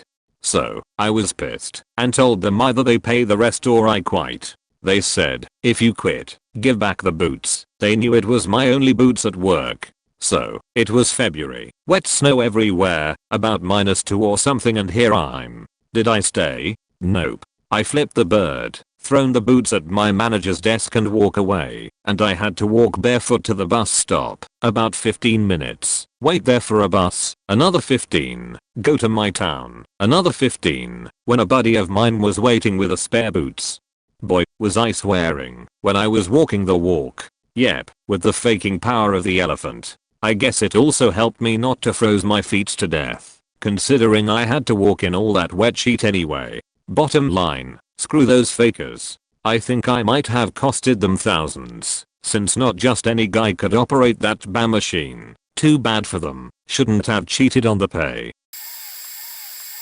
Not hilarious per se, but I thought it was pretty funny. Super long story point. I used to work for Many, a free 20 PG newspaper given out at transit stations and out of corner boxes. I was in between college classes and it seemed like easy money. I would go to a pre-designated subway stop at 6 AM, hand out 1,000 papers, and by 10 AM, whether or not the pile was gone, I went home and was paid $40. Each bundle of 100 you went past was an additional $10.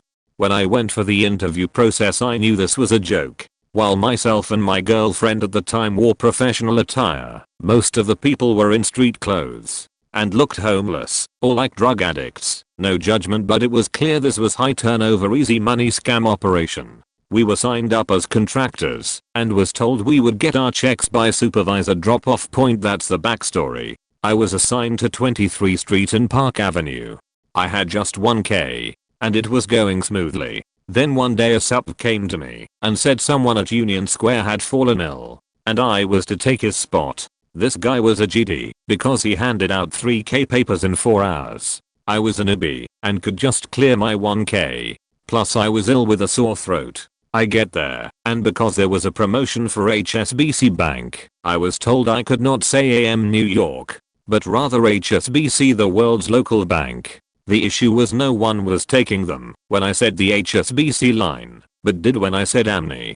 About an hour in, this beach comes back and yells at me for not being loud enough and to say Amni. I explain the issue and propose I say both. She says no and walks off. About 30 minutes later, she came back and found me saying both. She went off, screaming, asking if I was retarded, threatening not to pay me. She also said I wasn't leaving until I was done, even if it was past 10 AM. I was livid. Even a cop walked up and asked if I was alright. The worst part? My GF had come to keep me company. She saw the whole thing. I stopped handing anything out and sat on a newspaper pile. She came back and asked me what I was doing. I calmly got up, threw the newspaper boy vest in her face. "Fuck you. You hand them out, cunt," and walked off. The look on her face was priceless. I then stood and watched. She proceeded to call HQ and explain what I did. They called me immediately. I explained my side and my GF vouched as a witness. The sup was told to hand out the rest of my newspapers. All took care of them. I got my check in the mail 2 weeks later. Short about $20 but worth it. As a teen I worked at a local supermarket. General duties included, but were not limited to, cash register, bagging, cleaning, uskin, carts, etc. The front-end manager and myself never quite hit it off. She was always rude to me. I just did my job as any 16-year-old kid would. Sometimes screwing around, but often trying my best for our customers. That manager often would come to the uskin computer desk and talk with me, poke her sausage fingers at my screen, and essentially give me the constant impression that she didn't like my work. One afternoon she came to my counter and she began chatting me up, how to do this, when I should do that, yada yada. I was fed up. I looked down to her arm where the fat rolled over her elbow, and I pinched it. Thumb into third phalange of my index finger, with an included lip bite for effect. I said nothing, and I did nothing more. I merely pinched her fat, hard, and I looked to my screen ahead of me. She knew something happened, but she did not catch me. She either couldn't believe it, or really did not see me. She just acted somewhat startled, and looked around dread-faced, to match her balding redhead, and then continued her beaching. Nothing ever came of that pinch, except some great stories there. After at the supermarket point I effed up on my break that day, I stormed out of work, and took off my work shirt out by my vehicle. Bare-chested, I threw the uniform on the ground, and I left. I knew I would never return again. What I did not know was that they suspected I was kidnapped and due to the circumstance, alerted the police. Not for a second did this cross my mind. They reviewed the security tape and found the truth. Psst, sorry for formatting. Late to the game, but I used to work at a call center in my first year of university calling people and asking them if they want to do a survey. I lasted 6 months there somehow because my supervisors were assholes and they monitored how much time we were on calls, how many calls we were making, etc. I was actually exhausted after a 5-hour shift of constantly making phone calls anyways. I had gotten a new job with my students union which paid more, had better hours, and let me schedule my time around my classes and exams, so I was going to quit the call center. They required 2 weeks notice if you wished to quit, and I didn't want anything to do with them anymore. I go in to get my last paycheck, but still haven't declared that I wanted to quit. I go in, and the supervisor is there. She gives me my check and asks me for the days I can work. I told her that I quit, and she said that I need to give 2 weeks notice, so I have to pick at least 3 days that week to work. I tell her fine, put me for every single day. I just won't come in. She said if you want a good reference from us, you need to give us 2 weeks notice. I told her I'll come in every day. I didn't need a reference from them, and I didn't bother coming in. The next day, I got a call from call center, and they told me that I'm skipping my scheduled time. I told them that I had quit, and I got the same 2 weeks notice spiel about references and such. I said you want me to come to work, make me, and then hung up. I never heard from them again. Not me, but the guy I worked with at Little Caesars Pizza. One day at the end of the school year we got in about 2 hours before opening because we knew there were orders for roughly 350 pizzas for that morning that had been placed throughout the week. Now, this would have been fine, normally. I was the assistant manager at the time, and he was one of our star employees. We could definitely handle getting the whole store set up and 350 pizzas hot and ready to go out the door by the time the store opened at 10 AM. If you've ever been in a Little Caesars or any other fast pizza chain like it, you'll be familiar with the double or triple conveyor ovens they have. Well, this particular morning we had all 3 ovens going completely full of pizzas. He was prepping and putting them in as fast as he could, and I was taking them out of the oven, cutting and boxing them as fast as I could. This is not easy. This is difficult as fuck. Anyone who thinks they can do this without months of practice is wrong. All of a sudden, at exactly 9 AM, the top oven conveyor dies. We are now operating at 66% capacity. Every pizza takes 5 minutes to go through the oven, and each layer of oven can hold 10 pizzas, so that's 2 pizzas every 30 seconds coming out of each layer, or in our case 2 pizzas every 10 seconds that need to be removed from the oven, cut, and boxed because we staggered them. We had, at the time of failure, about 80 pizzas ready to go. Do the math on that. Keep in mind that I had to fold the boxes as well. At opening, 10 AM, we had about 230 pizzas done, with 70 left to go. We were already miserable and hot and our other employee hadn't shown up yet, and 15 impatient teachers showed up to get their pizzas, to throw their end of the year pizza parties. We got the first 10 taken care of. They had placed their orders first, so they got priority. Then the last 5 were waiting. Oven layer 2 goes down. So now we are operating on 1 oven layer with 70 pizzas left to bake, and we are scrambling to get them all ready, while these people are yelling at us about how they need to get their pizzas all ready and go. Then one lady looks at my coworker who had just stopped for a second to take a drink from his Rockstar after 2 hours of hell, and says something along the lines of, "Oh my god, you people aren't even trying. Just hurry up and get us our pizzas." My coworker stopped with the can still to his lips, looked sideways at this beach, and smiled. I saw this and knew something was about to happen, but at this point I was totally on board with it. He found her order of 20 boxed pizzas, minus 3 that were still in the oven, because she needed 4 supreme pizzas, and picked them up, and brought them out to the lobby area, where she was standing, locking eye contact with her. She said, "Oh my god," finally, and he dropped them on the ground. Just straight dropped them in front of her, pizza spilling out everywhere. He maintained eye contact, took off his hat and apron, while she was screaming at him, and walked out the door, and I never saw him again. TLDR. Don't screw over people who can make your life hell, even if temporary. I worked at a retail job for almost 7 years before quitting. I was pretty much the person all of my coworkers respected and came to if they had questions, even before the 5 managers on duty. My ops manager, Olivia, pretty much told 2 of my friends that I worked with that I was a lifer and I was never going to leave the retail store life. This and among other things drove me to prove her wrong. I got out 2 years ago, while the 3 of them still work there, funnily enough.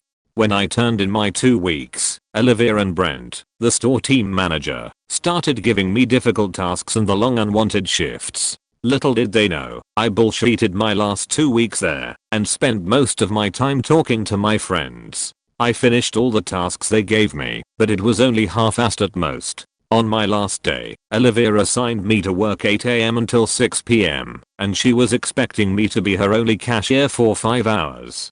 Nope, fuck that. I told Linda, the only manager I liked at the time and the only one truly happy, that I found a better job, that I was coming in at 5 AM with her my last day, and staying only until 11 AM. She was like, fuck it, do whatever you like.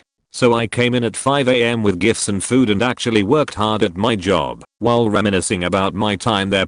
I spent my last 2 hours as cashier, and getting people to sign up for our mailing flyers, the most I've ever gotten during my time there. I told my friends that, if they wanted anything, to come up to me, so I could ring them out.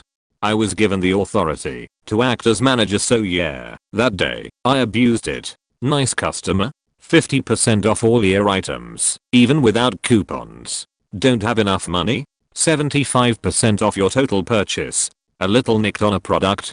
50% off the already sale price. Shitty customer? Lol. I didn't get a single one that day, because I was so obliviously delirious happy and giggles sheet that everyone who came up to me had a smile on their face. My last 10 minutes there, I grabbed all my belongings, went and said goodbye to all my friends and coworkers, tearing up and feeling all nostalgic af. I even said goodbye to my shitty back room, that had been the place where I had cried my heart out more than once, contemplated throwing myself into the trash compactor on a regular basis, climbed on top of the roof multiple times for fresh air, watched my coworkers get sheet-faced many times during the miserable holidays listening to crappy Christmas songs, worked back-breaking shifts unloading merchandise from trucks, and made the coolest friends with the weirdest people. I strutted out of that place with the confidence of a mad woman. Later, I learned that Olivia had to cashier all by her lonesome self before someone took pity on her and came in early. Don't mess with your employees, especially that one person who practically ran the store, so the managers could take credit for it and look good to their boss. They always screw you up when you least expect it. Edit. Took out story that shall not be heard. 3 jobs back I worked in hell. Search my submitted history. The owner of Hell, a computer repair shop, was a guy who had to ask how to turn the things on and off. He was honestly less useful than a wild bull would have been when it came to fixing PCs, so his old business partner kept telling me about an opening for it at his GF's office, a medical infusion place. I finally submitted a resume. We did the interview next door to the repair shop. Just told Charles the first was gonna step out for a bite, and went over to do so. When I got an offer I accepted. I gave him a week notice. I love to give 2 weeks, but this is the man who furloughed me when the tiniest thing went wrong, then tried to make me work twice as hard when I got back to make up for not having a tech. The man who kept ignoring my requests for a raise and instead hired sub-techs and said they were why he couldn't. This man was the bane of my existence for 8 years. A week was generous as hell. Charles began formulating ways to keep me on board. This culminated in telling me if I didn't quit, he'd line me up a second job selling security systems. It was 4 more hours of work a day for an extra few hundred a week. I told him I'd prefer an actual raise. He said no. I said no. He asked me to keep the company key and phone for when you change your mind and come back. Okay, sure. I had it for 2 days into my new job. He kept calling me asking me how to do things customers needed done, and I'd let it go to voicemail. My new manager gave me a new company phone for the company I was now with Point. So that night I let myself in using the key and left both of them on the counter beside his desk. Let myself out using the automatic locking door according to my replacement. When he tried to call me the next morning he almost had a heart attack when the Imperial March went off as loud as that phone could go right behind him. I've told this story before, but it's pretty epic. The background: I worked for a small independent movie theater for a number of years. I had worked my way up to shift manager and could run projectors and all that jazz. We had a solid core of 4 managers who'd been there a while and could handle everything. It was a smooth operations as far as sheet shows go. Point the screw. The owner decides to get a new partner to buy into the business. Get some fool to buy 49% of the business and foot the bills for you. Not a bad con job on his part. We knew right away sheet was about to get facky because an all-staff meeting was called, one of only 2 in the 5 years I was there. New partner is introduced and labeled as our new boss. He's gonna spiff the place up and make us a real theater. Also, he announced the one manager who wasn't at the meeting was immediately fired. Dude was at his mother's funeral at that very moment.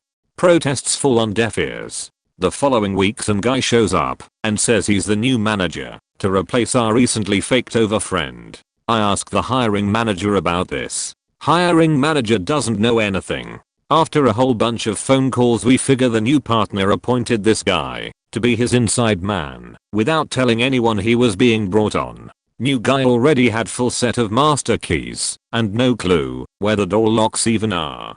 The long con: it was immediately apparent the new guy was there to gather information on us and had no idea how a theater operated. Basically he's there to point the finger and get people fired. New guy informed us we were to show him how to run everything. We ignored him. Partner finally steps in and tells us we must train him in our mystical movie theater arts. Okay, since we are all faked and probably getting fired anyways, might as well have some fun with this. We all agree to teach the new guy to be a walking disaster, but stealth fix things behind his back so it won't be apparent until he's left running the show. Point the fallout: sure as sheet. As soon as our walking disaster is sufficiently trained they fire 2 of the other managers. Operation is go. Myself and the remaining guy have new jobs lined up. We make sure to put in our 2-week notices the same day. Once we are gone everything goes to hell in a handbasket. He shreds all 5 prints for the following week by misthreading them, makes bank deposits to the wrong bank, and fucks up the supply inventory by having delivered trucks show up daily at huge cost because he didn't know we kept a stockpile in the basement. I used to work collections, started off making minimum wage with bonus commission. This business was run by 2 guys. One was really cool stoner dude who took a liking to me. The other was basically an adult middle-aged fuckboy douche. He was a bro and liked to talk sports and didn't like that I was more comic nerd than a sports jock. This business was one of the most unprofessional places I ever worked. Sometimes they ask a random employee to do push-ups, and if he did they'll let them go home early that day, or had boxing matches outside. I shit you not. Anyways, me and these 2 guys started the same day. Every day we would all get our daily numbers of settlements, money in the door and accounts worked. I excelled in all those areas, but for some reason douche boss would give better accounts to guy 2 and 3. After about a year of this, cool boss finally gave me some good accounts and I was making a lot of money on commission.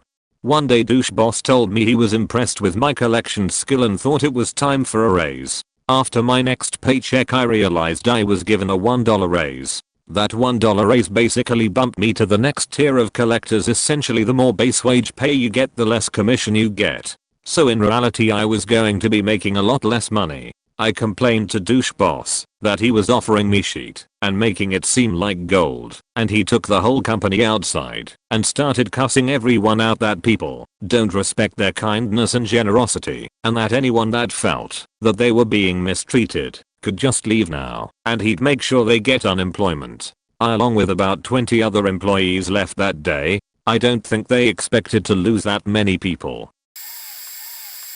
When I was 18 years old, 13 years ago, I had no job and relied on my girlfriend to pay for our dates, going out, etc.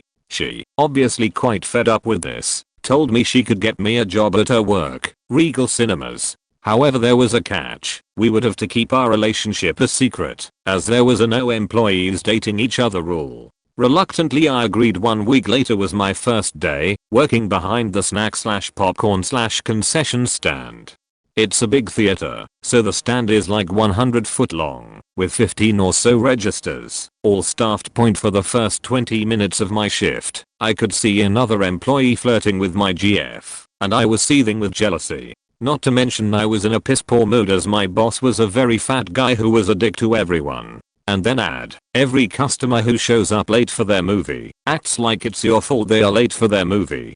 It's just bad vibes from every direction. So this other guy is flirting with my girl, and I'm just getting pissed. Knowing I couldn't expose our relationship, I began to flirt with her as well. That guy took it as a competition, and began to flirt with her even more. Eventually he takes it up a notch, and, while giving me direct eye contact, pinches her butt when he walks by her. She looks shocked, but laughs it off. Well, I faking lose it. I walk straight up to the dude, in front of tons of customers, and I push him against the IC machine with both hands. Fuck this job, that's my faking girlfriend, I yell. Immediately, the manager's office door opens up, and my enormous overweight manager comes out, yelling my name followed by "in my office now." I turn and flip him off, saying fuck this job and fuck you. Then I turn back towards the guy, whom I had pushed.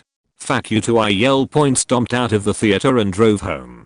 A couple days later I got a check in the mail for like 83 cents. As they deducted the uniform I walked out in. Needless to say I'm no longer with that girl, married to a wonderful woman now, and that's the only customer service job I have ever worked. Every other job I have had, before and after that one, was automotive. This wasn't so much hilarious, as deeply satisfying to me. I has worked 8 years for a major US grocery chain that just so happens to be headed Cincinnati, and each moment of that job sucked. This is the kinda job that gives folks ulcers and drives them to drinking. So I put in my 2 weeks notice after getting an offer elsewhere, and from the moment I hit send, felt such a huge wave of relief that I stopped giving a fuck about anything for the next 2 weeks. What helped is our store manager had been promoted, so it was just us 2 co-managers and a temp store manager. Now, I didn't do anything that might hurt an employee or customer, but for anything else, I just stopped giving a shit. Customer complains? Give him whatever they want. Employee fucks something up? Not my deal. My store walks in the morning? I just basically strolled around, saying hi to everyone and did nothing. I knew during my notice they weren't going to mess with me, and there were other hot messes they had to take care of during that time anyway. The best was on the last day, 2 hours before I'm supposed to leave, I was working 7 to 5 p as the only manager for the day. The division meat merchandiser shows up. He lived near the store and liked to walk us around giving us shit on his way home if he had a bad day. So he comes in to do his shtick and tells me to keep notes. I don't, and then he tells me of something that needs to be fixed by the next morning. I told him I'd make sure the other co knew, so she could take care of it, when that would have been my priority. By now he's flustered, because he wasn't able to get his jollies by making me squirm. So MGMT_drone, why aren't you going to take care of it? Because, in about an hour, I walk out of here for good. Today is my last day. By this time tomorrow I'll be on a weekend vacation, my first in years, with my family in St. Louis. That's why I'm leaving her a note, walking out that day, and telling them, if anything happened to call someone else was just the icing on the cake. And I enjoyed my weekend in St. Louis too. I used to work as a cashier in a gas station. Loved everything about that place, from the boss to every employee there. Even the donut delivery guy was nice. Anyways, one day I come into work and the boss pull me back to his office and announces me that he was offered to sell his gas station to a group owner. It was a sad news for everyone in the place. He told us nothing will change, only he won't be there anymore. He invited us all for dinner one Friday night. 8 to 9 of us were eating some good Asian food and we loved the family aspect of it. Then comes the day he has to leave. I'm not scheduled that day, but I decide to go meet the new owners. A weird lady shows up and tells me not to stay near the entrance of the back store. I present myself. She simply says, "Oh, okay." I then realize one of the employees crying behind the counter. She told me she got laid off. This is her last shift. I panic, go in the back store, and talk with the manager, and she proceed to explain the situation. I already have a team, legally I'm forced to keep you, and this because you have been here for more than 2 years. That was not what I had been told. Nothing would change, just me not there anymore. Remember, call my now ex-boss. He sighs and says he cannot do anything. He was told there would be no mass layoff, but there was one after all. Point so the topic. My first shift, I come into a stranger. I say hey, I'm the night guy. He has no clue how to close his shift. I have to show him everything. He looked weird, and you could clearly figure out he wasn't that much of local guy. He had trouble speaking clearly, and I was just sad seeing this. It was supposed to be the lovely employee who had a great smile and welcomed everyone in. Now it's this weird guy that took her job. You see where I'm going. Point second shift, I meet a new guy. He's like 15 years old. He would buy scratch cards en masse, and this just angered me. You replace a team of fully functional individuals and replace them by some of the weirdest people in the city. That was my last shift. I did serve the client with all the joy I had left and did none of my chores. Still the manager come up to me and says, hey Absh 4x0R, we are short staffed this weekend, could you do 15 PM to 23 PM shift on Saturday and Sunday? I say sure ma'am, no problem. It will be a pleasure. I still remember the panic voicemails I received on Saturday. Where are you? Are you okay? Fuck these guys. Deep. Fire 7 human beings to replace them by rats, just to ask me to fill up your messy hole. I feel like I did something for the team, I guess. They fired my friends and co-workers. Now time to step down your manager role and serve those clients you extract money from by yourself. I never explained them why I didn't come in. They stopped calling me and figured out I would no longer be working there by themselves. Sorry for any typos. Type this kinda quickly. Hope someone enjoys reading this edit. This was pure vengeance. Anticipated leave. They thought they could cheat on people like this, so I had to contribute to the sheet fest. If for 1 minute I did anger the manager, then I'm 100% pleased. I'm fairly sure it was a bit more than a minute lol. So this happened about half a year ago. I was a baker for a lovely little Bajul chain and cafe and had already put in my 2 weeks notice as I had gotten another better paying job a month previous. I had put in my 2 weeks, so my last day would specifically be the day before my birthday, so I could go out and do birthday things. In a ho. My manager, let's call her bad at managing a faking lifeless paper bag, decides she has misheard my notice and schedules my last day for my birthday. As I have already paid for my concert tickets and subsequent drugs for said concert, I was pretty upset. However, being the baker, I was the only one in the store from the hours of 2 am to 5 am. So I did what any little sheet would do in my position would do. I faked some sheet up in that store. First off, we had a rather large order that needed to be filled for catering. That simply was not done. Instead I busied myself putting up balloons and streamers celebrating my own day of birth.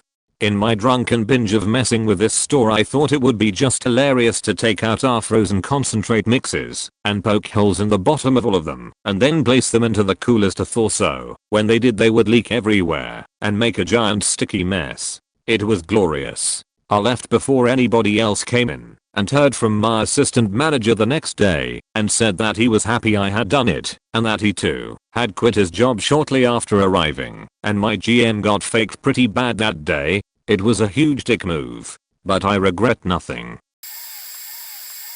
2006 at the good old BBV point, I was a shift leader going through graduate school to get my master's. Boss was a real cow, complete with thinning hair, varicose veins, footpad on both ends, etc. She was a beach on most days, with the very odd days where she'd then decide to hit on any of her male staffers. We knew she was pathetic. Q me being one of the male staffers she loved to hit on. She was on pain meds, so she got real handsy with me. I called her daughter, who was also a BBV employee, to come pick up her mom since she's out of and saying stupid things.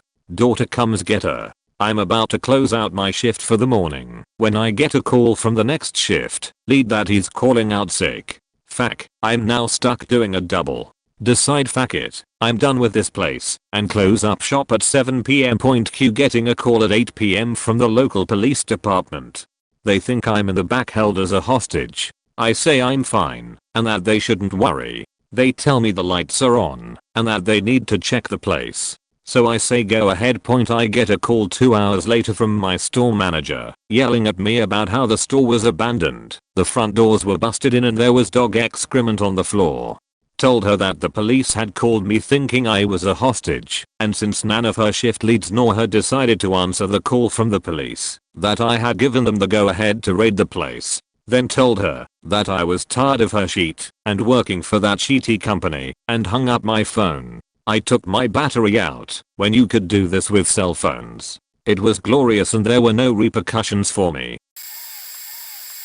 My story is more immature than hilarious, but maybe some people will find it funny. I used to work in the kitchen of a seafood restaurant for a long time.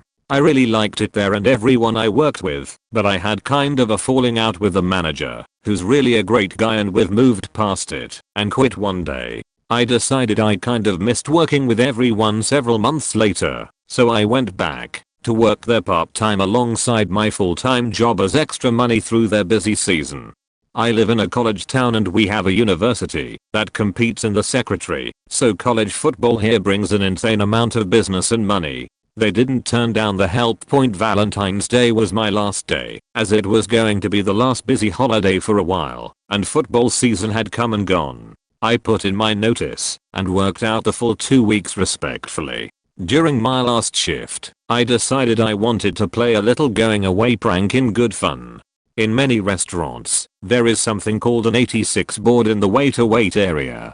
To 86 something means to nix it or do away with it. In the event that the kitchen runs out of a particular item, we tell the front of house manager to write it on the 86 board, so the servers know to tell customers that we've unfortunately run out of that item. It's very frustrating to have to go back to a table and tell the customer that we can't make the thing they wanted after they've already ordered it and had their heart set on it. I picked up a marker near the end of my shift and wrote "fuck this job" on the 86 board. That didn't feel quite powerful enough, so I added "and the juice" as a second sentence. I figured everyone there would know it was just typical raunchy kitchen humor, so I would be in the clear. Unfortunately, I mistakenly wrote it in permanent marker instead of the erasable one, and it turned out that it was actually still in the customer's line of sight, so my little joke didn't go over very well. My bad, Sam. I worked in a fancy hotel's restaurant as an assistant server. Basically, the servers read specials, took orders, and poured wine, while we did everything else. The place was always packed around holidays. They offered me choice of one holiday off between Thanksgiving, Halloween, Christmas/Eve, and New Year's. I had a new girlfriend, so I chose New Year's, and dutifully worked all the other holidays. The place shut down for the season January 1st. So naturally some people just stopped showing up for work at the end of the year, and I was one of the only competent people left. "We need you to help serve dinner for the night party. We'll tip you extra." "Okay," I said, not wanting to screw them over, "but I'm leaving at 9 p.m. after the main course is served." Dinner starts with every chair full and extra rooms opened up. "We need you to work with 2 servers tonight, on one of the busiest nights, one of which is working the owner's table."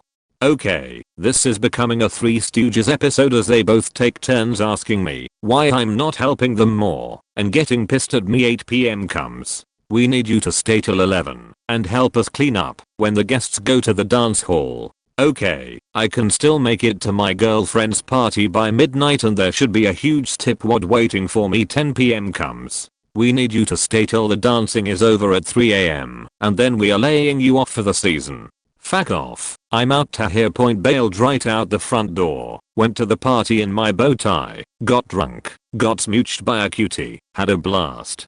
As we are getting into bed at 3:30 a.m, my phone rings. It's the owner's beachy, micromanaging wife, drunk as hell. Starts raging on me. "You left our table. You just left." On and on, like she's some kind of royalty. "It's fine, I quit," I say calmly, almost laughing with disbelief. "It's not fine. You don't have to come back next year, you know."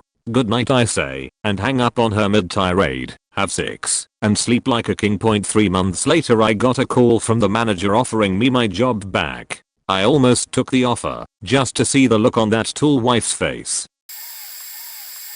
Maybe not hilarious, but I feel like sharing anyway. Working as an IT project manager, I had a boss who I now realize was unqualified and inexperienced for his position. No positive feedback, only complaints, despite several successful projects. He was a year older than me, but at the time it was frustrating and seemed intentional on his part. No matter how happy my customers or co-workers were, he was never pleased.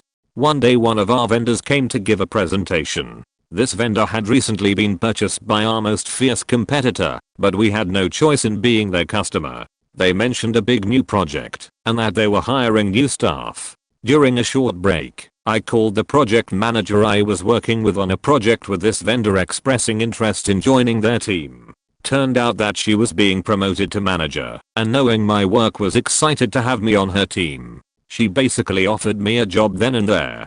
Needless to say, my mood was completely different for the rest of the vendor presentation. I was super complimentary, considering they would soon be my co-workers. My boss wasn't feeling it, knowing that we were trying to drop them as a vendor, and seemed annoyed. We did not have employment contracts, so no non-compete or anything. Salary negotiations went extremely well, and I happily gave 2 weeks notice. My boss soon discovered that my in-flight projects were very complex and would grind to a halt while they tried to find someone who could pick them up. I had no plan to share salary info, but boss made the mistake of asking on my last day. I couldn't help myself and told him that after I factored in benefits, my new take-home pay would be just a bit more than double. Plus I'd be working from home. His face and stumbling response was truly priceless.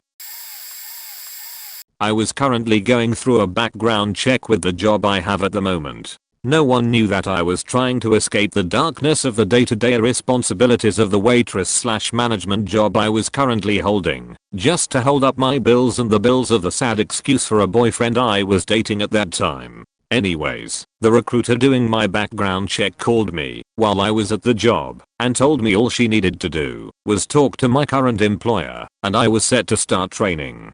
I told her great, here's the number to the store, and that my boss was just standing in the front, so he would be the one to answer the phone. 30 seconds after I hung up with her, the store phone rang. My boss picked it up, and I stood there in complete silence pretending not to know what the phone call was about.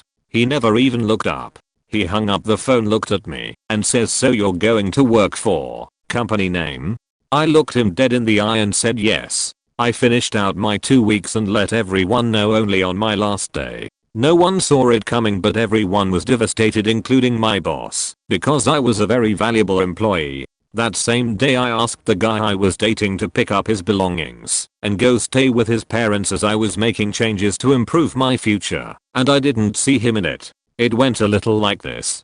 "My friend, I have been changing a few things in my life, and I'm setting on a new adventure to better myself. I will always have love for you, but I don't believe we are compatible anymore. Please grab all belongings of yours, including the bag of needles you are hiding behind the couch in the garage, and go stay with your parents. You have made your choice and now I'm making mine." He had no idea that I discovered his addiction to heroin, but the idiot wasn't hiding it very well. In a follow-up, I'm currently rocking it at this job and loving every moment of it. Old boss is struggling and is looking into retirement. He still gives me free bakery. Old boyfriend has crashed 3 cars in 3 months. Living on his brother's couch and can't afford his addiction. I feel like I quit 2 jobs that day, which in turn makes it a pretty epic memory for myself. Not exactly hilarious, but fuck, it was satisfying. And don't fuck with the faked. I will leave out some bits as it's a bloody novel as is. Worked full time for 4 and bit years for a private company in specialized field. Paid us sheet wages, sheet conditions and very physical job. Some would last 1 day, some would last couple weeks, but very few got past the 1-year mark due to all the bullshit that went on with politics. In workplace/favoritism, bullying, a great crew of boys that probably kept me there that long really. The number one was a slimy little man who had previously been done for sexual harassment. placed mates in high paying positions with little workload etc. But with all others less willed played games with the Chinese, can do the job cheaper. We have trouble paying the bills/overheads. He had hoped for a pay rise for everyone but budget doesn't allow. I knew very few that had a backbone to him overall, and over the years it built up to a point where he knew I would have a crackback if was warranted and done professionally and politely. He threatened me one day with my job because I made issues about health and safety problems not addressed in the slip of a tongue, and I remembered it. Fast forward few months, my son comes and works with us and been there maybe 8 months and was a bloody good worker. All liked him and thought he was a good worker as well. But because I had stood up to number one a few weeks prior in a heated discussion over his professionalism and the overall running operations of the company, when he decided to have a crack at the staff it didn't go down well, and my son wore it weeks later. My son was told on the Monday he had work all week by his Ike. Then on the Tuesday super number one's mate tells him there is no more work and doesn't know when we'll have work for him. My N1 hasn't spoken to me, looked at me anything since heated discussion week/s prior. Wed morning I walk in ready to hunt the little fuck N1 after my son tells me Tuesday night, but I needed my income, so bit my tongue. Until the N1 came looking for me while I was standing with couple of workers and tried to explain that my son had not been pulling his weight and why I was sacked. I knew it was shit, and in that split second all the bullshit just had to stop. Fuck him. It was now on. I told him he was fucking liar. You're full of shit, you little bastard. How dare you call my son lazy? Everyone here thinks you sacked him to get back at me. Admit it, you weak prick. To which he replied, mate, do you really think that, mate?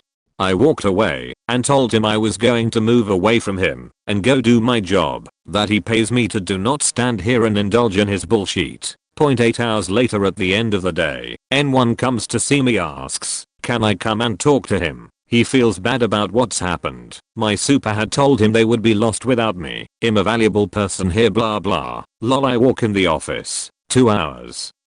My super and number one Facknical proceeds to hand me a form that says I'm now suspended for a week on pay due to my earlier behavior, as he felt threatened for his safety. My super looks at me with every look of I'm sorry, I can't help. I straight up asked my super at any stage, did he feel worried that I would lose control? Has he ever worried, been concerned about my behavior? To which he replied emphatically no. My super had witnessed the events of the morning and my blow up over lazy son comment.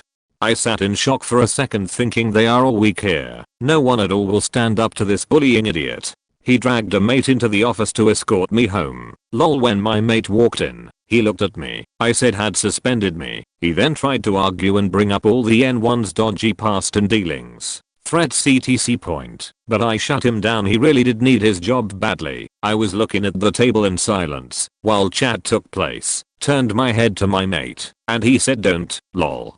He thought I was going to bail off the seat at Fack Knuckle. Lol. I said, nah, fuck him Daz. Stood up, turned to N1. He leant back a little as if hang on, is he? But stood there, looked down on him and told the N1 he was a little bully. Stick ya fucking suspension and job. Do you really think I need you that bad, you fool? Told my mate to stay at work. We both found that piss funny.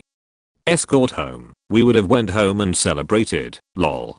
For 3 days my super kept calling with N1 in background. Could hear prompting the chat, asking me to come back. It's just a warning, it's nothing. I told my super that if the N1 mates who had physically assaulted staff 2 different occasions and verbally abused/threatened junior workers 4/5 occasions. One even smoked dope on a company bus trip and got us banned from bus lines and any further social outings. None of them had a warning. Why should I? After maybe the 30th call I didn't answer over a few days. I thought stuff it, maybe tell him again properly. My super called and I answered, said our pleasantries as always, and I asked, was the N1 there listening? And he said yes. I asked could he put the speaker PH on, as I had thought about the situation and wanted to talk to the N1. I asked could he hear me, and he said yes. Quietly and calmly I told him he was just an insignificant little man in the world with probably a little dick as well. You will always be a bully, a liar and arrogant little fuck. One day, somehow, sometime our paths will cross, and it's in years' best interests if you see me before I see you. If you're any type of real man, you have my address. I'm 2 minutes away from you. You will come to me and ask me personally, and hung up. I went seen a good solicitor that said unfair dismissal was good to go, but 10 grand bill to take the case. Lol, I'd rather save 10 grand. They paid me out every little bit plus some more to keep me quiet, I think. I then sat and wrote every detail of every little thing, from taking company profits for his personal gain, compromising safety, illegal activities / his drug use. Idiot would go out social events years previous and snort lines and brag about it. Head office got a copy, he got a copy, my super and anyone else that wanted copy got it. Still kept his job, but N1 demoted though now to maybe N26 in after it was bought out. Sorry for the ramble, first time written it all out. Lol, fuck you Anton, one day my friend we will meet, until then. Cave Canem. Not crazy funny, but I quit my job at Walmart a few years back in what I and my friends thought was a pretty chuckle-worthy manner. I worked in the back room, where all the boxed items are kept, ready to be brought out to the sales floor on pallets / carts, to be unboxed and loaded onto shelves.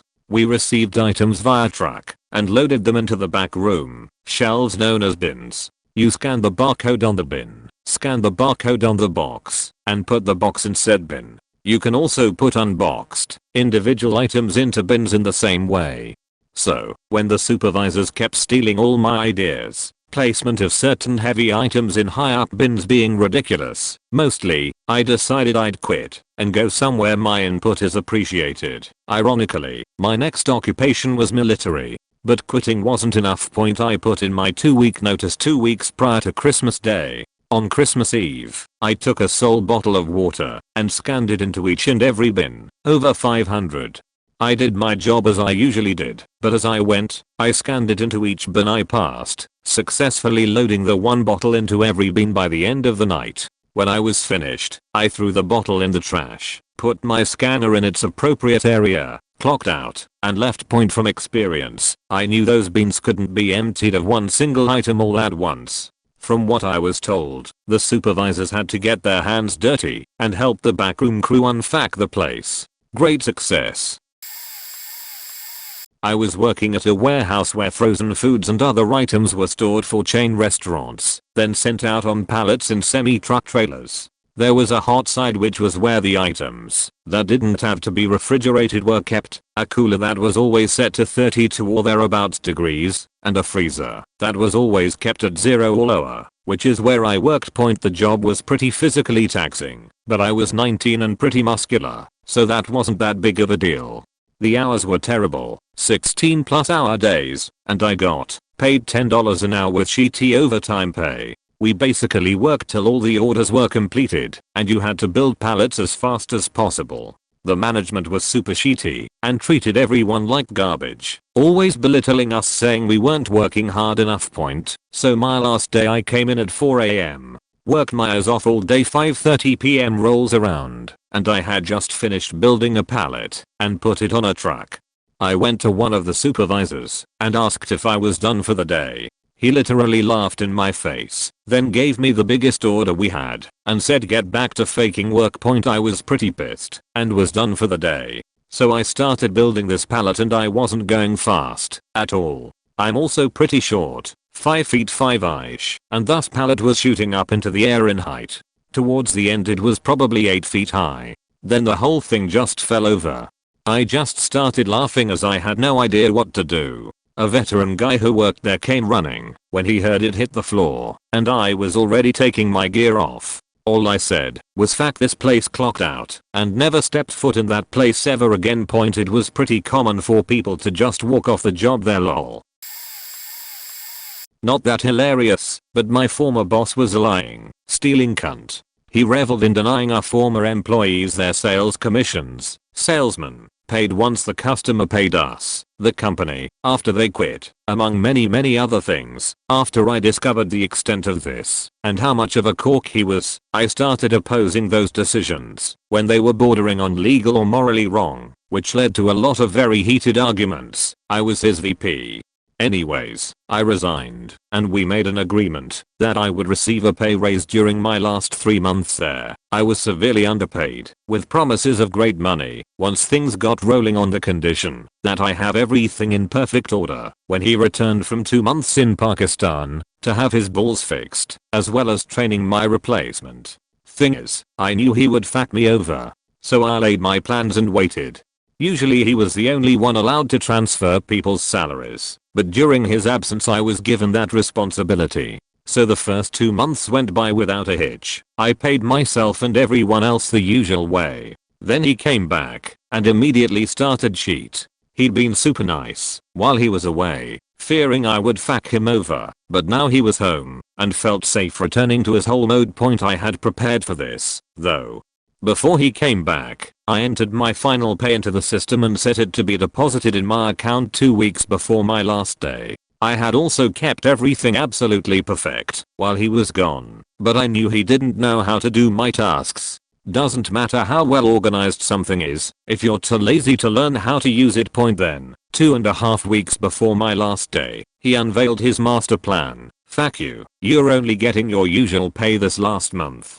Haha, a week later I was on 2 weeks sick leave, with my full pay in my account, and him with no one to train my replacement. Today his company has been run into the ground. I worked in a warehouse, and I had the shittiest boss ever. We were always understaffed, so we had to work overtime almost daily, and it was always stressful, and as a result the atmosphere was really bad with a lot of shouting etc. I still busted my ass, often cutting short my breaks, because we'd crumble under work.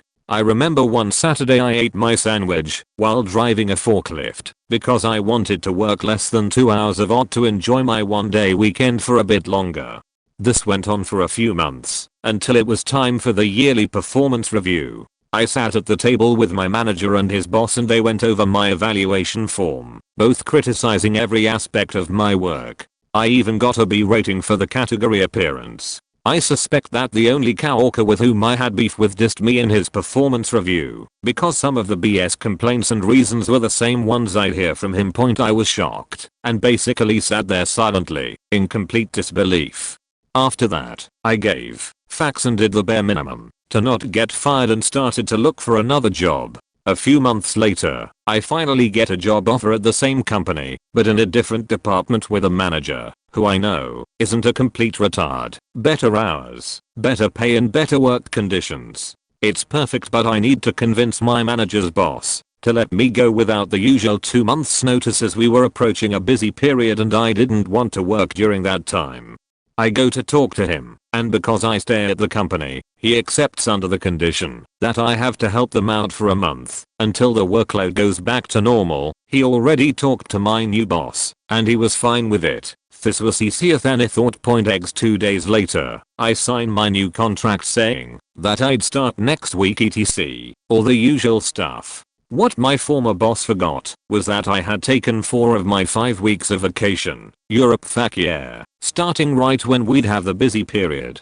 This happened long before I decided to quit, and there was no way to know when the workload would go up half a year beforehand. So of course my vacation got accepted. My new boss knew though, and so I worked my last 8 days at the sheet job, went to the beach for a month, and on day 1 of my new job, I learned that they were faked and had to hire 3 temp workers due to being massively understaffed.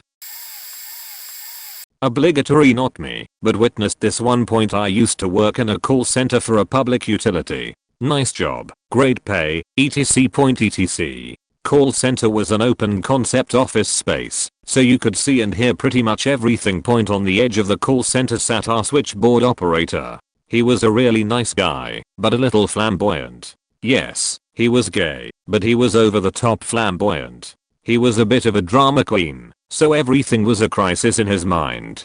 He also had a club foot, so he walked a little funny, and was something like 6 feet 6 inches. I swear, this is relevant. I'll call him Mike for the sake of this story. Anyways, over time, Mike got more and more annoyed with his job.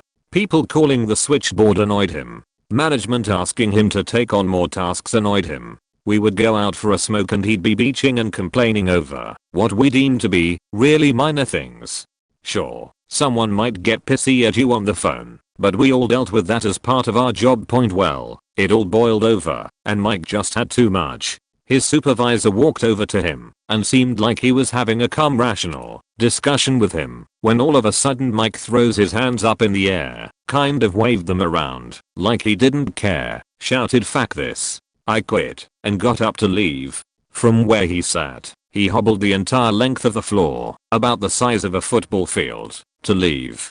It was kind of a funny sight to see this guy, towering over everything and everyone, hobbling down the aisle cursing up a storm while his supervisor, the union rep, and a couple other people followed behind him, kind of stunned at what went on. I never did find out what happened, but apparently things got settled, and Mike came back to work. Instead of the switchboard, they put him out with some of the linemen in the field. It was a pretty hostile environment for him, because the linemen were pretty homophobic, and they ended up pranking Mike by locking him in an underground vault. Needless to say, Mike went on sick leave after that. Probably too late for this to get seen, but who cares, I like telling the story. I worked at a lovely Canadian chain called Future Shop, RIP. It was a commission sales job, so some months were good, others weren't, mostly just enough to get by. It was a typical cult type sales environment, chanting in the morning and heavy focus on bullshit pressure tactics, and especially squeezing juice, which was extended warranties and commission heaven. The regional bosses came out to visit the store one day, so the manager and assistant manager wanted to be sure and show how great they were. Some Joe customer came in and glanced at a scanner where I happened to be working. He asked me the price and walked away. 2 seconds later, assistant manager comes around. What was the objection to not buying that scanner today? He didn't want it. Sheet kinda went like that for 10 minutes somehow, a lot longer than the customer interaction. Finally he walks away, and not a minute later the manager comes up all upset and asks me the same bullshit. What was their objection? And being a total dick, finally he asked, "Do you like your job here?" I said no, actually I don't, and walked out. The fat cat manager chased me down and asked me to come to the office. I explained to him how the cult culture was bullshit and told him the biggest reason I didn't like it there was because the managers made a habit of calling out employees in group settings. They asked me to consider staying on, but I said nah and went to find another shitty job. I've since been a manager in a couple of different companies, and what I learned from them on what not to do has helped me to be successful. In closing, fuck you Lori. Not super hilarious, so much as the context was laughably annoying. I used to work in a high security retail area, and while closing shop one night I forgot an important security measure. Understandably, they put me on leave to decide if they wanted to keep me or not. Then they kept breaking protocol to try and make the bureaucratic process shorter, and it completely backfired. Meeting 1. They tell me they want to keep me and need me to sign some paperwork before my decision-making leave, a paid day to stay home to decide if I wanted to stay with the company, which was completely mandatory. Telling me they wanted to keep me was the first protocol break, because it nullifies my decision-making leave. The printer breaks, then they can't turn off sticky keys, then they fix it and print the document. I sign it and leave 1 hour of my time wasted. Meeting 2. A phone call with hours to schedule my decision-making leave. Hours must be in the office on the day of my leave, but he's sick. I have to wait until Hours is better in a few days to take my leave. 49 hours of my time wasted. Meeting 3. Another phone call with Hours. 2 days later. He isn't better, so we put it off until next week because he was going to take a vacation. 5 more days wasted. Meeting 4. He's back from vacation, but has an emergency meeting downstairs. Another couple days. About a week total of my time wasted on this bureaucratic bullshit. Meeting 5. Hours is now incredibly frustrated because I got sick. 10 days wasted. Hours asks if I'm too sick to cover a shift in my department despite the fact that I'm on suspension. I say yes, in fact, I'm. Meeting 6. I'm better. Hours is better, but I'm pissed off about all this so much, so that I quit over the phone. This is too much. I'm not going to wait another week to pretend to make a decision that I made 10 days ago. I quit. Save your time, please. Hours breathes a sigh of relief that this mess is over. This was just painful tbh. but looking back on it, it's such a hilarious mess. I worked for a shitty family-run marina, not my family's, from the time I was 13. The owners, a married couple, had me working well over 40 hours in the summer, and often doing dangerous things, especially for being so young. By the time I was 19, I was getting pretty fed up as I realized all the laws they had been violating, and how unethical they actually were. One day, a customer was calling to rent a pontoon. The one he wanted was already booked, and he was trying to bribe me. I convinced him that another pontoon would be just as good, but he kept calling and harassing me, saying I needed to send him a picture of the pontoon from my personal phone. It was August by this point, and I was leaving for basic training at the end of the month. I was overworked and seriously lacking in facts. This customer continued to waste my time with many phone calls, so I agreed to send him a picture. So, that night, I sent him a picture of a lawn chair with 2 floaters attached to it. I guess the customer complained to the owner. The next day, the day I shipped to basic training, she called me, told me I was a saboteur, a traitor, and that because I had misrepresented her business she would sue me. I told her I quit, and that customers had been asking me for years if she had cancer because she looked so awful, and then I hung up. I went off to basic, and at the end of 8 weeks I discovered she withheld the cost of the customer's rental, beer, and fuel from my check. I was out like $800. Basic was a faking cakewalk compared to working for those people. Fuck them. I have a story. Okie doke, Reddit. This just happened last week. I worked my ass off at this Malhawk for 2 years. It's locally owned, and, originally, was just supposed to be a temp job, until I found something else. My boss liked how I did things, because I'm a natural for customer service I guess, and kept me on point. I knew things were going south last fall, when I signed up for a physical class at my community college. My boss did not like this, he complained, and insisted I must have hated being in class, trying to entice me to just work.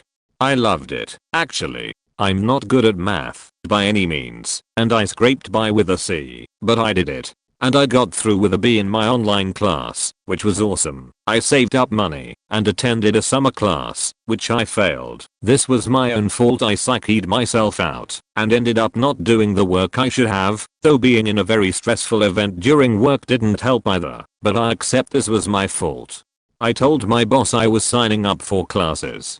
I explained I needed to finish just 4 more classes, and I offered him Monday and Wednesday, or Tuesday and Thursday, as days I could be off. I offered to work through the weekend. I offered to go in the mornings, and be at work in the afternoon. He has himself, and 3 other employees. I thought this would be an okay offer. You would think I told him I was stealing out of the registers. He insisted that I couldn't go, that I needed to work. What if one of the employees got sick? What if they couldn't come in? Then I'd be to blame if he had to come in. Beach what point? So I settled on 1 Saturday class, and 1 online class, and the winter semester, the other 2 classes. I failed the other one, so that made it 5, but I didn't need him knowing that would be completed in spring. I wanted all of them at the school, so I'd feel motivated enough to do it, or at least just 1 online point. So, it came to a head last Thursday, when I explained I needed November 5th, a Saturday, off, for an event I have to attend for a grade.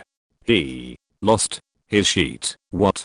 Doesn't your teacher know people have to work? Yes, sir, which is why I'm telling you 2 months in advance, so you can prepare. That's on the day of our open house event. Ugh, I knew it. I told Sharon, I knew your schooling was going to be a problem. I explained the event wasn't until the week after, November 11th, but that stuck with me. A problem? My schooling, which I'm paying for, which is going to get me out of working at Hallmark my entire life, was a faking problem. Hell no.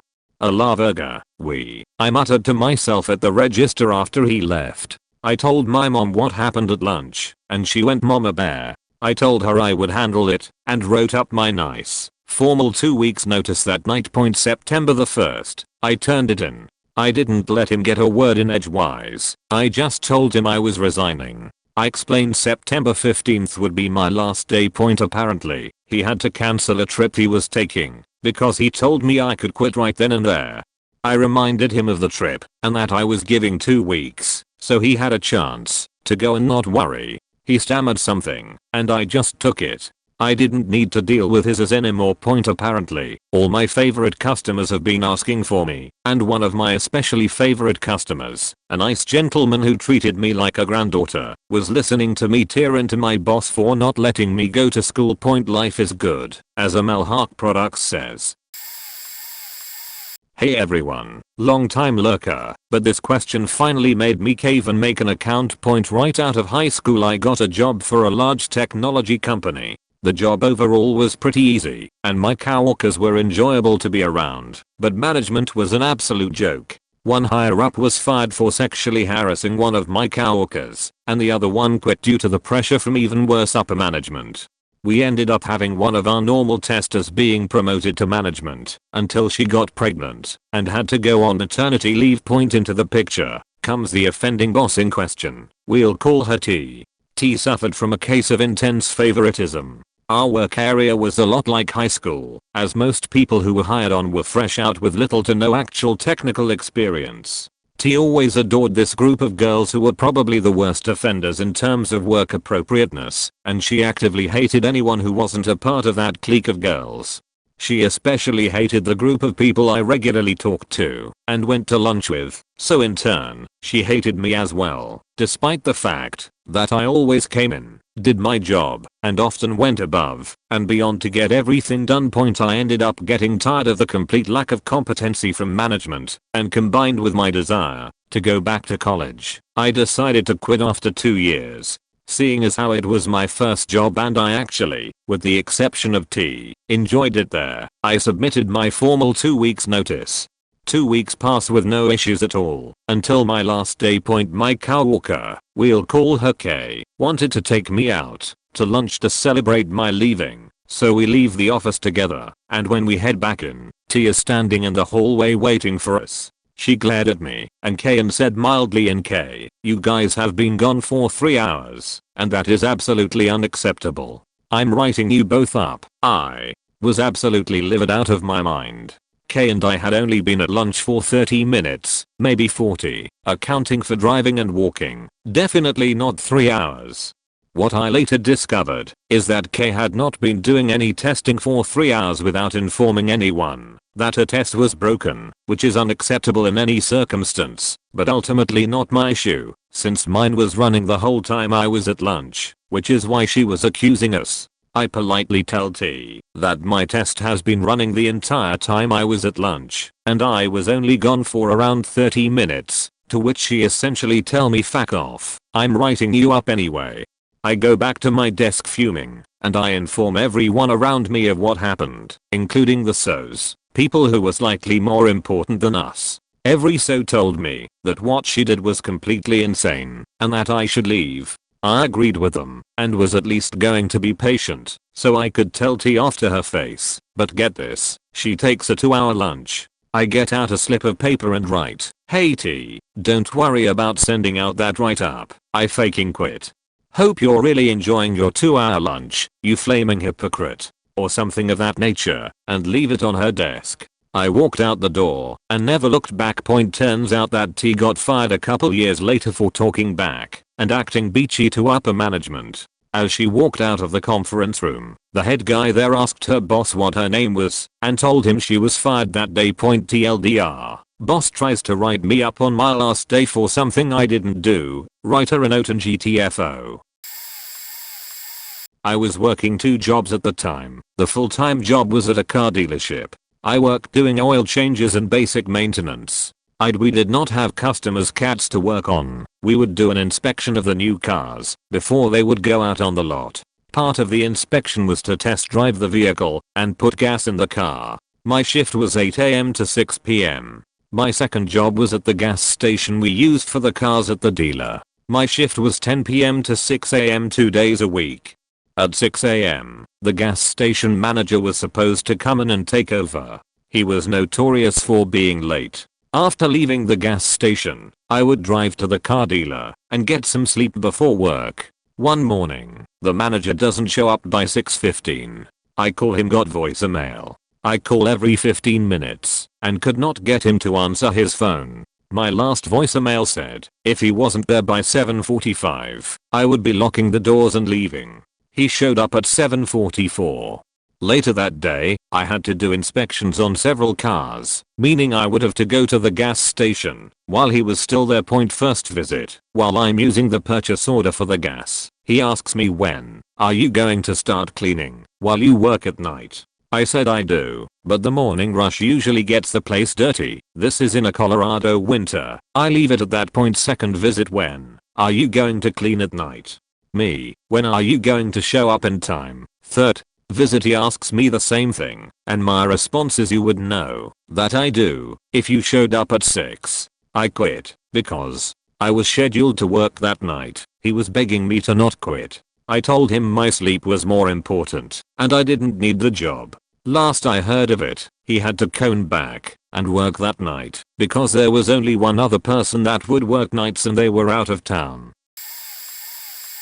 I had taken a job at a gas station, and the manager there was this crazy Indian woman. She had me work second shift, 3 PM to 10 PM, one day and then 6 AM to 3 PM the next day. I showed up the second day looking very tired, with bloodshot eyes. Weird, right? And she asks if I'm on drugs and if I'd submit to a drug test. I'm there for about a month, working graveyard shift, not a great area of town. I kept a Glock 26 on me, and I was offered a 6-month contracted job for a state agency. I of course accepted and asked for 2 weeks. I go to my boss, and I'm about to tell her what's going on. She says she's busy and to come back later. The next few hours, I can't grab her for 5 minutes. Eventually, I say to her, hey, I have to talk to you. And she tells me that she'll be right back. She leaves, and I don't see her for the next 3 days. The next day, I show up, finish my shift, pass off to the next person and leave all my stuff on her desk with a sticky note, I'll be right back. She calls me that day, I don't answer. Never hear from her again. A few months later, I go back. It was right near my home, so it was the most convenient place to fill up, and find out that she got fired shortly thereafter for lying on her time card. She was taking vacations and not putting in the PTO for it. I stopped going to that gas station a while later after my debit card was compromised multiple times and the only connection to the fraud was buying gas there. I worked for a liquidation center selling everything under the sun, but mostly electronics. It took me months to get in because they kept losing my resume, but my friend worked there, so they asked him to get me to send it again. 3 faking times I finally get hired, and the first day, they leave me alone in the front to do sales. They haven't told me where anything else. They haven't given me keys to anything in the display cases. They haven't given me so much as a tag for people to know I work there. Haven't taught me the system to look stuff up, and expected me to keep track of the order people needed help in. It was a giant, U-shaped counter, and people would wait in front of whatever section of items they wanted. Phones, cameras, GPS, laptops, whatever. I struggle through for about 2 weeks. The assistant manager is faking nasty to everyone, and the manager up and disappeared about a week before I started. No one knew where she went. Through all this, I was living in a shelter, and at the end of my second week, I was moving to another shelter, limited stays, and so told them that they hadn't passed on the next week's schedule at this point, because out of the blue, the missing manager is returning, and she is making the schedules up on the weekend. I ask if I can have them emailed to me, so I can go to a library and check it, as I would have no phone. They get all reluctant, and say we will try. Keep in mind, 2 weeks in, I still have no uniform, and no formal training, just picking it up from my friend, and doing pretty damn good I might add. So with no word from them on the weekend, I use the shelter phone to call in on Monday, but the store blocks private numbers, which all resident lines are for their safety. So, on Tuesday, I walk in early. The assistant manager, and district manager are all there, and tell me I'm fired. I asked them what for. They said I had a shift on Monday I didn't show up for. I point out that no one informed me of the schedule and that I tried to call in. They respond the schedule was the same as last week and they told me that, followed by the district manager calling the store and saying see the line works. I say that his number isn't private, while mine was. I also say what the assistant manager told me, that the schedule would be made up on the weekend. The manager looks at me all upset and says are you calling my assistant manager a liar? I looked her square in the eye without missing a beat and said if she insists on lying, yes, I am. They all stand there looking at each other, not sure what to say next, and I take a minute, realizing I hate this job and am not getting out of the shelter while working there. So I shrug and say why am I fighting for this job? It faking sucks. Send me my last check and walked out. Edit forgot to add, they sent me my final check by giving it to my friend. Jesus they were stupid. I was working at a clothing store and I had already given my 2-week notice. It was actually my last day. I wanted to be in a good mood, so I actually went in a little bust. This was just after Christmas, so it was a horrible mess. Each area has a name, but the training at my store was abysmal and they never took the time to tell me. I'm a guy and so generally worked in the rather small men's depth. As we're doing go backs, this one bossy girl, we'll call her Vicky, starts telling people what to do, naming all these shops off. Mind you, they never told me the shops, so I really didn't understand what she said. I made a quip about that. She got all huffy and decided she wouldn't help me. Cue us having to clock out just before midnight so they can avoid paying us overtime. The entire store is in the break room, probably 20 plus people. Vicky starts commenting about me not knowing about the shops. This other Hispanic girl who didn't like me for some reason, didn't even really know me, and wasn't even there starts joining in. Few people ever dislike me. I crack jokes, I make people laugh. I was buzzing. It was my last day. I didn't have to take this. Yep. Know what? You weren't even there. Actually, screw this. This is my last day. I'm already clocked out. I don't have to take this. F8CKU. And Vicky. F8CKU.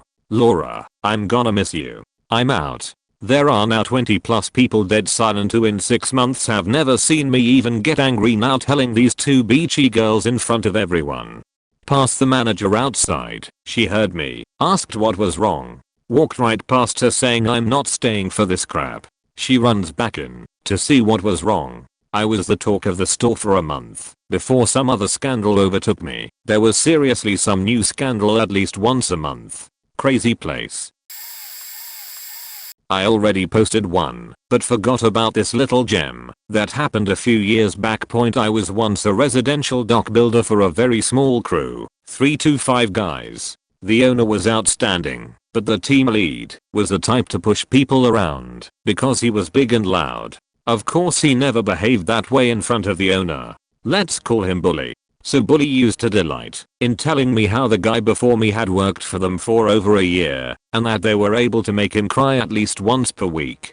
Bully and the other lead even joked about how funny it was when the guy broke down while listening to country because it reminded him of his recently dead mother. The guy was around 20. Fast forward a year and Bully has not ever once been capable of scheduling more than a 25-hour week. I was paid hourly and he was on salary. I would often drive out to a job by 6 AM, only to get a call saying that the day had been called off because of this problem or that. I wouldn't get paid. He still did, though. So one day the other lead heads off to pick up a trailer full of the decking that we used. This stuff was awkward and we were having to walk it around 100 yards to the site from the road. While he was gone, Bully starts yelling at everyone for every little reason. He had gotten the truck stuck in the mud earlier that day, then proceeded to take his anger out on everyone on the job. At one point we were working on a piece of the dock that would be submerged forever, never again to be seen, and he noticed that I was off from one side of the pontoon to the other by 1/8 of an inch. This after he decided to cheat the dock owners over materials by using galvanized bolts that would wear down faster than was promised. As he stops the project and yells at what a fuck up, I look around to realize that this isn't how I want to continue living my life. I cut him off for the first time ever and told him that he was only mad because he got the truck stuck and that he needs to stop taking his anger out on everyone else. He then did the most hilarious thing that I have ever seen a grown man do in anger. He pointed his finger in my face, and as he got closer I said, "Please take your finger out of my face." He turned quickly then shouted, "You're out here," like a little league umpire. I almost laughed, but held it together, went and grabbed my tools then went to leave. As I drove away the other lead pulled up with the trailer full of work. That day, the 2 leads were going to be offloading the decking alone. It was well worth it. Bully was one of the most miserable people I have ever met. His blood pressure must be off the charts. With his attitude I was glad that he wasn't raising children and predict that he will die alone. Sad for him. But if you reach your 40s and haven't figured out how to treat people, then you probably never will.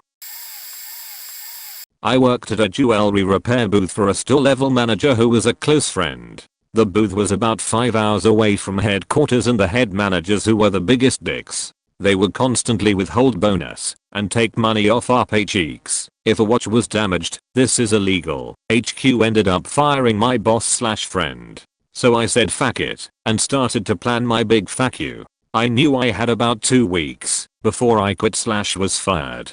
I had to keep in mind that I wanted to pursue a career as a lawyer, which meant that I couldn't get caught doing anything illegal, such as theft or damage of property, etc. I had to get creative. My first plan was to make sure every tool was broken or damaged. Not easy to do when damaging property is illegal and video cameras were set up in multiple locations. This meant that I had to conduct my sabotage over the 2-week period. I had to make it look like an accident. Over the 8-hour shifts I would break some, accidentally throw away others, but mostly would just dull the tips so that they would appear undamaged but would no longer work. The tools were rendered faking useless, save for a couple that I needed until my shifts were done. These were later dulled down as well. It was time for phase 2. In this stage I had to orchestrate the destruction of essential paperwork, including financial records, operation manuals, and original copies of necessary documents for the booth. I had to leave enough so that there were no grounds for success if they wanted to take my conduct to court. Fortunately I knew exactly which paperwork simply looked important and which was faking essential. I left the majority of financial records untouched as they had already been faxed to HQ. What I did destroy was supply records, phone numbers, item codes, and templates for filling out future financial and non-financial records. My work got back to HQ, and I got a phone call from the head manager who was livid. She asked me if I destroyed or stole anything from the booth, and I explained to her that I hadn't, and that I was following the new manager's instructions to tidy up the booth. I told her that I thought the papers were scrap and outdated, so I threw them out. Then I quit. I found out later that the head manager had to fly out to our city and stay for almost a month on the company's dollar in order to fix my handiwork. Ended up costing them thousands of dollars. Now that I'm in the legal profession I realize how stupid it was, but the most satisfying thing ever.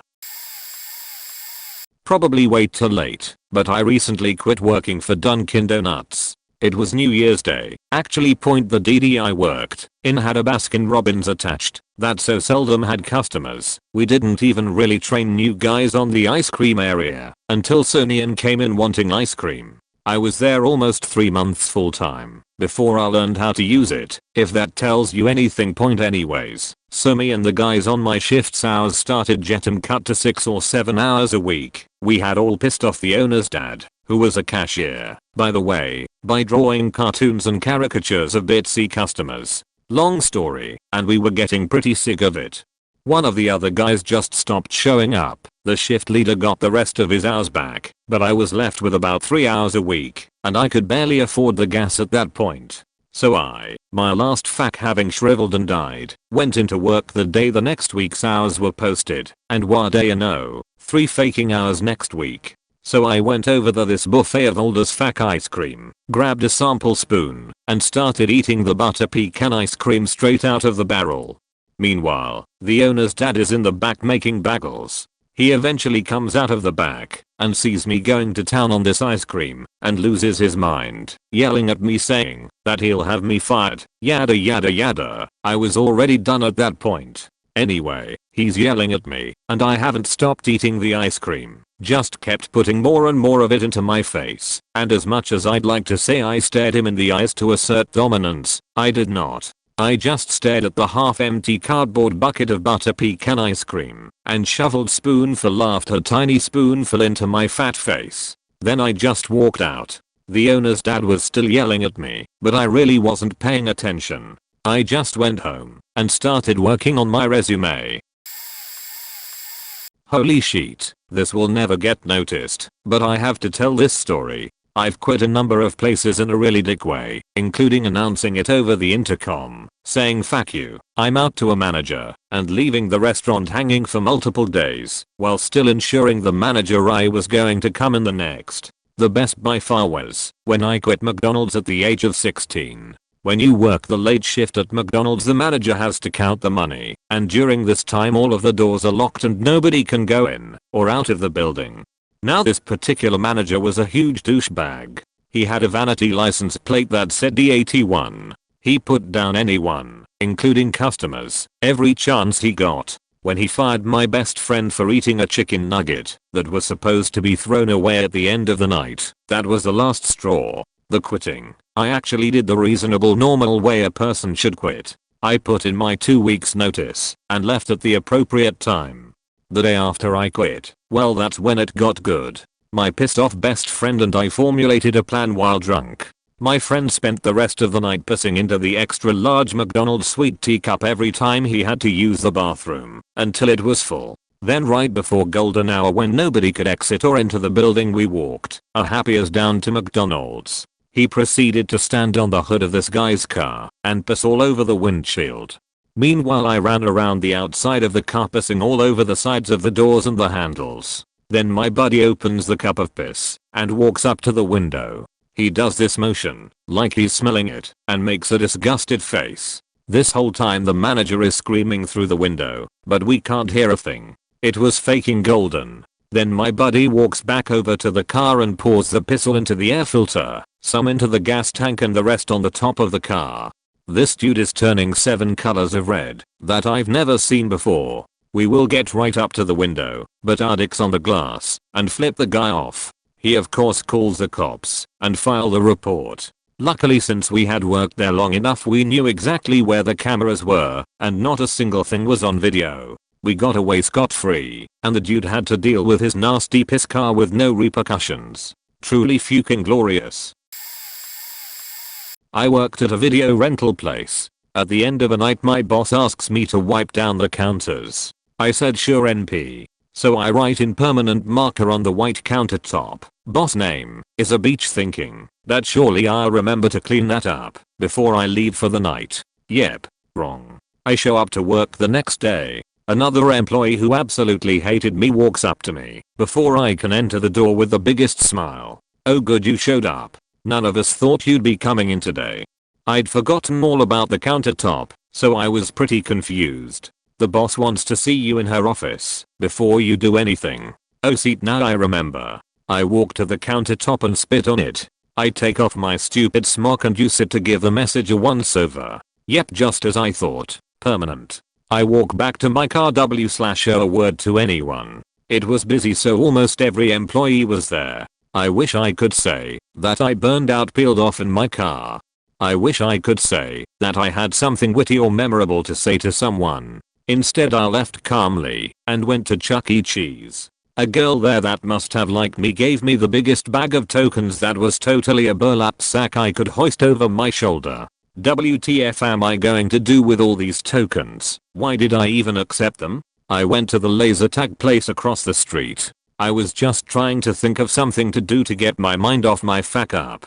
I walk inside with a handful of tokens and a couple bucks to play some video games. I play my few dollars worth of games. Then out of curiosity I try a token in a machine far in the back so no one can see me. OMG, it worked. I try the time crisis machine. Again it works. I played a couple hours worth and left before someone noticed. I didn't come back for a while after that, but every other weekend for a while, and then once a month I would fill all those machines up with Chuck E. Cheese tokens. Not too bad.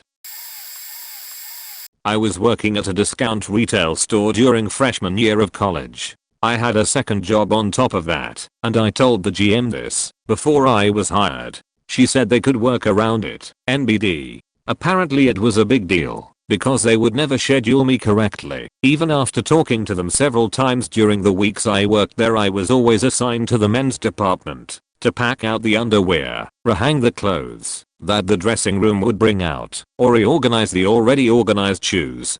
I had one man who came in multiple times while I worked there and would ask me to check what size his underwear was, and when I would say we had a bathroom you could use for that, he would say a sexist/harassing thing and then leave. The GM and ours didn't give a shit and wouldn't let me swap departments with a guy. I walked into the GM's office, told her I was putting in my 2 weeks because my other job paid better. Ours wanted it in writing, so I planned on giving it to GM at close. Well, this customer walks in and starts wanting me to practically shop for her. I told her where things were and lead her to them. That wasn't good enough. The customer starts berating me for not doing a good job, and I could see my manager standing off to the side getting pissed at me. I let the customer finish her rant and calmly told her to fuck off. I walked over to the register and wrote "I quit, fuck this place" on the back of register tape, got my stuff and walked out. I worked in a really shitty seafood restaurant where everything was just horribly managed. Everyone talked shit about anybody they could. I know, very typical. It was just an overall low quality place that somehow got a shit ton of business. I started out as a dishwasher and worked tirelessly to get a spot on the cooking line. I'm not exaggerating, I was a college student working from 3:30 to 12, and that was considered leaving early. There was just so many faking dishes that would pile up and someone had to do them.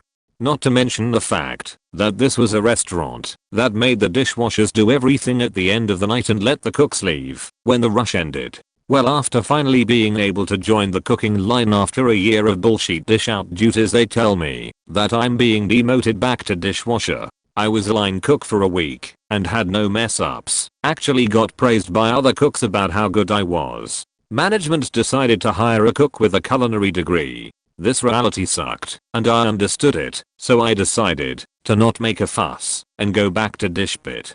The next day it's a Friday night and the place is just packed, and I'm the only dishwasher. As I'm working, my manager comes up to me and asks me to do the dishes faster because they are running out of plates in the kitchen.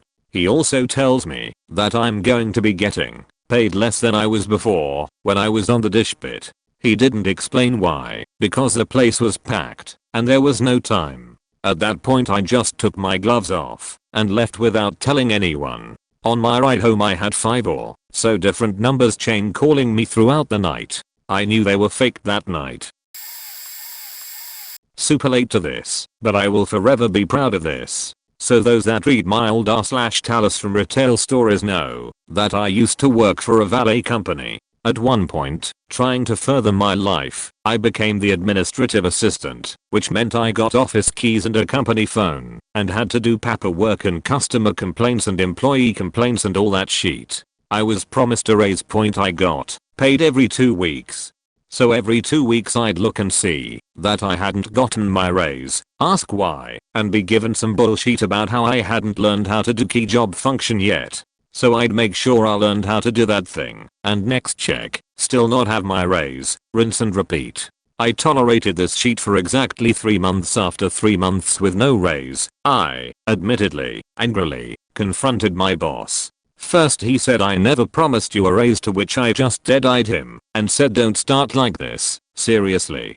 So he backpedaled very rapidly and tried to say that I hadn't learned key job function yet. I reached over his head to pull out a file folder with a paper trail recording me doing key job function, rinse and repeat with 2 more different key job functions, and both times I produced paperwork showing that I had, in fact, done the thing flawlessly, multiple times. Panicked now, he tried to change tactics and say 3 months is a standard probationary period. I can't give anyone a raise for a new position before that probationary period is over. This time I didn't bother with the actual paperwork, although it did exist in my favor. I simply said, well, that's funny, because 3 weeks ago you had me email paperwork for employee 1, 2, and 3 authorizing raises, and all 3 of them have worked here for exactly 2 months. And again, I had checked the paperwork, they had received the raise on that check before they had worked there for 3 months in any job function, let alone the advanced one they were given raises for. As was his norm, when he was clearly beaten, he began stammering, but never saying anything. I'll admit, I didn't actually quit. But I did slam my office keys and company phone onto the table in front of him and said, I'm stepping down from this position. I'll be going back to driving cars now. Turned heel and walked out of the office. I was honestly prepared for him to run out after me and fire me, and honestly didn't care if he did. But he didn't. He just actively avoided me for the next month until I actually put in my 2 weeks notice for a new job. Biggest compliment ever? I quit and moved to my new job, which I love, 6 months ago. Last week the woman who took the admin assistant job when I stepped down texted me. She told me in the month following me quitting, 5 other full-timers quit, all saying they couldn't deal with the manager without me as a buffer, and then she asked me to come back, at least part-time, as a trainer for all the new people. I said no, and damn does it feel great. Started working at a pizza joint when I was 15. It was under the table, close to my house, and I got to work with my best friend. Seemed like a dream, but turned into a nightmare. After a whole 2 weeks on the job they handed me a key and made me open the joint by myself and run it for the first hour. Then I only worked with a delivery guy. So whenever he was delivering I did all the prep, phone, food, bussing tables, etc. It was exhausting, but I truly had a passion for pizza, so I kept at it. I quit not once, but twice. The first time, because the owner and I didn't get along. She was really jealous that my manager and I were good friends. She would have been cool, but she literally would come work and wear pajamas, or cancel my shifts and work them herself to save money. Not to mention she'd bring in her hoodrat kids after the owner got sick and couldn't work. She called and asked me to come back, which I agreed to for some extra money. It was twice as bad. Manager became an alcoholic, was in the middle of a nasty divorce. I kept having to babysit all the damn kids in the neighborhood while doing everything. Coworker turned 21, so the boss, manager, and my coworker were constantly drinking at work. Oh, and since the manager needed money because of the divorce, she also started switching all my shifts. Needless to say, when I had to take my drunk manager home one night from work and redo everything she did, I was done. Showed up for my next paycheck, handed over my keys and said later. I was out in Colorado, and I'd gotten a job at King Soopers working at the customer service counter in the busiest store in the state. The job was part of a union, and it cost too much but was mandatory. After having my hours jerked around / extended several times in violation of union rules, I contacted my union rep, and he came and sorted everything out. After that my store manager and front-end manager seemed to have it out for me. Well, anyway, a few months later I'm getting ready to leave co. I'd come out to be roommates with some people and they were splitting at the end of the year, and I couldn't find a job that paid well enough for my own apartment. It's Labor Day. I'm scheduled for a 4-hour shift, and I have plans to attend a BBQ with my roommates. My front-end manager, Brandy, a 400-pound woman who'd prefer to hide in the manager's office and eat chips instead of pitch in when we got busy, was always sheet to the employees because she knew we all needed the work to pay rent. She comes to me 15 minutes before my shift is supposed to end and tells me I must stay until like 7 to 9 or something. Now, union rules specified that she had to ask me 2 hours before the end of my shift and that I had the right to decline. I told her this. She told me something along the lines of, well, as your manager I can tell you what to do if you want to keep your job. Someone had called in sick and, rather than do her actual job and fill in on a register for a while, she wanted to intimidate me. So she's staring all smug at me, and I just shrug and go, okay. I quit. I'm pretty sure she said excuse me. I repeated myself. I had to go into the office with the store manager, who hated me anyway for winning the union case, and write a statement that I was quitting on my own free will without giving notice. The extra fun part was I handed in a 4-week notice with mention of moving at the start of the shift. I think she was just trying to make my life hell, since it would take more than a month for a union case. I got a round of texts wishing me well and telling me how awesome my move was from pretty much everyone in the front end the next day. I've got a few of them. I'll share 2. I was working at Express. I was scheduled for Black Friday. I had previously told them I couldn't work because I had to go to Oregon and visit a sick friend that could quite possibly die. He didn't. Yay. They didn't take me off the schedule. So they call me on Black Friday in a panic, asking how far away I was. I say UHH, 1200 miles. Manager responds with very funny, when will you be here? I respond within 3 days. Are you coming in or not? I say not. We'll have a talk about this when you're in tomorrow. I quit. She starts yelling into the phone saying that I don't appreciate anything, and I hang up. The less funny one. I went on a weekend club bender. My manager calls me on Monday to tell me got my schedule switched and had to be in at 11. I told her I was sick. She said that if I didn't come in I was fired. So I came in, dilated pupils, stinking of club. I left the club like an hour before she called, vision wandering, hadn't really slept in 2 days. I was so faked up.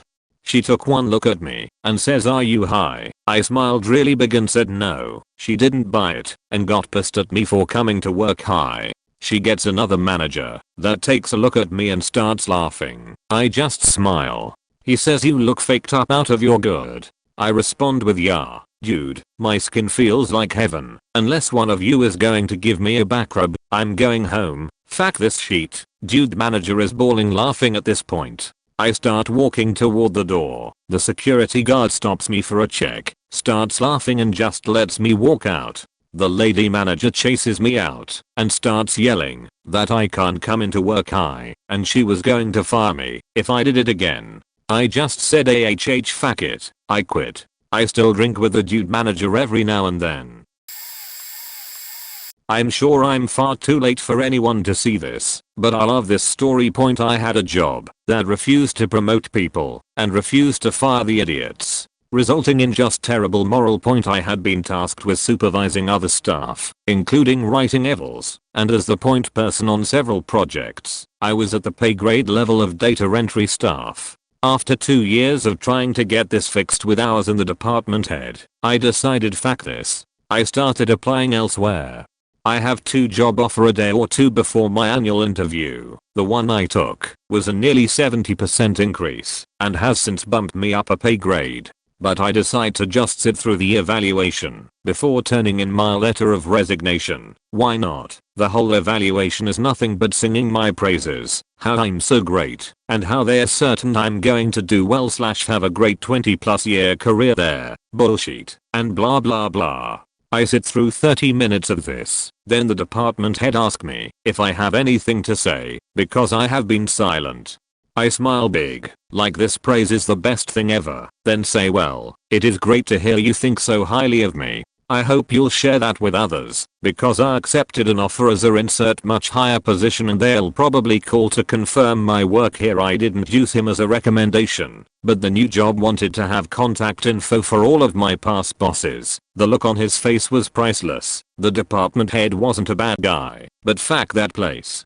Great life lesson. If they don't promote / pay you, when you ask them you need to start looking for other opportunities and stop expecting anyone will ever help you get anywhere in that company. Not a funny quitting story, more of a funny getting fired story.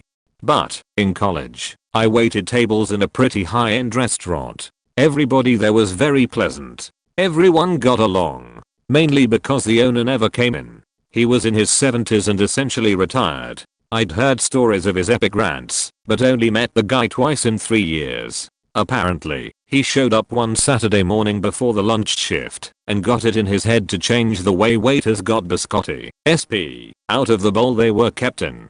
No more reaching in with a napkin. Now we had to use a pair of tongs. Bear in mind, I didn't work Saturday lunches. I wasn't there. Nobody told me about the rule change. Flash forward to Saturday night in the middle of the dinner rush. My section was 6 tops in the bar area. Each and every one was occupied by a different call table of mine. Call tables are customers who come in requesting a specific waiter. We were busy, but as previously stated, the crew were pros. No problems. I grabbed a cappuccino from the bartender, grabbed a biscotti out of the bowl using a napkin, and turned to find the owner 2 inches from my face. He was magenta. He started screaming at me. And I don't mean yelling. He was full on screaming at me, not 10 feet from my tables. I was too shocked to say anything. He was screaming, "You motherfuckers are all out to ruin my business. You think I'm crazy but you're crazy, etc, etc. You're fired, motherfucker," was a memorable line. He actually said you're all out to get me. That's when I went from confused to accepting. Oh, he's crazy. Got it. Never argue with a crazy person. The whole restaurant came to a grinding halt as he screamed and cussed at me. I stood there passively, trying to look bemused. One of my call tables, on the other hand, wasn't so passive. A man I'd waited on 20 plus times walked up and tapped the owner on the shoulder. When the owner turned, my customer knocked him unconscious with one punch. A left hook Tyson would have been proud of. Right in the middle of the bar. Nobody came to his aid, but my tables all walked out. I went with them. I worked for a small startup company in business-to-business sales. I was the only person who generated any business and had billed $6,000 in my first 3 weeks on the job. My manager wanted me to start using a different method, specifically using her previous workplace's clients which she stole details of. Illegal. Obviously didn't like the way I worked. She then tried to make me take demerit points and pay a speeding fine because she was driving to meet with one of my clients when she got the fine. On top of this, the boss came down from interstate on the day new online advertising portal was rolled out. I posted my advertisement and went to lunch, only to get an abusive phone call demanding that I come back and post my advertisement. I came back and showed him what I had done, including the finished ad, and he called me a lying cunt. I went home sick. I returned to work the next day with my resignation and my 2 weeks notice. I was told I could clean the toilets and fridge. I refused, pointing to my job description. I was told to sit at my desk for the remaining 2 weeks. I put my feet up, played Nintendo DS on loud, before getting asked to turn Mario down. I then did some crosswords and asked colleagues for their opinion for clues. After lunch, I started calling my clients. "Hi, this is Sarah calling from this company. Just letting you know that I will be moving on, but it has been a pleasure working with you." This meant that clients could get away without paying fees, as after I left no one would know what the agreements were. I was asked to please go home. I confirmed that I would be receiving my 2 weeks pay. Before leaving, I went around to the entire 5 staff and said my goodbyes, and when I got to my manager, I said that as for management, you couldn't manage a root in a brothel, which hit hard as she used to work part-time as a madam, doing exactly that job. At her point the other staff were holding their breath not to laugh out loud and sent me congratulatory SMS all night. I received a letter in the mail firing me a few days later. I laughed and laughed. I worked on a bar way back, and they used to run these super cheap deal nights. There were 2 wheels, one with a drink and one with the price and duration. Sometimes it would be vodka and Red Bulls for a 2p, about 3 cents, for 10 minutes. So the bar would go crazy for the next 10 minutes. The bar was more of a club really and super rough. We had a lot of bouncers because there were lots of fights, drugs, people faking all over the place.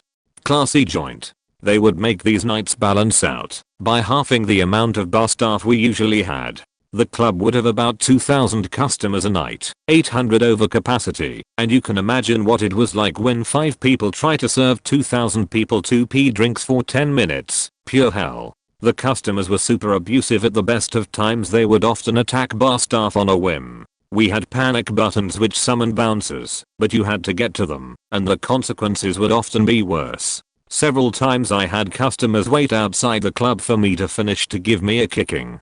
Anyways, one night I had enough and just poured myself a sheet load of cheap drinks, paid for them out of my tips, then just went round the other side of the bar and started drinking with the customers. Thankfully most of the customers found it hilarious despite getting less service. Soon, other staff followed suit and we were all drinking on the other side of the bar, no one serving.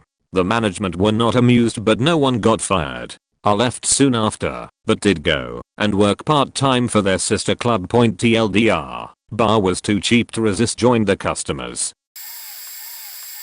I used to work for a retail store that rhymes with Naples, in Idaho. I had been working for them for about 3 years when I decided to start looking for another job. While in the process of looking for a job, I got hired within the company to perform district level work. This is including, but not limited to, work, resetting planograms in 10-ish stores, stocking shelves, moving inventory from one side of the store to another, a reflow as some may know it as. During this reflow, I found out that 90% of the crew was talking about me behind my back because I have a passion for fixing computers and love video games. They said things ranging from "that idiot talks too much" all the way to "I bet his girlfriend is a computer." And while I do talk a lot, you can use your words to also politely ask me to stop talking too. I found out who said what because none of them could keep their mouths shut and confronted each and every one of them. The last being the manager running the whole operation. Things got very tense after that day because the trust between their gang was lost. In Idaho, I get a call from a place I never applied to. I went there and heard them out, accepted the job, and I handed in my 2 weeks to the general manager at the store I was working at prior to this district work. I requested he not tell the reflow team until the day of, and since he and I got along well, he granted it. At the end of my last day, I took off my name tag and handed it to the manager running the reflow. I told her I quit. Good luck with your team of backstabbers. 1 or 2 of the people I got along with became targets for mocking after I left, and they left shortly after I did. The team of 10 to 12 dropped in size just enough to get the reflow manager written up. No idea what became of her, and frankly I don't care. I worked for Subway in 1999. Fresh out of high school. The owner happened to own 4 different ones, all relatively local to me. However, I didn't drive, so only 3 of them were accessible, as the other one was too far away by bus to make it in time for shifts, because I was a nanny in the mornings. This boss called me slacker, rather than by my name all the time. I worked at any of the 3 stores I could, 6 days a week, with no notice as to which store I'd be at more than a day in advance, and occasionally when I arrived at my regular store. They also put me working 4 PM midnight at the store closest to my house. Boss knew that I'd be walking home alone the 1.5 miles after I closed. That one was a standalone store and was supposed to be staffed with a minimum of 2 employees at that time of night, especially since a sports bar had opened up next door. I was always busy, right until I locked the door at midnight, except since I was busy and the only one in the store, I'd have to keep letting people in until I finished off the line, so I could run and lock it up. I was an 18-year-old girl, alone, which was patently obvious to the regulars at the sports bar. Owner didn't care, despite me repeatedly asking that I not work that shift alone, at least not on Friday/Saturday nights. One of the other stores was in the local mall food court. I was working there one day, actually in the middle of making a sandwich for my girlfriend at the time, when the boss showed up to do whatever he was there to do. He called me slacker in front of her. He had no clue she was someone I knew, so he did this in front of a paying customer with zero reasoning to do so. I broke down crying after he walked out. My girlfriend comforted me and pointed out that he wasn't worth it. She had a car, so I waited long enough that I knew he was out of the mall and on his way elsewhere, then called him up, told him to come back, and when he asked why, I said, because I quit, asshole. Took off my apron, locked down the register, made sure the soda machine, which he made me keep, turned off unless someone had just bought one from me, because even though it was supposedly free refills, he refused to do so, was on, and left. Best decision I ever made. Got a job at a law firm a week later and started making $13 an hour with full benefits. Much better than the $6 the asshole was giving me. Never once put it on a resume and never went back to working food service. 1995, I got hired at a rather large movie theater chain in November. I told them I didn't care about working holidays, except that I had concert tickets for New Year's Eve, and I wanted that night off. I'd work opening shift if need be, just not the night. I was assured that it wouldn't be a problem. I worked Thanksgiving, Christmas Eve, and Christmas Day. I was on the schedule to close 9 and open mid. I told the managers I was not going to be in on New Year's Eve, and they just took the "you're on the schedule, you have to work" stance. Went to my concert. Rocked out. Showed up on time for the opening shift on New Year's Day 1996. Managers were furious that I didn't work the previous night. You'd think the loss of one concession stand worker / usher was directly responsible for the Holocaust. Anyhow, I dealt with the passive aggressive turned completely aggressive behavior of the manager until I finally, 5 minutes before the actual opening, said "fuck this, I quit" to the senior manager. She said "good deal." Without any forethought whatsoever, I tore off my uniform and shouted "go fuck yourself." You know how many people go to see movies at noon on New Year's Day? A lot more than I ever would have thought. I got to walk past the entire line of them wearing only a t-shirt and underwear, which somehow was worse than the walk after I exited the building in the middle of winter in Michigan, wearing only said shirt and underwear.